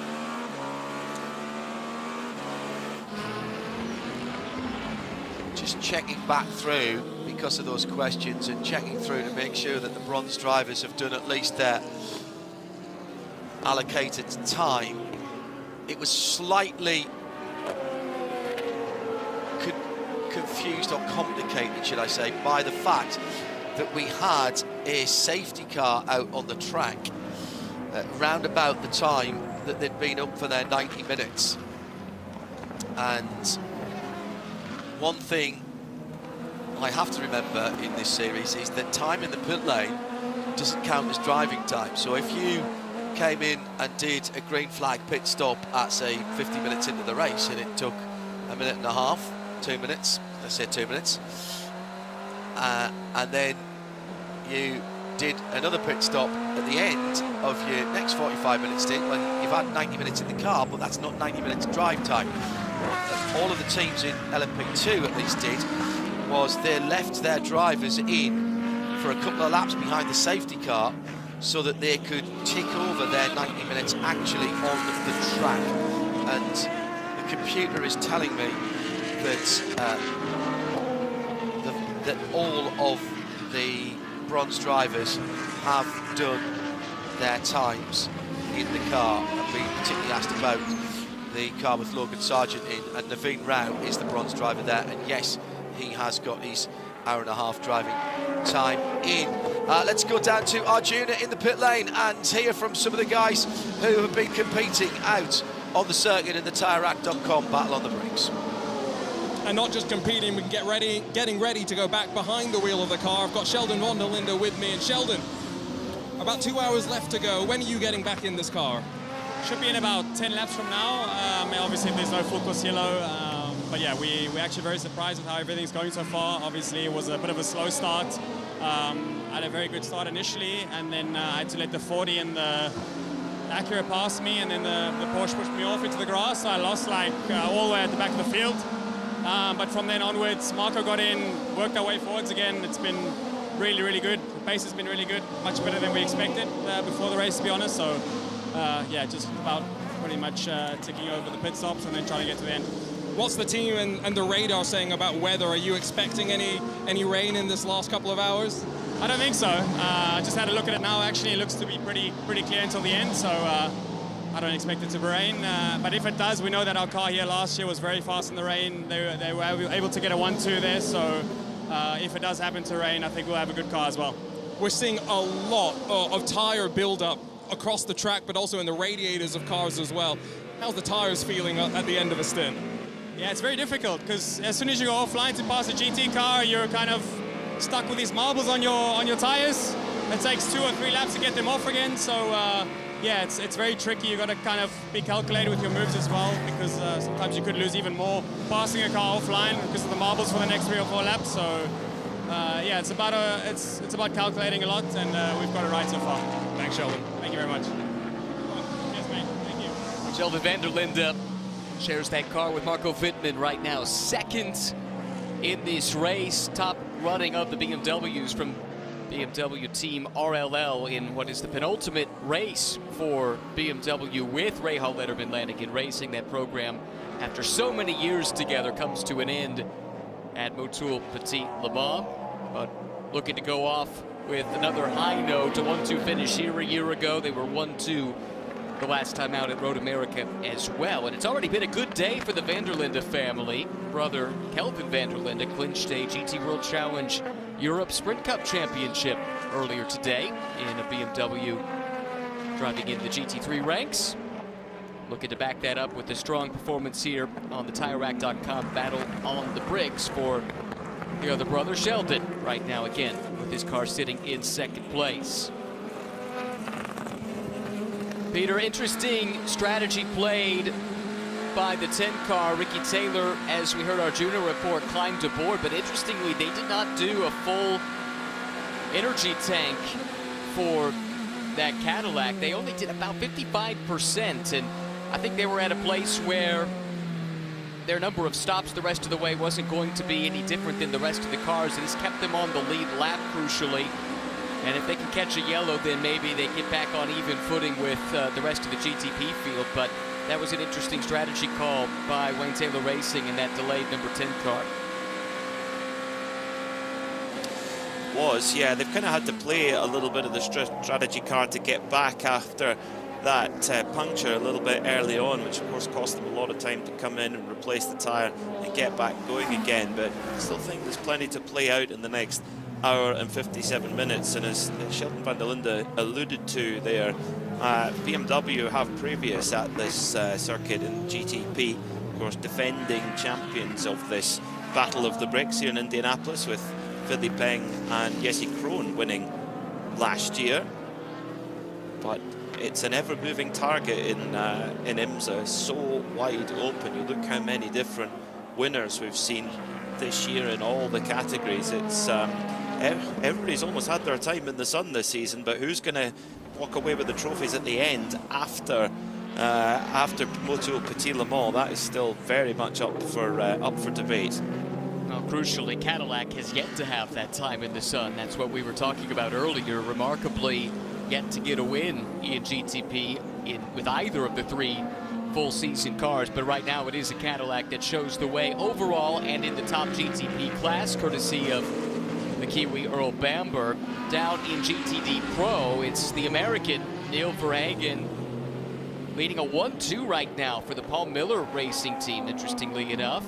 Car number 1 leading car 48, leading the podium as they run. Mike Rockenfeller for Ford Multimatic Motorsports in the Mustang that still is in contention. Sister car has lost a significant amount of time with some damage that they picked up earlier in the race. Right now, the GTD Pro leader Neil Verhagen working through some traffic. Meanwhile, LMP2 has been so tough, so fierce. Battle is on here. This is for second place with Paul di Resta carving alongside Malte Jakobsen, and it looks, to my eyes at least, Peter, that he's been able to take that spot away and take the United car back up to second. And that, of course, is Peugeot factory teammates battle going on there as well. They both drive for the French factory in the World Endurance Championship. And yeah, Paul di Resta just keeping the young man in check there. The very experienced Scotsman, very fierce competitor. Winner, of course, at Watkins Glen, the Salins 6 Hours of the Glen, one of the parts of the Michelin Endurance Cup, and looks like di Resta is going to put some car lengths here into Malte Jakobsen straight away, so some good pace underneath that United Autosports number 22. And that becomes the battle for the lead, because another Peugeot factory driver has made his way into the pits. It's Mikkel Jensen for the TDS team that has won back-to-back races here at the Indianapolis Motor Speedway in the LMP2 class. Remarkably, the only entrant with multiple WeatherTech Championship wins on their resumes here at the Brickyard coming in. Does not look like it will be a driver change, just tires and fuel going in with under 2 hours to go now in this race. This team has been quick throughout the course of the weekend, Peter, but they had a setback when they were adjudged to have caused a red flag in one of the practice sessions that cost them their fastest lap in qualifying, so didn't have the best starting position, and yet they've had good pace all throughout the day and now find themselves pitting from the race lead here in a pit stop that looks like it's pretty well on sequence. We should see the rest of the front runners in shortly. I feel like we've said that on a few occasions this year for TDS racing. I think back to the Global 1 12 Hours of Sebring, where they were just dominant all through practice and qualifying and looked good in the race, but it just didn't fall their way. They're probably going to get to the end of this year and think, how did we not get the results from the pace that we had? Because, you know, everybody's running the same equipment, the Orica 07, so it's really down to the team and the engineers to maximize every little element, and TDS have been able to do that, and they've got fantastic drivers. They just maybe not had the rub of the green. Sometimes it can be as cruel as that. Yeah, just a couple of podiums on the season. Third at Sebring, third at Road America, and more fights in the LMP2 class here as Ben Peterson in the PR1 Matheson car. That's the cork in the bottle. They're down the order a little ways. The sort of teal LMP2 machine going to the inside of the Lamborghini in turn 8, but just behind, that's where you find Ben Handley in the second United Autosports machines. And Ben, former Indianapolis 500 starter, has Dane Cameron just behind, so all kind of mixed up here at this stage with some of the LMP2 cars that have had misfortune. Still with good pace, though, mixing it up with some of the front runners. Yeah, that LMP2 category just so tightly contested at the moment. For AO Racing, the number 99 Spike the Dragon car, the purple car, they're in a strong position in the points. They've got a 105-point lead over the number 22 United car. So in a way, they're in a strange position because they don't necessarily have to go and try and win the race, but they can't drive passively either. And Dane Cameron mentioned earlier in the weekend that he says, you know, we just kind of have to do the job that we've been doing. They've got more wins underneath them than any LMP2 team, more podiums than any LMP2 team, and that's given them the advantage they have. But they just got to get through here, no penalties, no mistakes, and book some good points heading into Petit. Just over an hour and 15 minutes to go. Checkered flag ends the race, starts the conversation.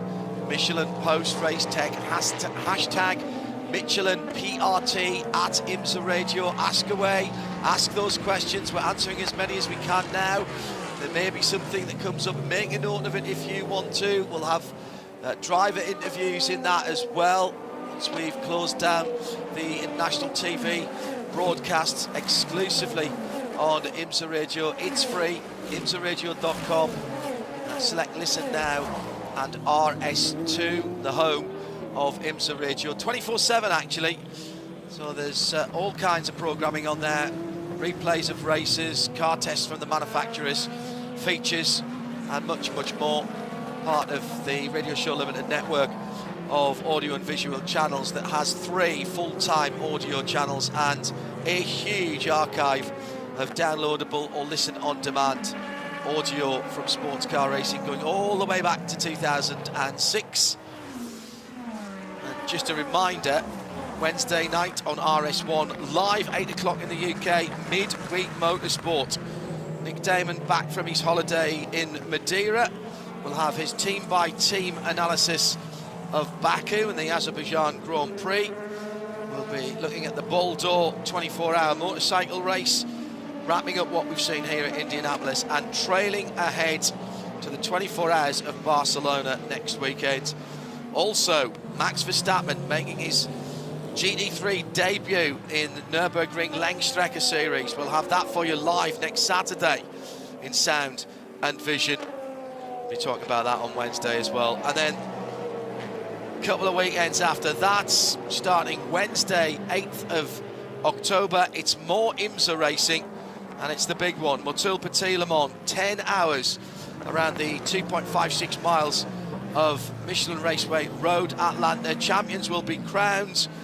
There'll be tears of joy and tears of frustration and despair, and there'll be some great racing there as well. We start with a special midweek motorsport on Wednesday and go through to the big race on Saturday afternoon, Saturday morning rather, into the evening. Guaranteed 10 hours of racing. And if you're outside the US and if you're watching now for the first time, you'll be able to watch exactly the same way as you have done. And if you think this has been bonkers and brilliantly entertainment, wait until Petit Le Mans, because that, I guarantee you, will be exactly the same. 99 AO Spike the Dragon not going up on the jacks as it should do, and it sounded like the engine was doing something weird there as well. They're still filling the car with VP Racing fuel. So it was the left rear that didn't get on as the car was coming down. That's why they lifted it up again. Also, by the way, weekend after next, we've got the finale of the Dark Horse Mustang Challenge, and that supports NASCAR on the Roval at Charlotte Motor Speedway. Very excited. Arjuna and I will be there for that. And again, champions to be crowned. So there's always something going on. Come to IMSARadio.com or RadioLeMans.com. Those are the 2 portals for sound and vision for sports car and endurance racing. All of our audio coverage and the video coverage that we have is always free, no subscription required. Come and join us, whether you are experienced and watch IMSA, there's plenty of other stuff there that you like, or if you're coming to us for the first time because you're following your favourite driver from another series. And I'm very interested to see how Max does in the GT3 car next weekend. I'm at Barcelona, but I'll be having the 24-hour race. We've got a few drivers from here there as well. I'll be having a sneaky watch with that on Saturday morning. Already saw him do his permit race last weekend on Saturday in a detuned GT4 car, and as you might imagine, he passed with flying colours and didn't make any fuss about it, just went out there, did it. Great attitude from the multiple world champion. So gentlemen, an hour and 50 minutes or thereabouts to go. Earl Bamber leads the race. We haven't quite got everybody on the same strategy yet, but that short pit stop, Ryan, does that suggest to you that possibly that Wayne Taylor car is trying to get back under a similar strategy. It's dropped down to 11th position for that number 10 car, and it didn't fully fill. Already down to 24%, where the leaders are up at 42. I'm not sure that's worked for them right now. Well, I think what they were trying to do, they were off sequence for sure. I think they were trying to do was to stay on the lead lap if at all possible. They dropped off the lead lap subsequently. They were in a bad spot after the issue that befell them, and it escapes me in this instance exactly what that was now, come to think of it. They had the puncture, didn't they? Yes. That caused yes, they did. Number 10 car you're talking about, yeah. Yeah, exactly, to come into the pits. And so I think that was their gambit, to try and stay on the lead lap, hope to catch a yellow, and then be able to take the fight to the rest of the class. But as you say, it hasn't quite worked out that way. And we're about halfway through, little over halfway through the stint for the front runners in GTP. And actually, I think we'll see the 10 car in even sooner because of that short fill that we've been chronicling. And at this stage, I think they need some luck to fall their way if it's all going to kind of come up in their favor by the end of this thing. Yeah, good point. And we're still waiting. I always say it's always a bit like an athletics race where you've got the stagger and it hasn't quite unwound yet. In from the lead of LMP2, Malte Jacobsen for CrowdStrike Racing by APR. APR is Algarve Pro Racing. Let's watch this stop. We'll keep an eye on that. Arjuna is down in the pit lane and has one of the drivers who's been at the very sharp end of things, Arjuna. And we're trying to understand the strategy Felipe Albuquerque is hoping you can shed some light on what the Wayne Taylor crew is trying to do. You've jumped out of the car, Ricky Taylor in, but a slight short fill of the virtual energy. Yeah, unfortunately, in the middle of the battle, I had a puncture trying to overtake one of the Porsches. Yeah, so I lost a lot of time, plus here it's a short track. When we come to the pits, it's easy to lose a lap. That's exactly what happened to me.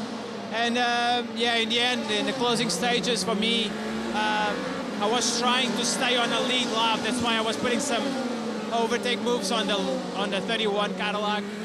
Obviously, I know that they're winning the race, so taking some careful there. But I had everything in my race there. So, because if it comes a yellow at that point, I would go to the lead lap and I'm back on the race. If I'm just behind, this is completely race over. So we are waiting for a yellow. We are just behind the 31, which is not good. But again, we have a good car, but it did not come for us. Is this just kind of an extension of the season that Wayne Taylor has had with this Cadillac, where you sometimes have the pace, it's just putting all those dots together can sometimes be a struggle? Yeah, I agree with you. Yeah, it's not been easy for us, but at least here, I think we have the pace. We did a strategy that maybe was not the best because we got to the middle of the other guys, and it's impossible. It's very, very hard to overtake here. Everyone is aggressive, but it's part of the game. Yeah, I don't think we were happy there, but at least the pace is there. Was the puncture because of contact, or was it something else? It was weird. I need to understand because I was going for a move on the dirt parts with a Porsche. He blocked, but the moment I braked, I completely locked everything, and I actually touched him even, but the puncture was done already. It's like something went weird. Maybe it was some, a debris that went to the tire. I didn't understand that. So, and especially it's in a low-speed corner, like second gear, so it makes no sense to have such a lock. So again, in the end of the day, what happened is that I got the puncture, and basically we lost the race there. Thanks, Felipe. John, just for your notes, when I was looking at the tire that came off the car, it looked like it was cut on the side. So I think I agree with Felipe's instinct that it might have been debris on the track that he ended up hitting.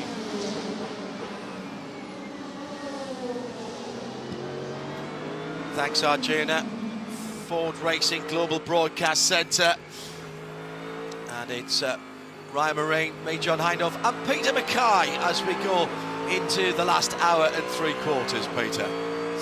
Yeah, very interesting feedback there from Felipe Albuquerque from that number 10 Wayne Taylor Racing Cadillac, that it's more damage to the tyre than than anything else. So they're not out of it though. There is still plenty to play out in the next hour and 41 minutes. The battle, I think, to watch right now is LMP2, because the top 3 are covered by 1.8 seconds. That's led by the number 22 United Autosports car of Paul de Resta.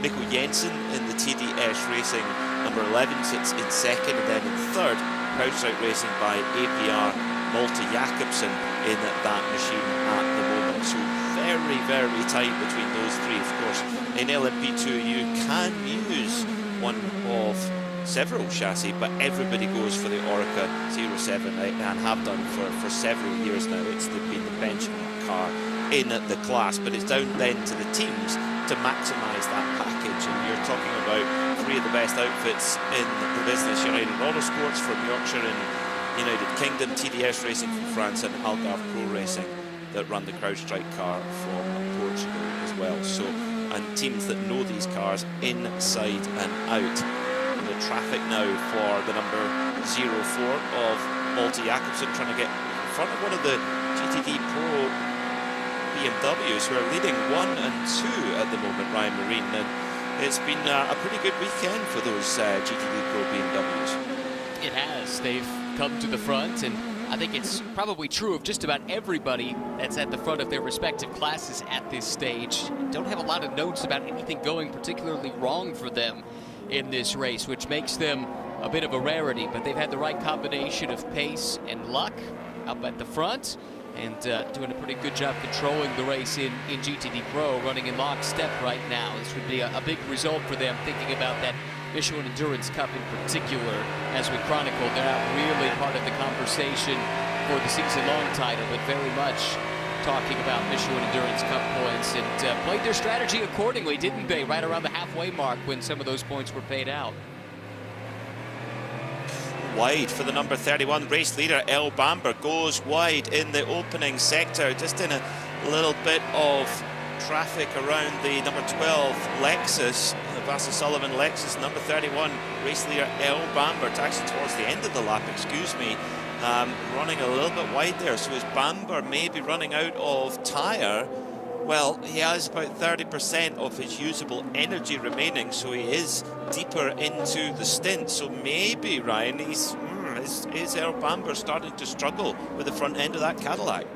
It's possible. I would say it's worth noting that we started this race under overcast skies, and that's largely the way that it's been run, but relatively recently some of the cloud cover has started to break up, and we do have sunshine overhead, and I'm wondering if maybe some increased temperatures, track temperatures right around 91 degrees Fahrenheit, by no means scorching, but around as warm as we've really seen all day, even though we're getting later in the day, and it seems like it's starting to climb once again now that the sun has come out. Maybe that has a part to play in some of in a potential tire wear issue for the 31, or perhaps it was just an anomaly. I suppose we'll find out. Keep an eye on those lap times as Earl Bamber leads by 6.8 seconds, but that miscue, Peter, does mean that Marco Wittmann has closed in somewhat. Now just 6.8 seconds, as I say, behind when it had been around 7.5 seconds.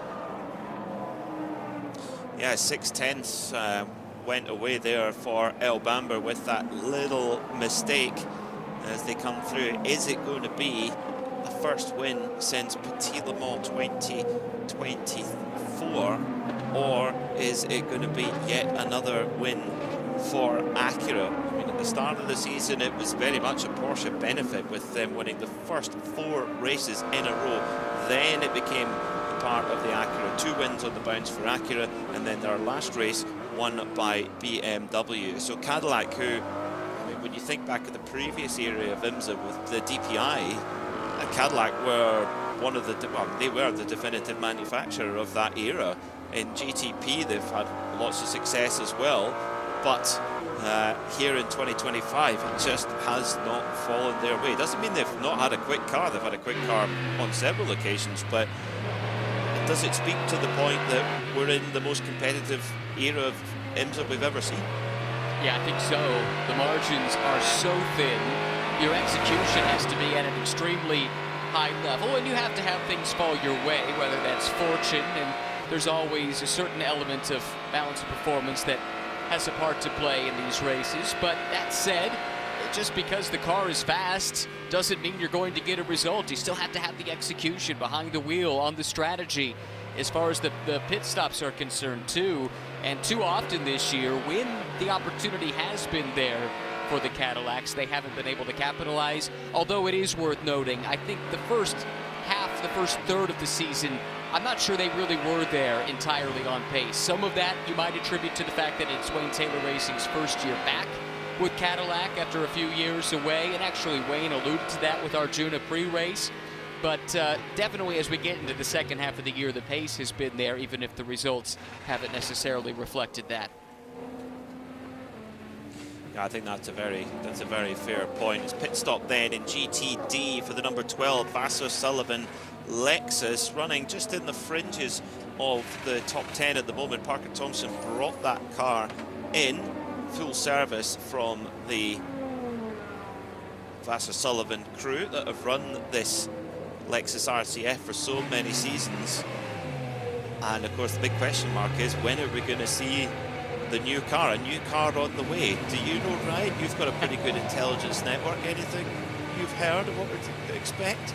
I have to say, it has been remarkably quiet on that front. We know the car's been testing. If you've been paying attention, you'll see some spy shots of it. And in fact, it's run with some of the contemporary IMSA machinery that you see here in some of those tests. But it's all been done behind closed doors, very cloak and dagger, I would say, of Toyota and Lexus to this point. I mean, to the point where we aren't sure if it's going to be a Toyota or a Lexus. I suspect the latter, but we're looking for that announcement still. So with that in mind, I don't have any particular intel, but maybe John can add to that conversation. Well, it did do a public test day at WeatherTech Raceway Laguna Seca. I mean, just out on a track day with other cars. Still in its camouflage. There's still some speculation about what the model designation will be as well. Whether it'll be RC something or whether there'll be a completely different nomenclature on that car.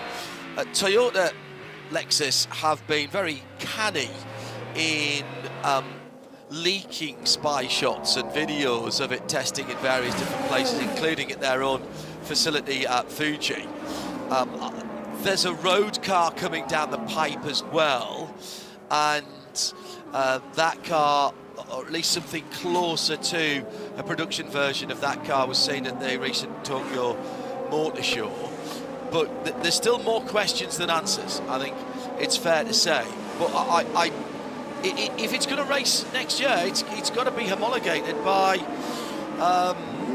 September time, I think, maybe October time this year. And there's an IMSA test in mid-November as well.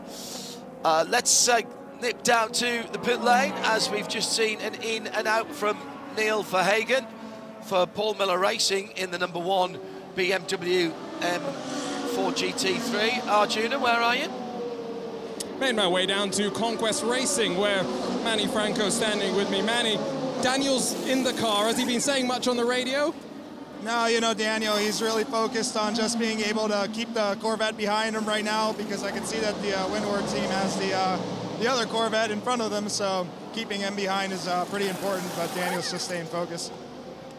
Now, I know that, of course, there's a new Ferrari coming for next year. Conquest made a statement earlier this week saying that you'll be back in the car. Not quite sure who the co-driver is, but with that Evo kit coming, it doesn't sound like you'll make that IMSA test in November, will you? Yeah, I mean, next year we're happy to be back. You know, we're going to be back for the 26 season, and yeah, the test in December in Daytona would be great to go to, but we'll see about whether we go to it or not. Is it helpful to be back with the same team for a third year in the row? If I'm happy about it, I'm thrilled about it. You know, like, I love the guys, I love everybody here. We're a great team, and we've honestly learned so much, and we've had we've had our share of struggles, but hopefully this weekend is a sign of the efforts of not just us as drivers, but the team themselves, and the efforts that they make to make the car as fast as possible. So, thanks, Manny. Yeah, thank you. Manny Franco there from the number 34 Conquest Ferrari, leading the race at the moment in the GTD categories. It's getting very busy in LMP2 between the number 99 Spike the Dragon for AO Racing and 04 CrowdStrike Racing by APR Machines. Cameron in the 99 AO Racing car squeezes through then on Malte Jakobsen, and then through goes the number 2 of Ben Handley, the sister car of the United Autosports car, which has kind of been on the back foot today, having started the race on pole in category, now making moves to the front and looking to make sure that the sister car, the 22, doesn't get all the fun. Is into the pits then goes the number 2 United Autosports car, so makes the overtake and then straight into the pits. So it's all change and floating around in LMP2. The car's being passed. By the way, have to be thinking. I'm sorry, John, go ahead. No, go on, go ahead. Well, you were talking about racing. I was just going to add some more news about Lexus. Okay, well, real quick, you know, the car's being passed in that situation. You have to be thinking, well, you couldn't have just waited, got into the pit lane instead of throwing it up the inside a couple of corners ago. But anyway, such is racing. LFR is probably what it's going to be called in some way, shape or form, although I have seen other designations in various parts of the motorsport press, and most recently it was on public display. This is the new Lexus we're talking about, two-door coupe, looking very Corvette-like actually. Actually it looks like the Corvette Mule. It's got a much flatter back than the current Corvette. Still obviously looking to be a front engine car, but it looks like the Corvette Mule when they had the mid-engined Corvette under development, and it was actually in a Holden Ute, in a Holden small pickup truck. It looks a bit like that. I'm not sure we've seen the final iteration of that. And as I say, I've seen LFR, I've seen LFX, I've seen other nomenclature. I think it will be a Lexus, and I expect it will retain the V8 engine that either the same version that the current car has got or a derivation thereof. I know that some people were hoping that it would go back to the old V10 that we saw racing at the Nürburgring some years ago, but I don't think that is going to happen. That car, as I say, will have to be seen and homologated for GT3 in 2026, before the end of this year, if it is going to come. Imminently then, yes, you would say.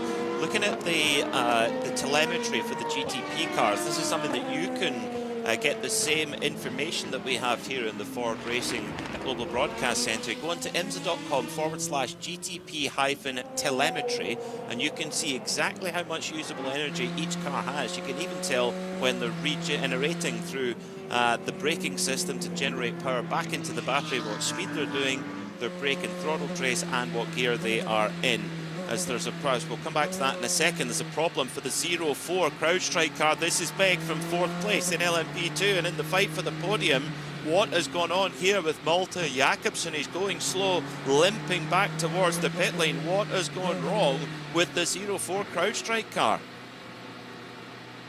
The only good news is, sorry Ryan, the only good news is he was next to the pit lane. He is in the pit lane now, and he hasn't been out that long, Ryan. Right, that's it. What I was going to say, only 16 minutes ago, I think that pitted, and we got a glimpse on our monitors, at least, of the field coming down Holman Boulevard, and it did look like this car was off the pace. It was losing a lot of ground, and I even saw a few GT cars go by.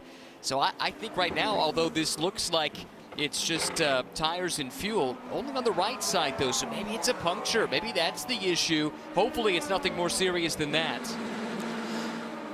3 seconds longer on that lap than the car's best lap, and a couple of seconds away from what the field is doing in LMP2. I think you might have nailed that one there, Ryan, as Malte Jakobsen is down and away very quickly, Peter. Might have... Now, was there contact? Oh, there was contact, but that was two different cars. That was the number 3 Chevy Corvette with Alexander Sims at the wheel, and the number 99 Dane Cameron driven AO Racing LMP2 car. So again, we're starting to pick up a bit of feistiness, Peter Mackay. Yes, we are. We had that feistiness at the start, and then it's come back. It's Mathieu Jaminet jumps out the championship leading number 6 Porsche Penske Motorsport 963. In gets Matt Campbell. Of course, this pair, they have won an IMSA championship before. Back in the days before Porsche had a prototype program running, they did it with the FAF team when they were running the Porsche GT3R, and well, it's amazing to think they were ever GT3 drivers, because they've become so ingrained in the world of prototype racing in this program. Now, bit of debris right out on the middle of the circuit, and you'd think that maybe full course yellow might be coming, because there's a bit of debris right along the line. It's not quite on the racing line, but for multi-class traffic, it could be in line. So let's see if race control decide to leave it there, or whether they call full course yellow. All of the front-running GTP cars. Would you call it, Ryan? Well, I think they're going to have to consider it, definitely, as you point out, for multi-class racing. And all of the GTP front-runners are due pretty soon anyway. They're between 55 and 58 minutes into this stint, with energy remaining between about 5 and 9, even up to 12% in a couple of instances. So this isn't an awful time for them. If they think a full course yellow could be coming, go ahead and tuck in now and try and get out in front of it. Well, maybe that was what the number 6 Porsche Penske Motorsport crew were thinking when they saw that bit of debris there. Maybe go in ever so slightly earlier and try and get that jump, so when the full course yellow came, or if it comes out, then they will get the benefit of it. But we stay green for now then, as the number 31 Earl Bamber Whelen Engineering Cadillac heads into turn 1, leading by 8.4 seconds. Let's go down to the pits though. Arjuna Kankapati has an update for us. Ran over to the CrowdStrike by APR 04, grabbed Toby Sowery, Toby, do you know what happened? Why the 04 has got a puncture? Yeah, we had a front right puncture. We're not sure why, but we're looking into it. We're going back through video footage to make sure if it's a contact, debris, or just a failure. Yeah, we don't think it's a failure of some sort, so we're just finding out why. You've had your couple of years of experience in the road to Indy, had the chance to come and race here. How special is it to come back to the Brickyard? Yeah, I've been here a few times, and I've been to the 500 a few times, and it's always a special place. You know, it's such a grand stadium. It's my home race this season as well, so to actually race here in the P2 and IMSA, it's just incredible. It's a great track, lots of traffic for this short layout, but that makes it interesting, it makes it difficult, but you know, it's a great venue, and I think everyone should attend if they get the chance. How difficult was your stint with that traffic? Because this LMP2 battle has been crazy at the very front. I think it was as difficult as everyone else's, but you know, it's something that goes back to the karting days, signed at the back and, you know, tearing through a field. It's very similar to that, so I enjoy it. You know, the more overtaking and fighting you're doing, the better the race is, even for the fans, so I like it. Thanks, Toby. It does sound like any sim racers out there need to practice their last to first challenges just that little bit more. Toby Sowery, a very, very impressive young man, with, as Arjuna alluded to, experience in the single-seater world in Indy Next and the fringes of IndyCar, but has put in some of his very best performances in sports cars in that CrowdStrike LMP2 machine. We're going to see a lot of GTP pit stops very soon, I think, Ryan Marine, because everyone's just running on virtual fumes at the moment. Right, which is why I thought they would maybe preemptively come in with the threat of a full course yellow. I think at this stage we're pretty confident that that debris is not going to be enough to do it, but what we were looking at was the front runners were going to need to do 2 stops anyway. There was no way they could stretch this tank, virtual tank, to make it a one-stop race. So that's kind of the position they find themselves in. A few of the outliers, though, down the order right now, but only with 1 stop left to do, would be the 10, which is Ricky Taylor down in 10th, Nico Muller in the 85 as well, the JDC Miller Motorsports Porsche. And here we go, front runners are in the pits, Peter. Here comes Earl Bamber from the race lead. Yeah, the number 31 Whelen Engineering Cadillac that's run towards the front of the field for the majority of the day with just 81 minutes left on the clock. El Bamber hits his marks and the Action Express crew go to work, and it is going to be a driver change. That is Jack Aitken, who's preparing to jump in with the Scottish tartan on his helmet, part of his Scottish heritage. Trust me to spot that.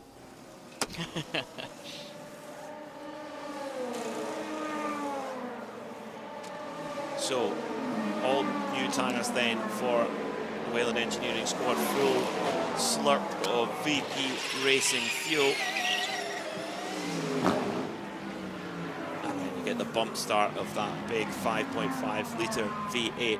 Great run for Lamborghini with their updated SC63 new rear suspension, which the drivers have commented a lot on how it's given a lot more grip and stability from the rear of the car. They are pitted from 4th position. Renger van de Zande is going to take out the number 93 HRC Meyershank Acura, which winners earlier on in the season on the streets of Detroit. What can they do here? Are they in the mix? I think you could throw a dart at the board at the moment, Ryan Marine, and I think it could come up. Is it going to be one of the Acuras? Is it going to be a Cadillac, or is there a Porsche maybe going to throw a spanner in the works? Are the BMWs the snake in the grass, as you like to say? I've pretty much mentioned everyone in the GTP field there. Well, and the Lamborghini probably deserves a mention too. You're quite right to point out what a solid day they're having, and this track has been good to that car. It was a good run for them here last year for a good chunk of the race, and Eduardo Mortara and Romain Grosjean with that updated rear suspension. That's what Lamborghini used their Evo on at the back of that car. It does seem to be working well, and on a day in which just about everyone has suffered one form of misfortune or another. I'm looking at my live notes. Basically anything that happens over the course of the race, something gets added, next to the car in these notes, and I have nothing at all on the number 63 of Romain Grosjean and Eduardo Mortara, which goes a long way to explaining why they've had a quiet but successful day to this point. They've done an amazing job, and of course it must be a tricky time for the team as well, the program being paused at the end of the year, and they're still fighting on. They want to get that result before that program is paused. Hopefully they hit play on it at some time in the future. But a lot going on at Lamborghini Squadra-Corsa. Of course, a new GT3 car coming soon with the and I hope I'm pronouncing this correctly, and sorry to Stephen from Lamborghini if I'm not, the Temerario? That's what I've been saying. It? Yeah, well, he can tell us both if we've been saying it wrong. But yes, that's what I believe is coming to replace the Huracan, and it's a big program, certainly at the GT3 level. And then you think about the trickle down it could have into the single make Super Trofeo series around the world as well. The Huracan's been so instrumental in bringing Lamborghini into the modern motorsport world. I mean, it's a great performance brand, it's a great history, but surprisingly light on top-level motorsport Lamborghini until the Squadra-Corsa program was instigated, and at the heart of it has been the Huracan through its multiple evolutions, through all of the different Super Trofeo evolutions as well.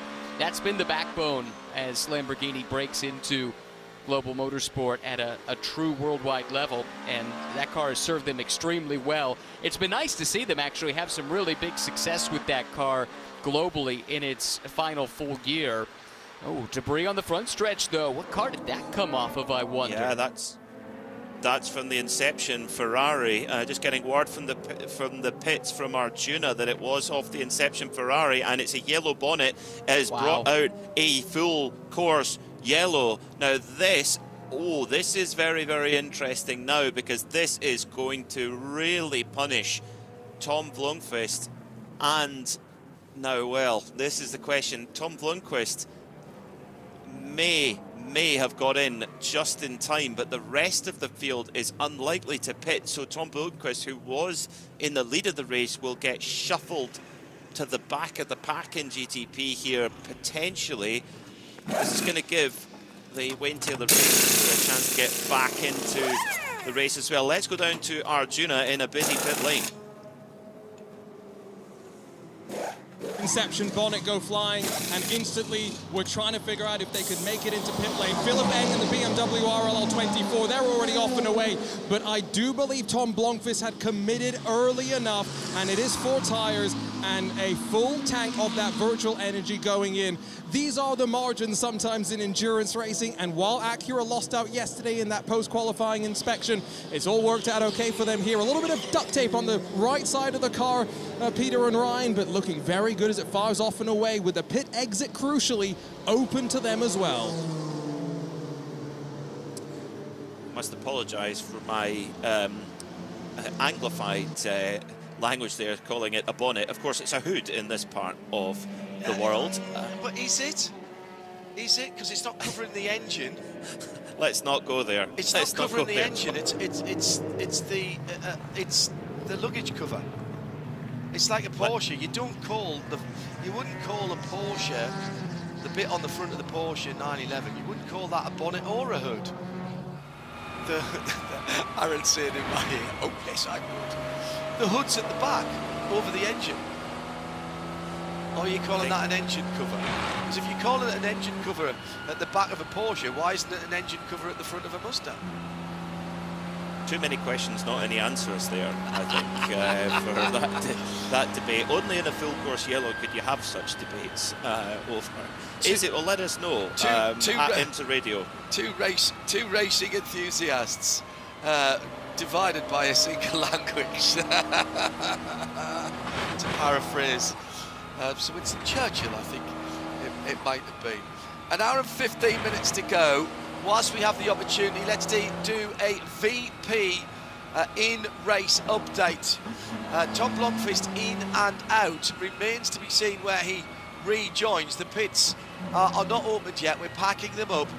So Cadillac 31 is probably going to be the leader when they come across the line for Jack Aitken. Then BMW number 25 from the 93 Acura, Renger van der Zande.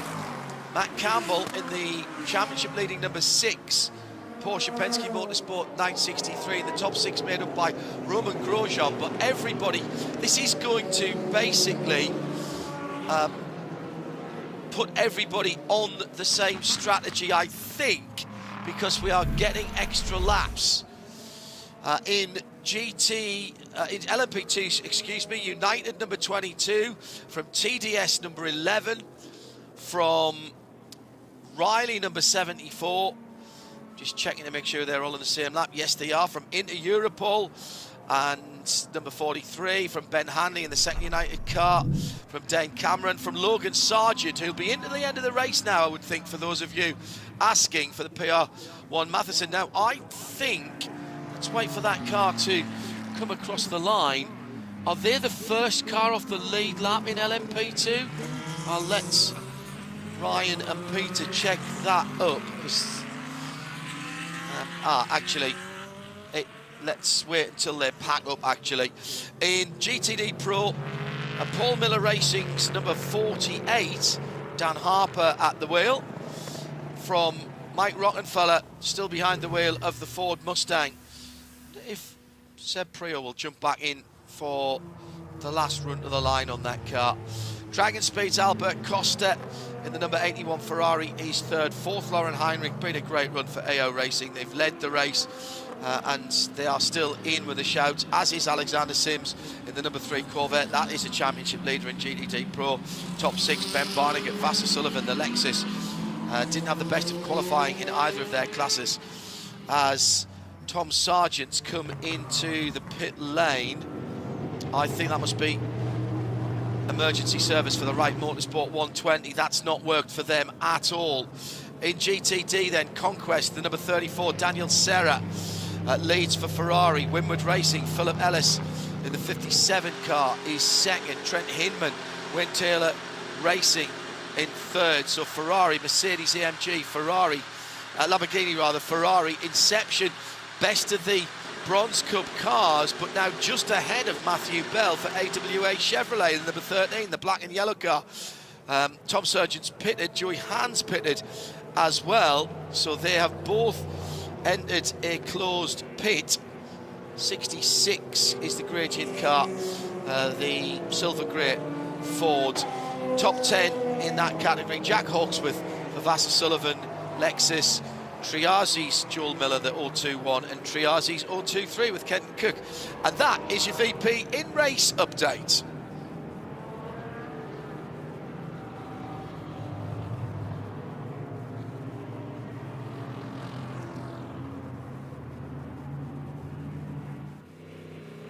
So an hour and 11 minutes to go then here at Indianapolis for the TireRack.com Battle of the Bricks. We're under full course yellow at the moment for a little bit of cleanup, including the hood slash bonnet slash luggage cover of the number 70 Inception Ferrari, but ground to a halt is the number 45 Wayne Taylor Racing Lamborghini. This is the car that won at Mosport a couple of races ago, and that looks like it's on the pit entry, Ryan. And they were fourth in class at the time. Trent Hindman driving. They're an hour and 7 minutes into this stint. We've seen a few of the GTD cars have to take emergency service. The pits are open right now, but only for the prototypes. I wonder if they're out of fuel, if they had to push it a little too far with the pits not open yet for GT cars.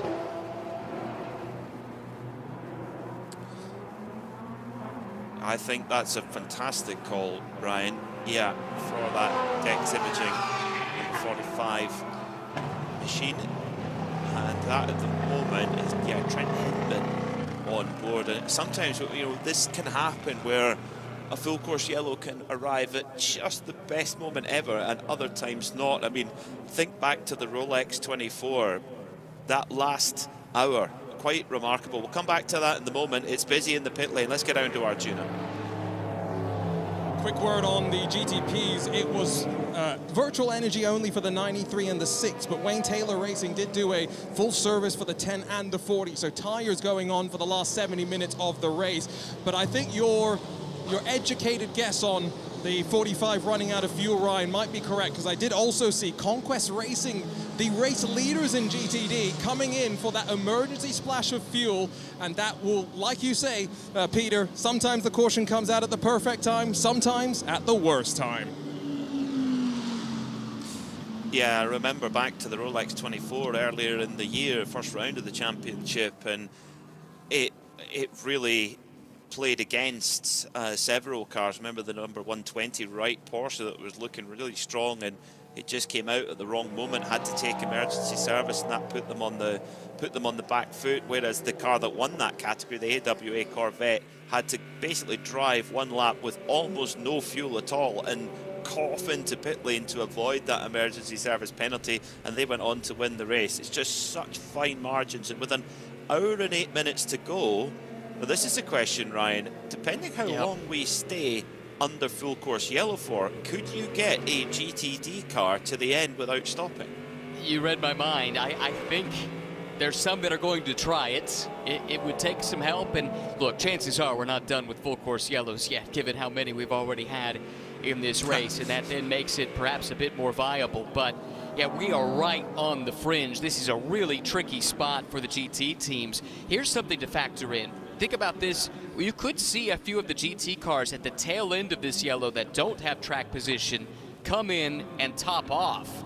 They don't lose anything because they're already at the back of their class, and then they might not have those fuel issues to go to the checkered flag. That's something we saw in the Michelin Pilot Challenge race yesterday. The Ibiza Farms team did that with Michael Cooper, and that allowed him to run unencumbered to the checkered flag, and he came all the way up through the field and won the race in GS. So maybe Arjuna, keep an eye out for some GT cars to duck in at the tail end of this yellow and top off with fuel to open up that window. Well, we're hearing that it may not be fuel that's the issue with the number 45 Wayne Taylor Racing Lamborghini. In fact, it's a broken differential that's failed or has been damaged or something, but it's not working. We know that for sure as the car is being towed at the moment, so what a pity there, late in the race, nearly 5 hours into the race. While we keep on the GT theme, let's get down to a front runner in the GTD Pro category. That's Mike Rockenfeller, who's with Arjuna Kankapati. And I was just asking him the same question that you guys were discussing in the booth. With 67 minutes left on the clock, Rocky, do you think anyone can get to the end from here? I don't know. I didn't speak to anybody, but for sure it's the matter of how much fuel you can save. I tried my very best already. Unfortunately, we didn't get out in front of the Beamer, but we caught quite a lot on track. And yeah, I think, you know, depending how long the yellow will be, I think if we save enough, we can make it. It looks like there's a window over Terre Haute. We're not going to see this rain that some were expecting. Does that benefit you as the Ford tries to push for a victory here at Indianapolis? I don't know. I don't care. I just want to win this race. You know, I don't care in the dry or wet. Last year we came second, and yeah, I just want to win. That's it. You raced here a couple of years ago in a GTP as well. Did that kind of help you with all of this traffic management? I think it's always nice if you are able to race in different categories. Obviously, I come actually from prototypes. I'm not really a GT3 driver, but I'm getting used to it more and more and enjoying it, and it's great with the Ford program here with the boys. We had a good year so far. We're, you know, fighting every race, and hopefully we can get a trophy. Thanks, Rocky. Thank you. Now we have to start thinking, gentlemen. Peter Mackay, before you disappear, our BDO Knows Strategy Award, one for prototypes, one for GTP. I mean, it's a tough one, this, at the moment, because we have seen the strategies basically converging behind safety cars, Peter. To tell us the 04 CrowdStrike car spins behind the pace car. That was earlier. I think that was earlier today. Yeah, no, that was earlier today. Yeah, those strategies have kind of come together because of the safety cars. Yeah. Yeah, they have. I mean, it's really, really hard one to call because all the teams that are at the front of the field right now and that have been fighting at the front of the field right now are the cars I would say we'd expect to. On pace, there's not been any real strategical masterstroke. I mean, what I would say is that you've got the number 13 AWA Corvette team who are now up in third. They haven't really been fighting at the front, but by a quirk of clearly by good strategy and good pit work, they've got themselves up there. So they would be my early nomination. Yeah, I'd add Conquest to that for the same reason in GTD. They didn't have the pace earlier on in the weekend. Sorry, not Conquest, Inception is who I was thinking of there. Another bronze category runner, and I think, you know, I think I'd probably have to say AO Racing as well, although they've had some good pace, but they didn't show that earlier on. And in prototypes, I don't know. Ryan, help us out. BTO No Strategy Award, one nominee from you, please, for the prototype field. Or the GT and the GT field, should I say? Yeah, there's a couple of things I was looking at. This is a bit off-piste, but in GTs, I was considering Paul Miller Racing and specifically the number 1. Now, they're down in 7th right now, and this may not factor into an overall result, but remember, they're in the fight for the Michelin Endurance Cup, and they played some clever pit strategy to make sure they scored maximum Endurance Cup points at the halfway mark. So you got to go back a couple of hours at this point, but I thought that was pretty clever to get them track position, which they were then able to hold at the cross flags and score maximum points at that stage. Prototypes, yeah, I'm still looking. I think the 60 car, this actually worked out well for them to come in just before this yellow, because that did jump them back up to 3rd, and maybe what we're seeing right now could be a potential nominee with Louis Delatraz being called to the pit lane at the tail end of this yellow by Wayne Taylor Racing. That's what I was talking about earlier, a car that didn't have track position. Maybe call him in, top him off, and hope for some luck. Well, considering he's got 96.8% now, and the next best I can see is a 97. So they have given up some track position to get it to 100%. And everybody else is, if they think they need 100% to get to the end, no one else is getting to the end in that GTP field. So that's a really good spot there, Ryan Marine. Peter, thanks for being with us. I know you'll be watching and listening. Will you give our best to Lucy and say thank you for loaning us you for this weekend, please? No, not a problem. I'm going to go enjoy the next 61 minutes with a glass of wine and listen to you two. Thank you. He's not driving, ladies and gentlemen, don't worry. Thank you, Peter.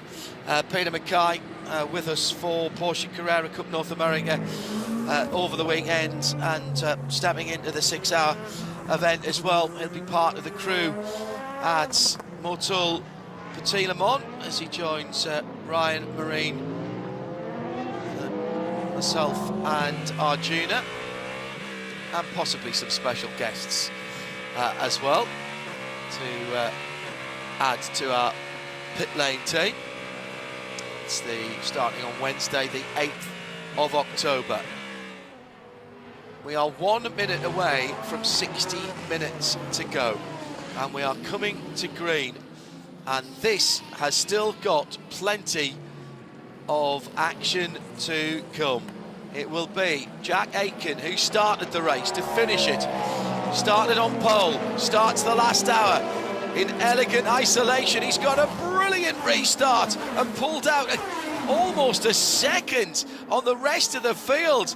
I've not said this before. Sheldon von der Linde was caught napping there in the BMW, but he's not under pressure. It's the number 7 that's back in there. This is the Porsche trying to get his lap back. Felipe Nasser didn't pit. He's got only 72%, and he's trying to pick his way through the field at the moment. He goes past the number 63, Romain Grosjean, so he's now effectively 4th in line, and he is trying to race to get his lap back and try to maximise the opportunity should another yellow flag come out. That is a big ask for Felipe Nasser. We've not seen that kind of pace from any of the GTP cars to be able to absolutely smash the opposition, except for the Action Express run Whelen Cadillac in the front of the field, Ryan. Oh, and hang on, this is not a replay when you hear me saying this. I didn't record it and put it on a hotkey. Great battle going on in the GTD Pro between Lauren Heinrich and Sebastian Priaulx. It's AO Racing versus Ford Multimatic, but it's for second place now because Max Hesse for Paul Miller Racing has got ahead of the field and is pulling away. This is going to be a great last hour, Ryan. Whoa, penalty. Oh, that that's could a have big some one. consequences in the championship in GTD. Points leaders, Windward Racing, pit lane speed violation. Leading the class. Leading the class, drive-through penalty. Comes straight into the pit lane, straight in. 1 mile an hour over, or 1 kilometre over, not sure which, but my goodness me. Yeah, +1. Oh my goodness me. And that is so unusual. I did see they had a warning before, but 1 click. It is 60 clicks in the pit lane, and he is going to start dropping, and this is a huge story. 10 hours of racing at Motul Petit Le Mans, the weekend of the 8th, 9th, 10th and 11th. Well, that's Wednesday through to Saturday at least.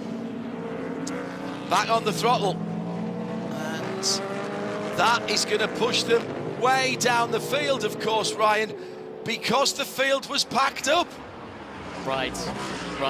All the more painful for Windward Racing. Here's the points as they run. The only good news is Casper Stevenson is not having a good day, but Kenton Cook is in podium contention right now in GTD and would jump to second place in points as they run within 163 points of the championship lead, which is still an awful lot to overcome, but it's not impossible, especially as you can see how quickly things could change in a WeatherTech Championship race.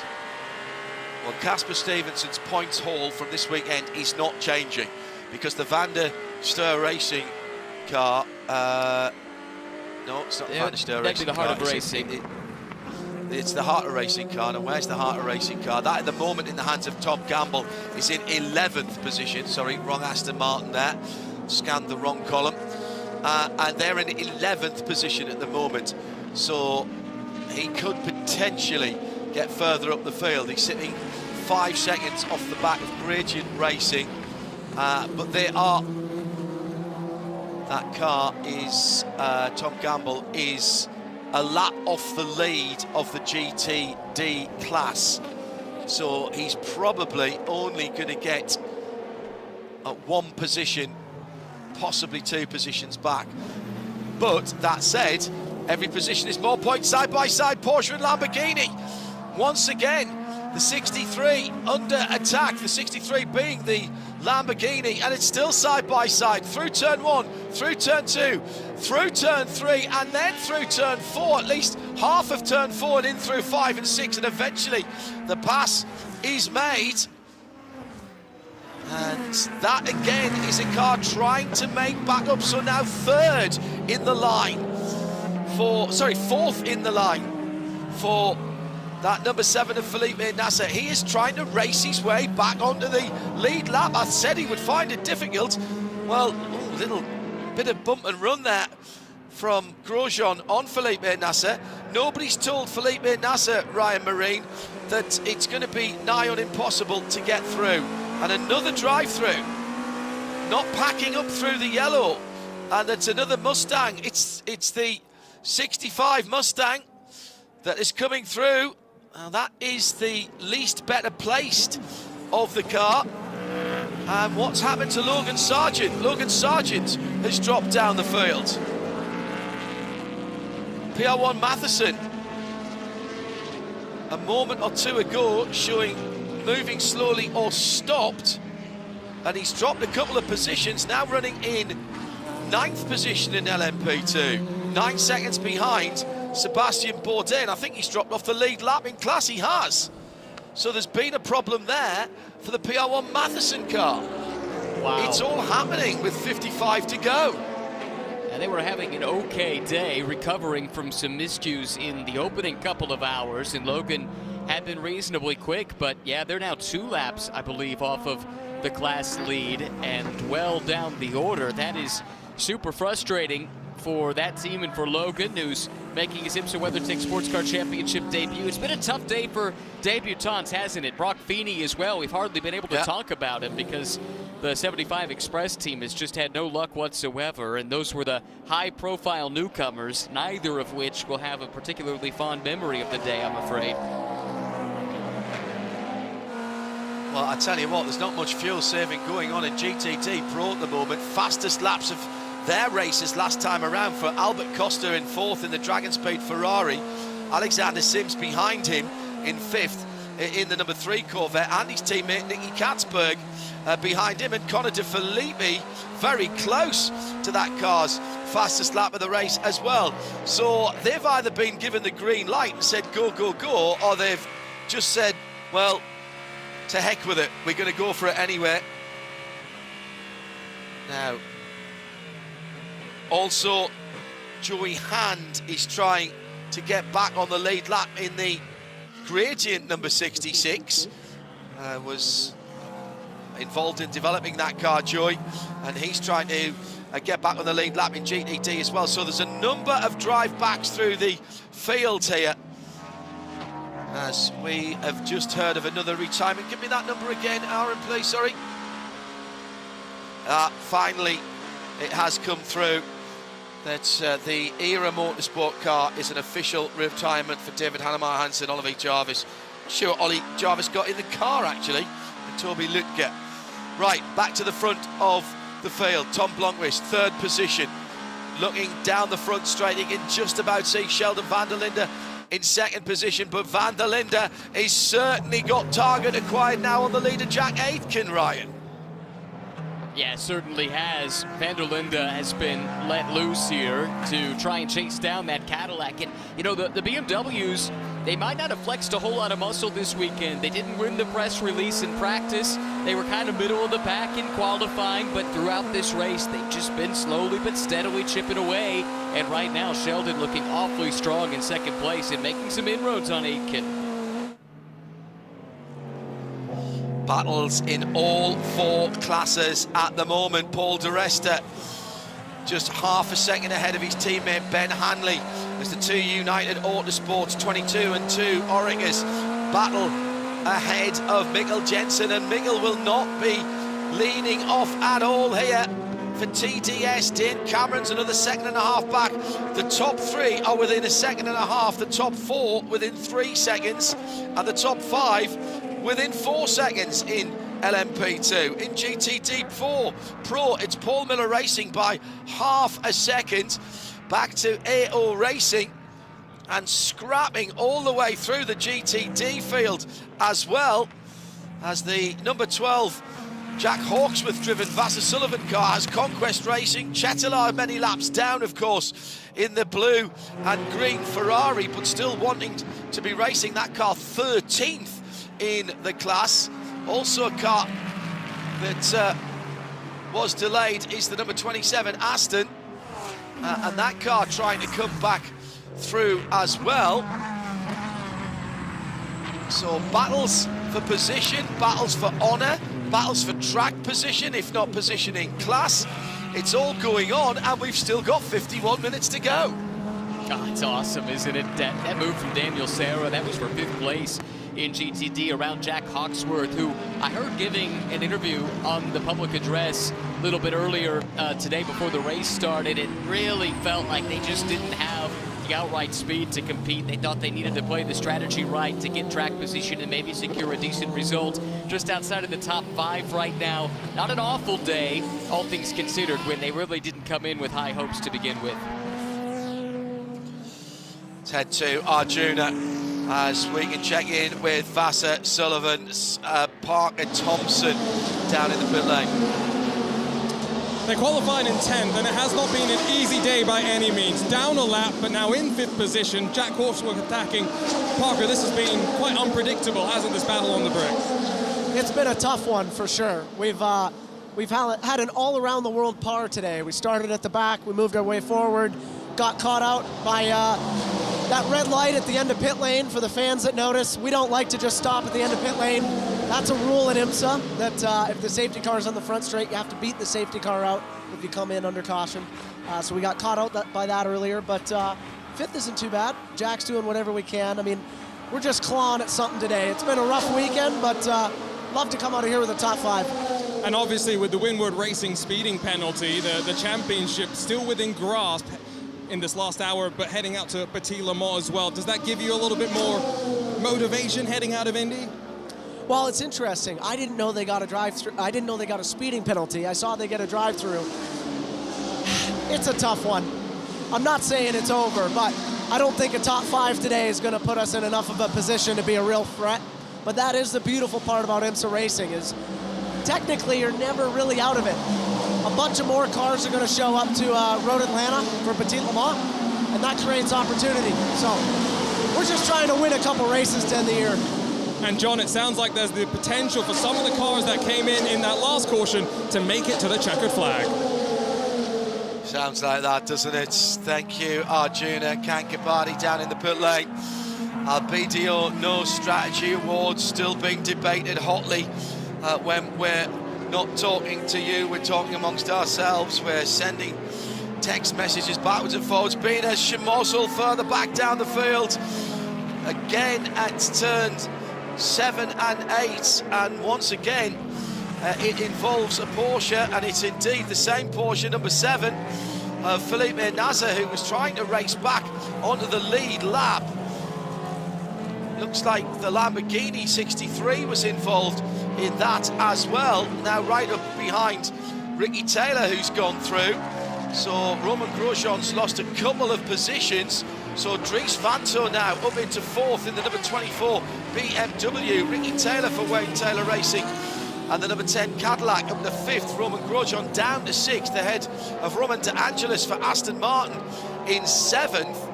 Still only 7 seconds off the lead. Grosjean to the pit.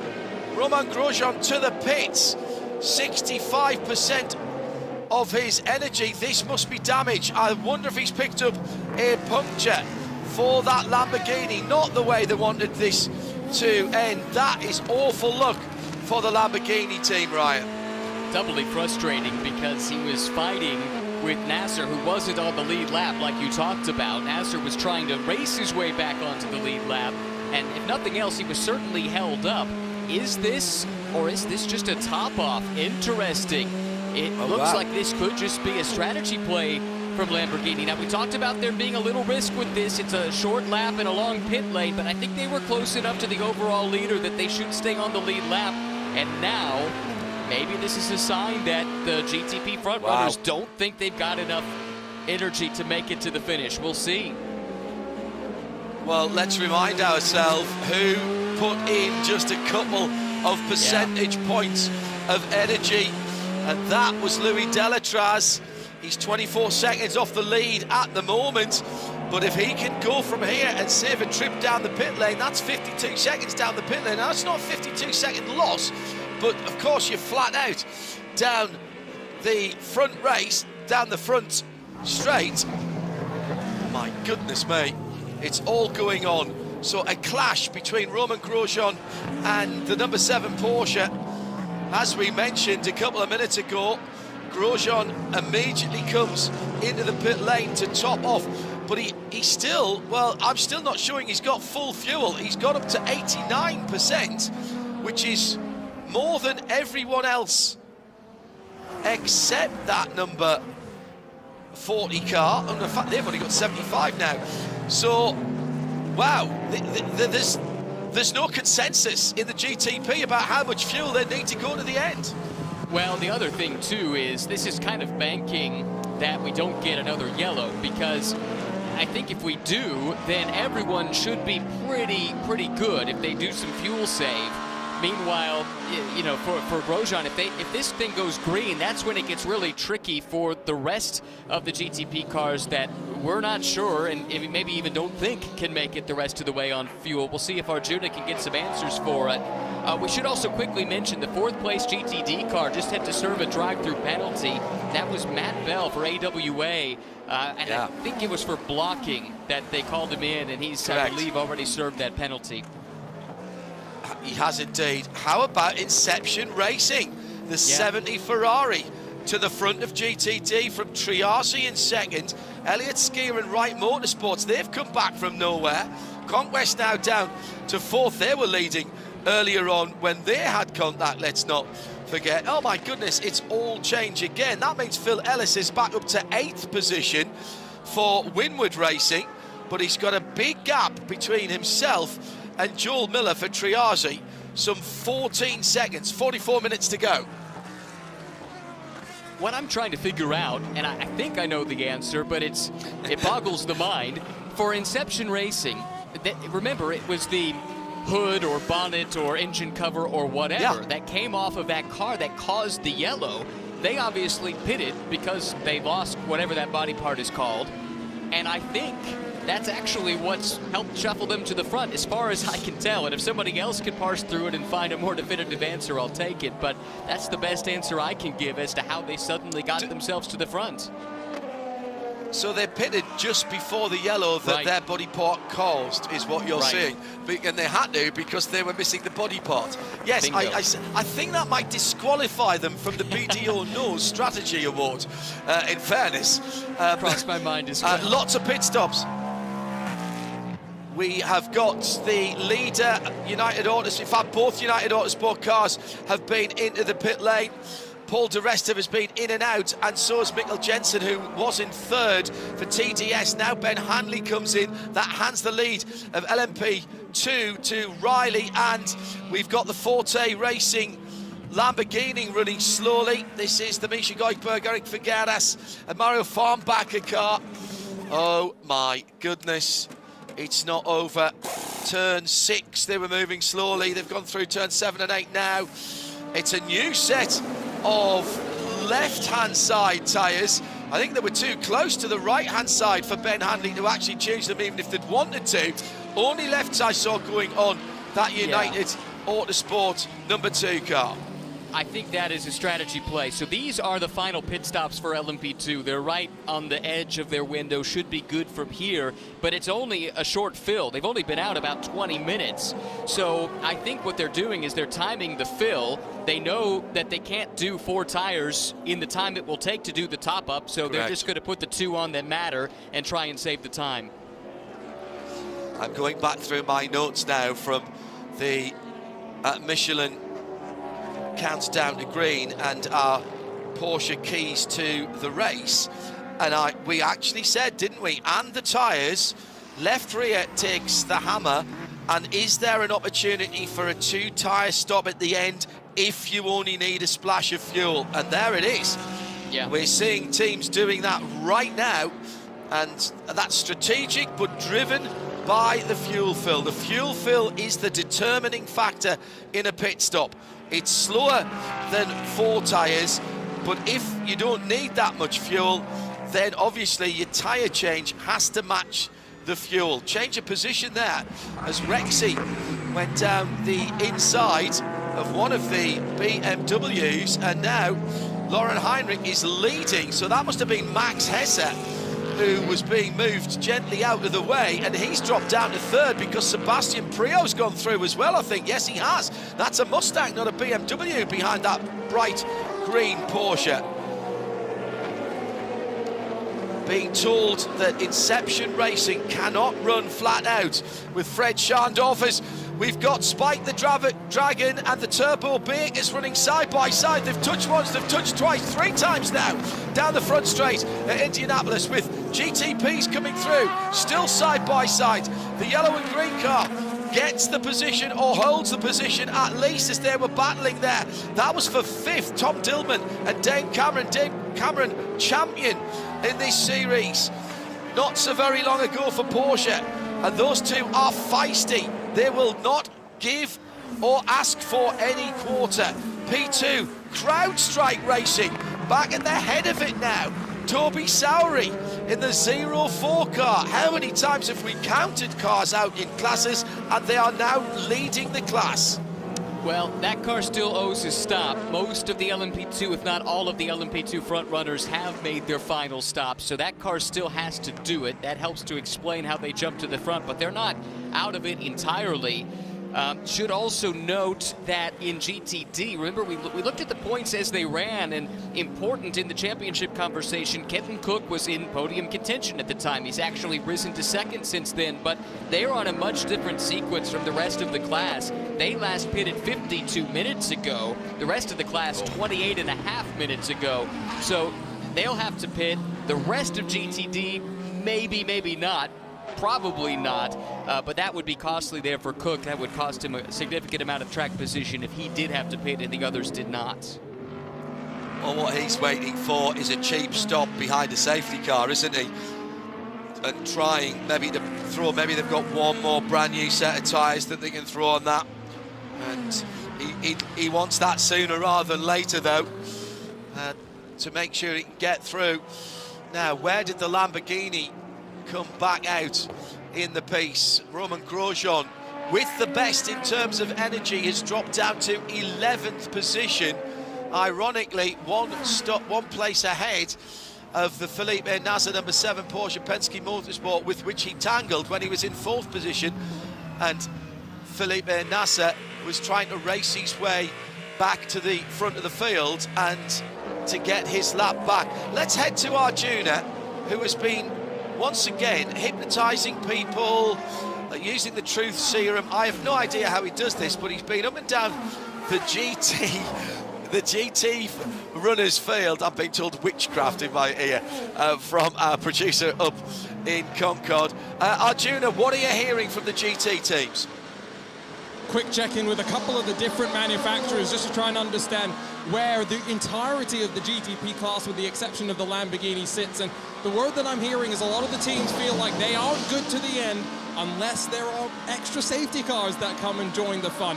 They may be anywhere from 5 to 10 minutes short, and this is very reminiscent, John, of what we saw at Watkins Glen, where, remember, there were cars that barely made it to the line with their virtual energy tanks. Yeah. just in GTP, where we've got all of the relevant data, our leader, Jack Aiken, 56.9% left. Sheldon von der Linde in second, now a second and a half back, 54.6. Tom Blomqvist qualified on pole, started at the back of that field, 60.8. Dries Van Toor, BMW, in fourth place, 57.9. Roman De Angelis, 49.3. 55, actually 54.9 now. It changes. I'm watching for sixth place. Ricky Taylor in the Wayne Taylor Racing Cadillac. 59 also for the next car back, the Acura of Renger van der Zande. 56, 55, 62. 75 for Roman Grosjean. But he is right on the end of the lead lap in that number 63 car. So he has to find some pace and hope that other people have problem. And the change in GTD Pro as Seb Priaulx has absolutely raced his way back. He did a brilliant job before handing over to Mike Rockenfeller, and now he's just gone by Lauren Heinrich, and the 64 Ford Mustang Multimatic machine has gone through. Sebastian Priaulx leads. Andy and Joe, his mum and dad, if you're back in the Channel Islands, I know that you will be watching this right now, and you will be pacing around, fingers, toes and everything crossed, as Sebi, as he's known to the family, is watching on. They are watching on as he leads the motor race again. Ford have had a cracking run of results recently with the Mustang, pulling results this weekend, in fact, in some of the European GT Championships. Took the first NLS win in 10 years for Ford, and the first ever by this version of the Mustang. It's been a good 2025. And the gap has opened up, 0.8 of a second now. And here comes the GT Corvettes as well. These guys have had issues before, let's not forget, as EO Racing continues to drop down. And all of a sudden, Lauren Heinrich down in fourth position, possibly going down to 16th. He's gone wide. Now, did he get a helping hand there at the turn 12, 13? Nice move down the inside by Seb Priaulx. There was contact coming out of the turn 6-7 chicane, 8-9 chicane, excuse me, and that's where all the momentum was lost for Rexy. Would you be having a look at that? Would you be having a look at the side-by-side contact coming to 12? Ryan Marine, more work for race control, or is that all fair and the last 34 minutes of racing? Well, I think you have to look at it, certainly. I'd also look at the grill of Rexy. That's a lot of grass that's been picked up there, and still 33, nearly 34 minutes to go in this race. Temperatures are coming down, but that's something they're going to have to monitor. Yeah, I don't know. I think with the battle with the Corvette, I'm not sure I saw a whole lot. Maybe we'll get another look at it right here, actually, coming back up onto the south chute of the oval. And yeah, look, they're leaning on each other, but this is for position in a major WeatherTech Championship race. Oh. And I don't think the contact had anything to do with the car going wide, unless you saw something I didn't. Well, I think if anything, Lauren might have leaned into the vet a little bit there. I didn't see the vet changing line, and that's as me as a very much a Porsche owner, but obviously trying to be as absolutely impartial as possible here. The only thing that there might have been was a touch from behind from the number 4 car, but I didn't see enough of that there. The evidence wasn't clear enough, and I'm not seeing anything on the screens that suggests that either of those bits of contact are being looked at. Meantime, let's get back to the GTPs, where fuel is on the minds of everyone, but Renger van der Zande and Matt Campbell are having a good scrap, and Campbell into 6th position. All kinds of push and shove. 3 different categories of car going side by side into turn 1, with the number 22 United Autosport LMP2 car right in the mix there for Paul di Resta, currently in 3rd, as well as the At 93, Renger van der Zande machine.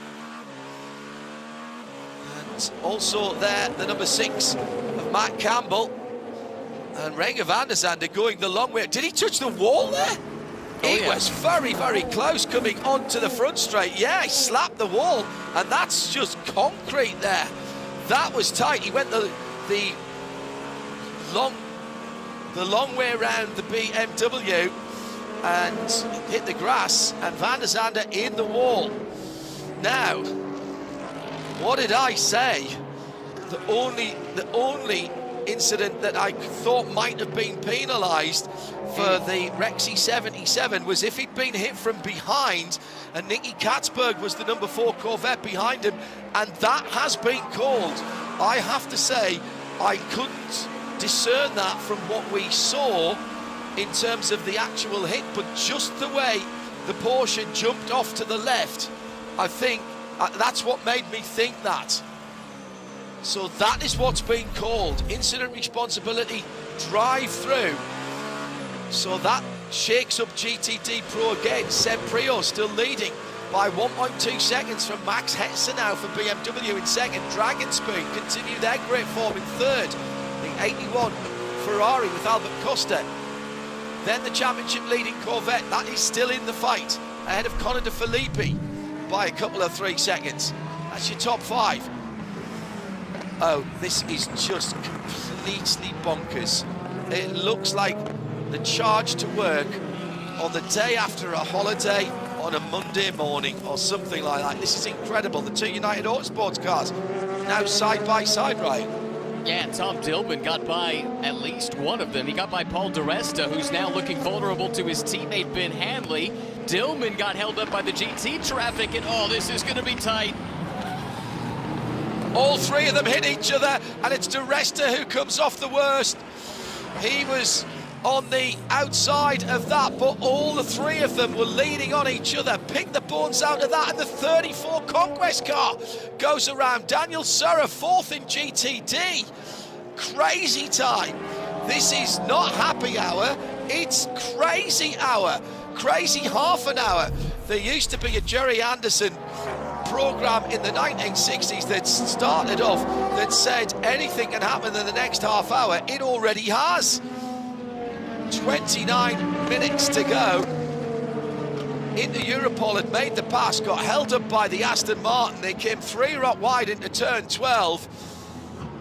Well, where do you put any blame for that other than 3 drivers who have got half an hour to go for a really good result? That was for a podium position. All 3 of them at one stage or another going into turn 12 were in 3rd place there. Yeah, that's a good point. And it's effectively second, because don't forget the leader in LMP2 certainly still owes a pit stop. Toby Sowery coming up on 32 minutes into this stint, so he'll need to come in, which would put the TDS Racing number 11 to the lead of LMP2. They're going for a 3-peat at Indy, John. They've won the last 2 races in the WeatherTech Championship here at Indianapolis, and tried to make it 3 in a row if they can hang on for another 28 minutes. Barry Macocinier, I think. Coquinier. I hope I got that right, Barry. Never seen a Mustang kick a T-Rex in the mouth before. Guess there's a first time for everything. Isn't nature wonderful?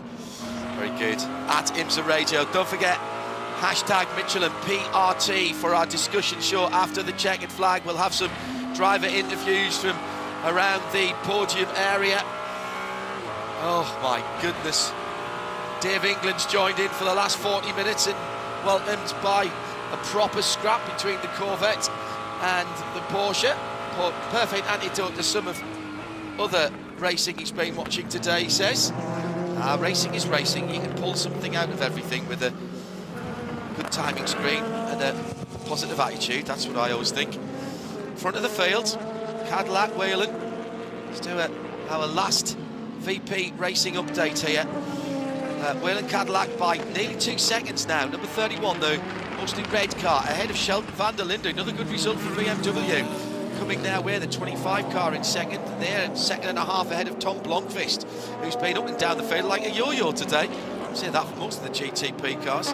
Top 3 in LMP2 as it stands. CrowdStrike Racing possibly owing us a stop, we believe.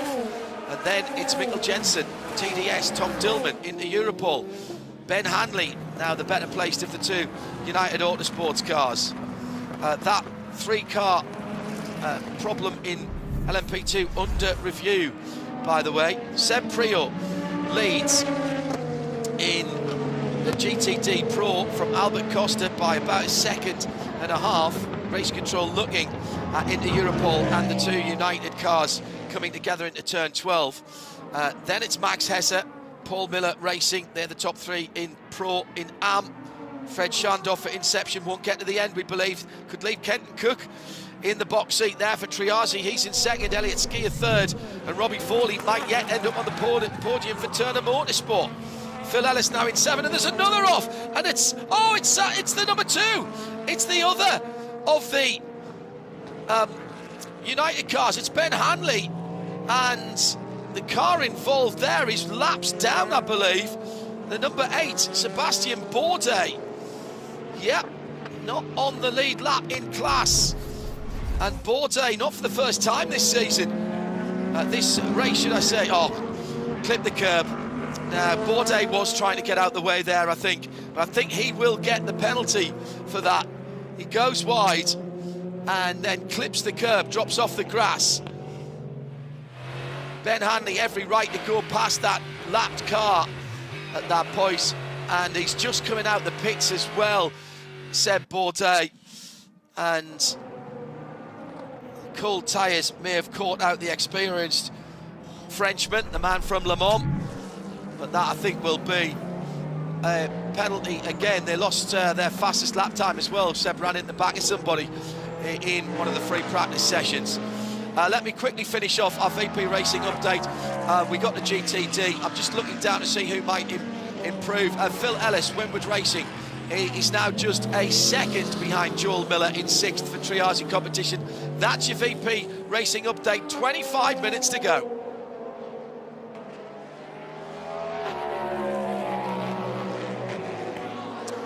Let's take some fuel news. A man who's got his finger on the pumps, not on the pulse. See what I did there? Arjuna Kangaparty. I'll get my coat. It's all right, my credit card's at the fuel pump. That's why my finger's on the pulse. The CrowdStrike 04 and LMP2, they will owe us a pit stop, and that will promote TDS Racing into the prime position to go back-to-back here at the Brickyard. And in GTD, John, you guys have been talking about Inception. But the team thinks they are good to the end. The question mark still remains around Kenton Cook in that Triazi competition 023. But the 70, the 120, the 96, they should all be good to the end based on the trends.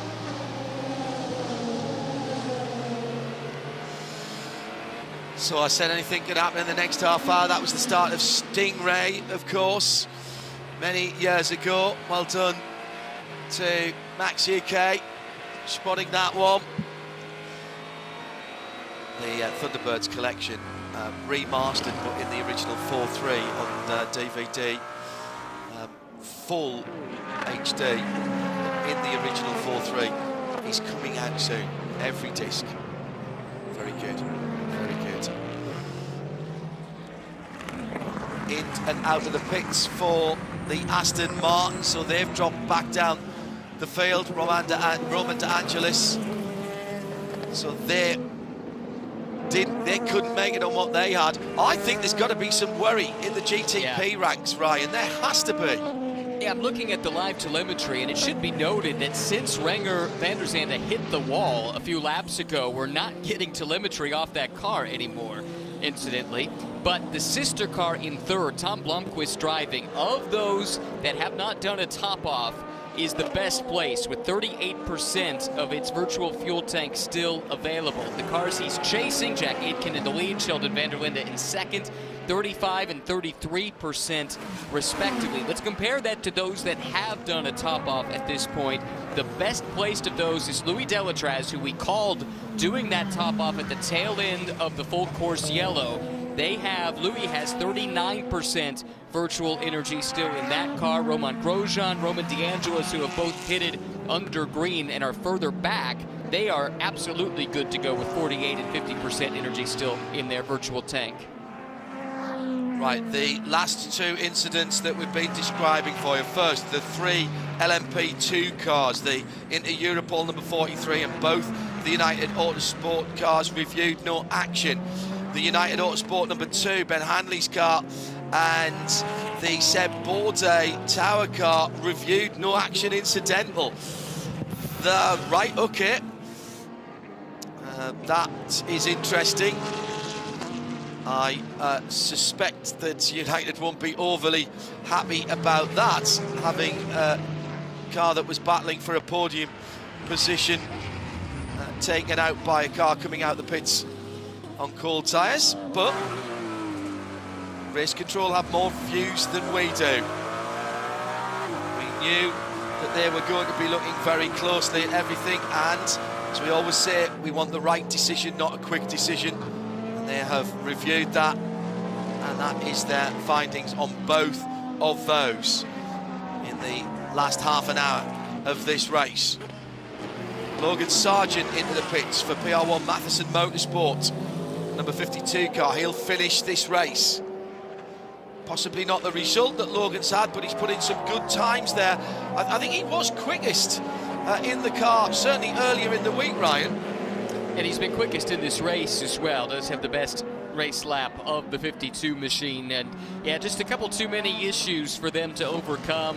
Most recently had something in the last hour that cost them a couple of laps. The car stopped on track. Really don't know any more than that at this stage, but they dropped off the lead lap in the class, and consequently it's going to be a difficult result for them, but they'll make their final pit stop here.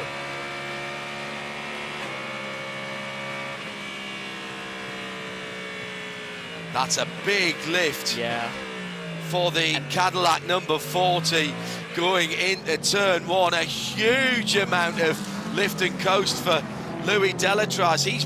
He, other than Roman Grosjean and obviously now Roman De Angelis, has by far the best in terms of energy. If he's lifting and coasting that much, there is not a chance that Jack Aiken, with what 4 or 5% less in the tank, can make it to the end. We've got some people out there. Sheldon van der Linde's on 28%, 27% for Ricky Taylor.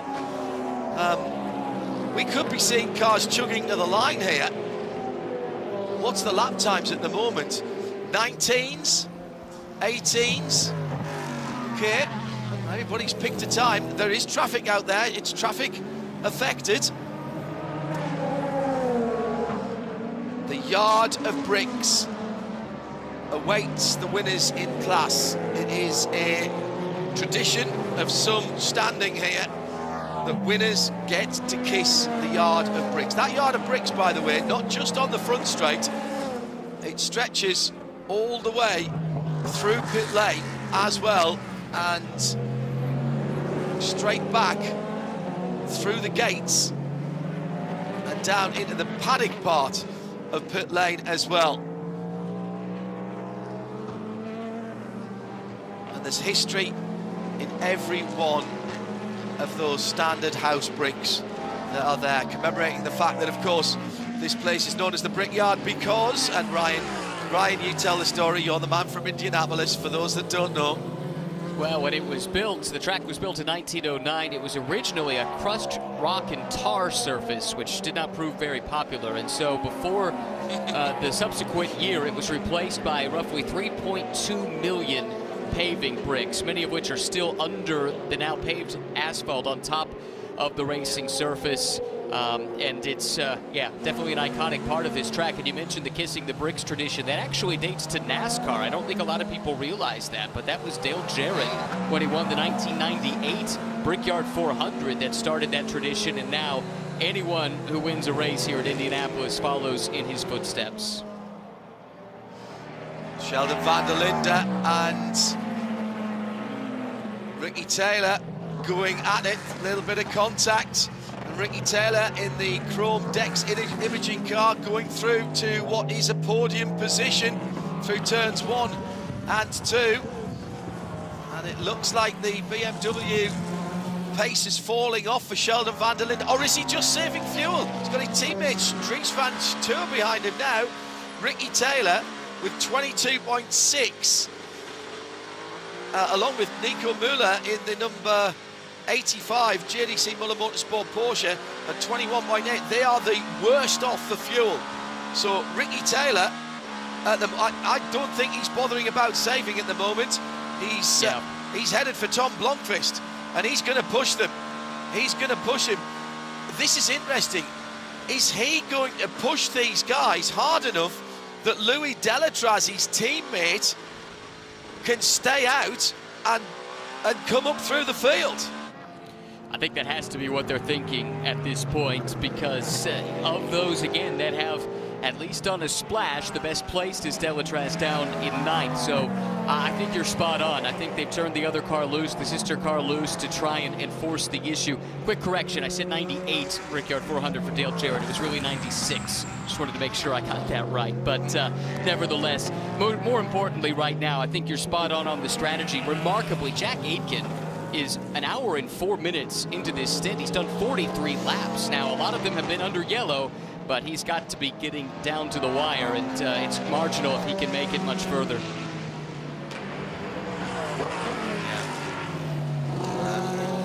20 past the last hour. So yeah, an hour and 5 minutes, an hour and 6 minutes now. Started at 19 minutes and 43 seconds past the last hour. There were, 5, 6, 7, 8, 9 yellow flag laps, pretty much at the sharp end of that. And Blomqvist is caught. Yeah, he's caught that Whelen car here, and he's not holding back at all at this point. Tom Blomqvist is continuing to push. I mean, it's interesting. They do both have some considerable energy, and maybe they do feel like they can get this done. I don't know. It's going to be remarkable if they can pull it off. Kenton Cook for Triazi down in 3rd now. So GTD, Inception, reckon they can go at the end. Wright Motorsport, who knows? That number 120 car, just 9 seconds behind if there's a Coffin split. Kenton Cook 6 seconds further back for Triazi. Then Robbie Foley for Turner Motorsport, BMW, the white and red car. Daniel Surra for Conquest, the 34. Blue and white Ferrari in 5th, 6th now Phil Ellis for Winward Racing, and just 2 seconds behind Daniel Surra. He's got past Joel Miller. That's extra points for his teammates there. Very interesting.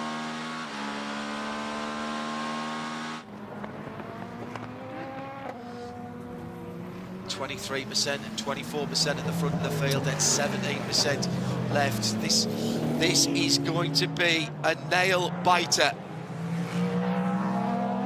How hard do you push? How hard dare you push?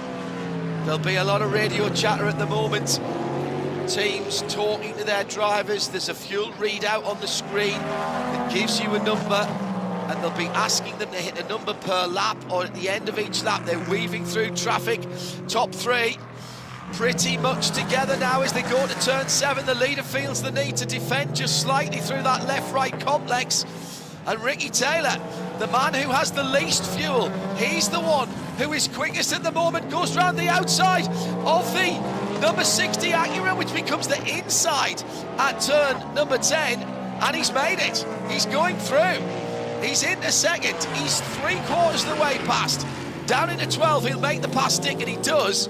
That chrome blue car has the least amount of energy left. They've made 7 pit stops to 6 of Tom Blomqvist and 5 of Jack Aitken. That may be some drive-throughs in that as well, because pretty much everybody's had them. That's given Cadillac Whelan and Jack Aitken just a little bit of breathing space. 1 second as he goes across the line. Ricky Taylor is racing to the front of the field. That will be a win, or it will run out of fuel. It's as simple as that. Well, they have nothing to think about from a points perspective. They're just out to go chase trophies at this point in the season. Do want to quickly cover off a couple of things. Number one, the 99 car that was running in the top 5 in LMP2 that spiked the Dragon with Dane Cameron just was given a drive-through penalty for incident responsibility with Daniel Serra, 4th place car in GTD. Right, that was from a while ago. We saw the Conquest car on the grass, didn't we? The blue and white car. Arjuna, update us on some of the other classes and fuel. Who is looking happy? Who is looking concerned? Who is looking desolate? It's very, very marginal at this point. I've talked to somebody inside of the 31 camp who has said that if the 60 is good on energy, they'll be good as well. And it does sound as though the 60 is feeling more and more confident. John, I firmly believe at this point, 12 minutes left to go on the clock, Aitken and Blomqvist can both make it to the checkered flag. It's Ricky Taylor who's going to really put the storm amongst the cats right now as he fights his way to the front. Well, if the 60 Acura on 20.1 can, Jack Aitken's on 19.3, it's close enough. Dane Cameron down the pit lane for that penalty drive-through with 11 and a half minutes to go, 11 minutes and 18 seconds actually. The BMWs seem to have stopped fighting amongst themselves. Vanter and Sheldon van der Linden 24 and 25. Renger van der Zander's only a second further back. Matt Campbell 5 seconds further back. Where are the battles? Nico Muller for JDC Miller, only half a second behind Matt Campbell, but he's down to 12% now. Surely he can't make it. No, I don't think so. I'm with Arjuna. I'm increasingly thinking the 31 and the 60 are all right because, let's say Blomqvist is at roughly 20% energy in his tank. That's a fifth of his tank. We have 10 and a half minutes to go. That's not a fifth of a stint. I mean, that's comfortable, right? I actually think they have saved enough that they're going to be able to make it done if that logic holds. Okay. We'll see if it holds. Yeah. I see the guys that at Action Express, Cadillac Whelen Racing, looking slightly more confident. And the way that Jack Aitken is carving his way through traffic, it's just, I saw so much lift and coast early on from people who were better off. But hey, the drivers know these cars. 1 second between Jack Aitken and Ricky Taylor. Just before the end of this race, by the way, I'd just like to mark something. There'll be a lot of people in this paddock, particularly as we're talking about an Acura in 3rd position and in 5th position, will have known Robert Clark, the man who was, well, he formed Honda Performance Development and was the HPD president. Oh, the spin for the CrowdStrike car. No! They've fought their way back into a position on the podium. Full course yellow, everybody's fuel fears are gone, and this might freeze the field. This might be all she wrote. Backing into the wall for Toby Sowery. Felipe Fraga will go up a position. Paul de Resta will go up a position. That's coming on to the short chute down to turn 12. Oh, Toby is distraught with himself. We'll wait to pick up the details on that. Let me finish what I was about to say. Sad to report that Robert Clark died on Saturday evening in Los Angeles, being reported by SportsCar 365. 15 years he spent at HPD, and then he was the CEO of De Ferran Motorsport and SCCA Pro Racing president in 2014. Spent a couple of years there. I had the absolute honour of working and speaking and interviewing Robert Clark, and he was one of the real gentlemen of our sport and a proper petrol head.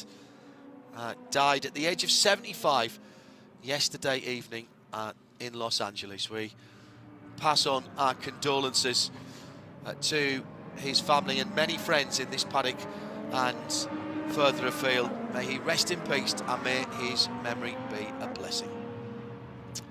Yellow flag at the end of this race, and Jack Aitken looks like he is going to hold on to it, and this is manna from heaven from Wayne Taylor Racing as well, because Ricky now, with only 8%, it's in the red. Normally you pit when you get to 5, but how many laps behind the safety car? They're going to just stay out. If it runs out behind the safety car, that's what they've got to do now with that number 10 Cadillac in second.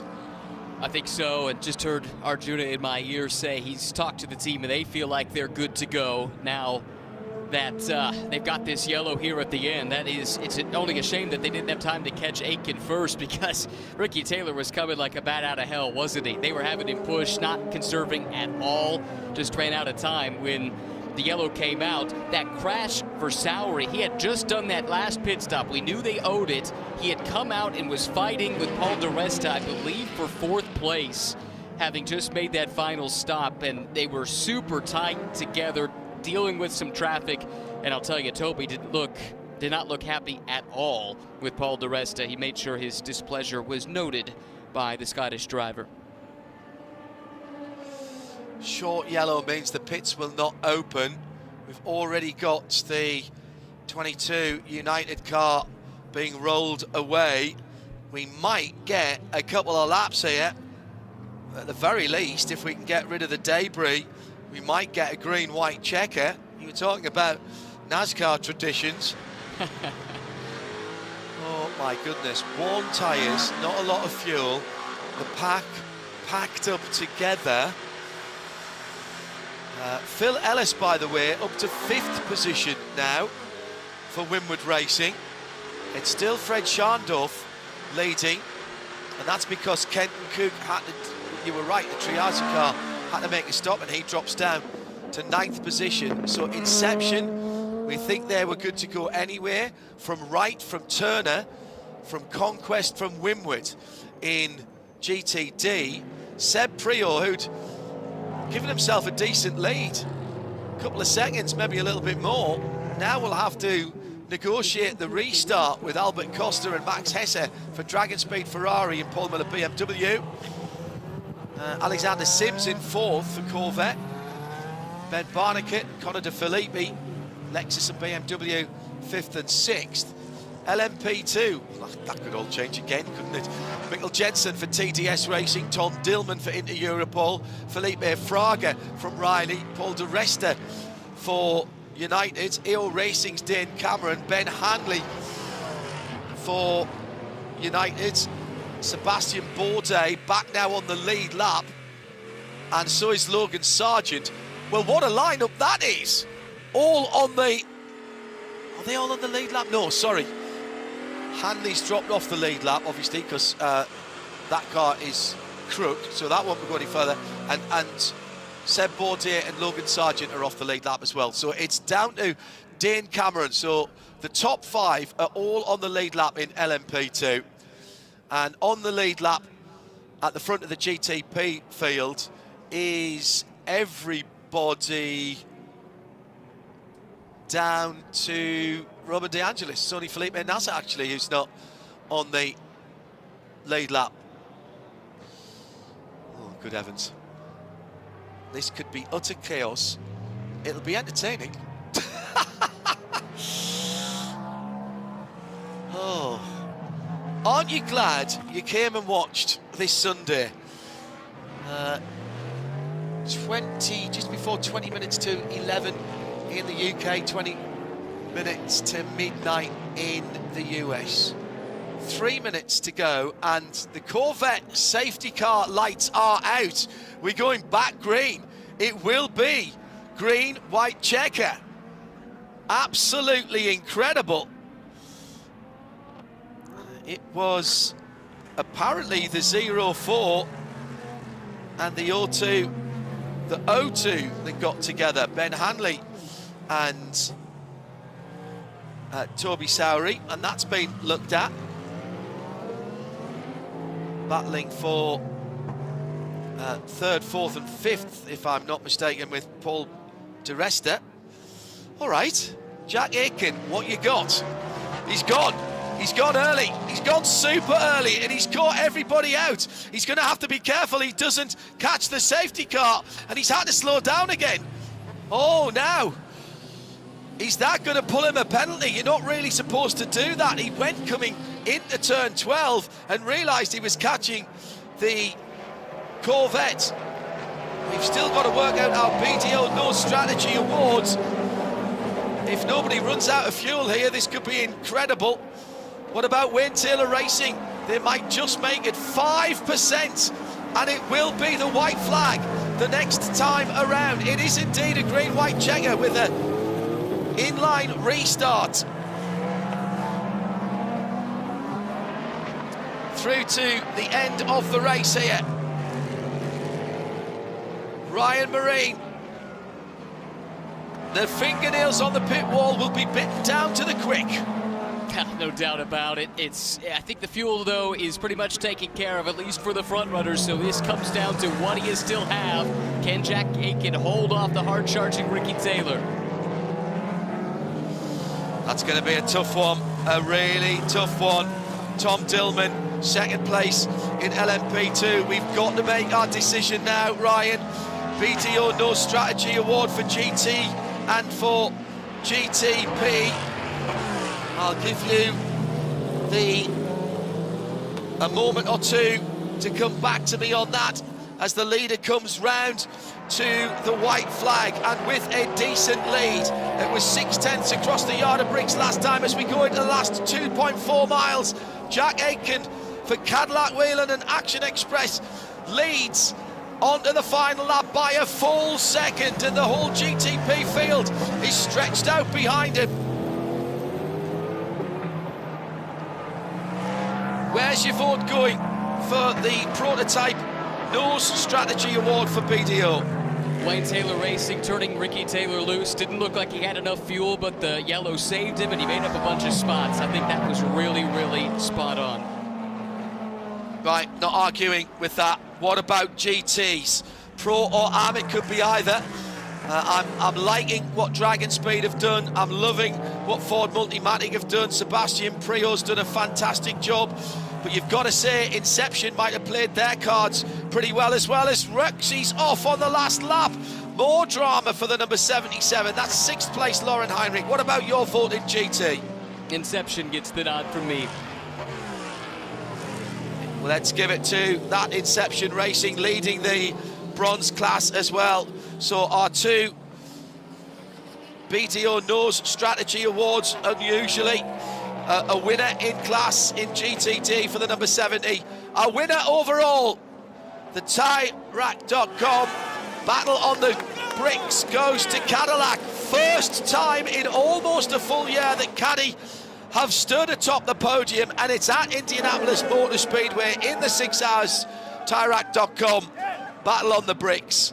TDS take LMP2. Ford Multimatic and the Mustang, another wing for the mighty Mustang in 2025. Well, if you're only going to win a couple of races, how about you do it at the Rolex 24 at Daytona and at the Indianapolis Motor Speedway? What price they're making in a nice little trifecta going to Motul Petit Le Mans in a couple of 3 weeks' time.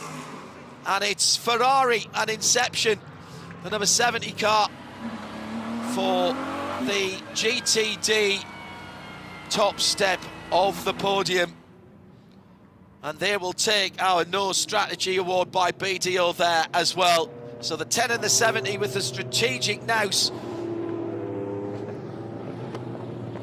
Let's go down to excuse me, let's go down to Arjuna. Standing by with Fred Vesti, Earl Bamber and Action Express. Cadillac Wheeling grabbed their 30th win in the IMSA WeatherTech SportsCar Championship. Big smiles, big emotions. I'll start with you, Earl. How happy are you right now? Yeah, I mean, it's an amazing result. You know, I think everyone at Cadillac's been really pushing the whole year, so to get that first win now and first podium for us for a long time. And the guys at, you know, Wheeling Cadillac, they've been amazing. They're the best in the pit lane. They're the best up on the timing stand, so it's a huge amount of work and effort, and hopefully this opens the floodgates for many more. And Fred, I mean, strategy all the way to the wire. How close was it in terms of that energy before that last caution? I mean, it was right down to the wire. We were watching every single lap, looking at the fuel, and yeah, the team did an amazing job, speaking all of the engineers together, working together as a team, and yeah, they nailed it. Very well done. Cadillac grabs the win, but 1-2 as well, John. They will be thrilled. Two different teams, one overriding manufacturer with a huge history. Cadillac first and second, Acura in third position on the podium for Meyershank Racing and the number 60 car. A late penalty coming in for Connor De Filippi, and his sixth place GTD Pro finish will be affected for Paul Miller Racing. Incident responsibility hits the number 77 Lauren Heinrich EO Racing car, so that will be a change in those positions. He drops down to 8th when the penalty is applied. But winning that GTD Pro category for Ford Multimatic Motorsports, Sebastian Priaulx brought it across the line, and it was none other than Mike Rockenfeller doing the hard work in the middle as well. Just the two drivers, they win it for Ford Mustang and the number 64 team. The 64 grabbed a big win at Detroit, but Mike, I saw the smile on your face. Does this mean a lot to win at Indy? Oh yeah, I mean, it means a lot for us. It was quite a roller coaster this year. Also this race, you know, we got a penalty, and then to fight our way back was just amazing. Super proud, you know, for the program, for Ford. Winning here with the Mustang is very special. I've never won this race. Yeah, great job by my teammate to finish it like that. Very proud, and I think, yeah, we can build on that. How difficult was the race with all the chaos and everything that was going on? I think, yeah, it was difficult like always in IMSA. You can never be sure, you know. We had to work our way through, like I said, this race many times actually.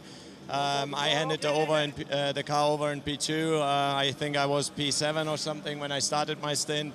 So that was cool, and Sebi then fall back to P3 from the pit stop. Did an amazing job like always. I think him and I, it's our first year together, you know, driving together, and I think it really, from the beginning, worked super well. Great combo, and let's continue like that. Congrats, Rocky. Go Chris the Bricks. Incredible finish to a bizarre race in some respects, but you can't knock the entertainment there. I'm just looking at some of those stints at the end, and Jack Aiken did an hour and 25 minutes, 54 laps on that tank of fuel, and finished with 6.7% left. Ricky Taylor, 0.4% left. There was literally nothing there in the tank. He could not have done one more lap, let's put it that way. Incredible stuff at the end there. Ryan Marine, before we wrap things up and have a look at the results, some thoughts from you? Actually, let's take a quick look at the unofficial results, and they are unofficial. Post-race tech coming for us in our Michelin PRT program, hashtag Michelin PRT at IMSA Radio. Post-race tech for the cars coming as well. Let's hope everybody gets through and there's no surprises after that. Let's have a quick rundown of the unofficial results then. And in GTP, it was the Earl Bamber, Jack Aiken, Fred Vesti Cadillac ahead of Ricky Taylor and Philippe Albuquerque. Tom Blomqvist, Colin Brown coming back to third. Then BMW number 24, the Vantour N car, Van der Zande, Yellowly and Kaka Ota in the second of the Acuras. Sheldon von der Linde and Marco Wittmann in BMW number 25 in sixth position. Great scrapping, LMP2, TDS win from Inter Europol, and Riley number 74 coming out ahead of United number 22 with that late issue for Ben Hanley, pushing him back down through the field. And as far as the GT categories were concerned, down in 23rd position, another win for Ford. Sebastian Priaulx, Mike Rockenfeller. There's a little party going on in the Channel Islands already at nearly 11 o'clock at night in the UK time zone. Davide Rigon and Albert Costa in second for the Ferrari number 81 of Dragon Speed, and Max Hesse and Dan Harper coming home in third. The big result there for the championship leader in fourth position, just off the podium, but important points there for the number 3 Corvette squad. As you could probably say, for fifth place for Phil Ellis, Russell Ward and Indy Donchi, who had the BMW of Turner Motorsport number 96 finish above them in fourth. On the podium, it was Conquest Racing number 34, the 120 Porsche. Quite a day for the Wright Motorsport car. They just did their job. And Logan Sargent is, excuse me, not Logan Sargent, the other Sargent is on the podium there with Adam Adelson and Elliot Skier, with Fred Schandorf, Brendan Arib and Ollie Milroy taking the win. Let's head down to the pit lane. We got some more happy drivers. Let me start with TDS, our LMP2 winners, and Hunter McElrea, who's just gone back-to-back here at the Brickyard. That was a wild race. When did you realize that you had a chance to be at the front in those closing stages? It's hard with all different strategies, but I mean, when we come into the weekend, we knew we had the fastest car, and finally we just executed a clean race, and it was, yeah, the win was ours. So amazing job, Stephen. He was incredible all weekend. Amazing stint from him, and obviously Mikkel bring it home like always. So happy for the team, happy for myself, happy for Mikkel, happy for everyone, because we all really needed a win. And yeah, coming back here, it's like we seem to own this place. And it hasn't been an easy year, Mikkel, in many ways. I remember Watkins Glen, the windshield popped out. How much does this mean to be able to win at such a historic track? It means a lot. It's our third in a row, so 100% win rate in the new IMSA era in Indianapolis. Our car is fantastic here. The crew did a fantastic job, and we've been quick all drivers all weekend. And yeah, bouncing back after a rather difficult season is always good. And we just went all in for the win today, and so we would try to do in Atlanta. I'm going to quickly make my way over to the Inception Ferrari crew after what was one of the most remarkable streaks that I have seen. Unfortunately, John, TV's grabbed them in front of me, so we'll get to them in our post-race show. Thank you, Arjuna. Post-race tech, Michelin post-race tech coming next. All that remains for Ryan and myself to do here in the Ford Racing Global Broadcast Centre is thank all of our technical staff, particularly our camera operators, everyone who had to wave a blue flag this weekend as well out on the flag stands. Indeed, everybody who was working this weekend in motorsport, not just here at IMS but around the world. If you wear orange or white, whether you call yourself a corner worker, a marshal or a volunteer, if you're on a flag stand, if you're on cleanup, if you are part of our fabulous AMR safety crew or track services, or even our medical teams, or just helping park cars, point people in the right direction. We can't do motorsport without our volunteers. It's been a cracking weekend here. Ryan doesn't have far to go home, but I'm not going to release him just yet because Michelin Post-Race Tech is next. If you've enjoyed what you've seen in the last 6 and a bit hours, we'll be doing it for 10 hours on Saturday, the 11th of October. It's the season finale. All of the classes you've seen will be back. It will be utter madness, but in the best possible way, as we go to Michelin Raceway, Road Atlanta for Motul Petit Le Mans. Our programming starts on Wednesday the 8th. Join us on RS2 IMSA Radio for that across the Radio Show Limited network of channels before then, with plenty more sports car and motor racing content. Stay tuned for Michelin Post-Race Tech on IMSARadio.com. I'm John Hindhaugh. Thanks for joining us. PRT next.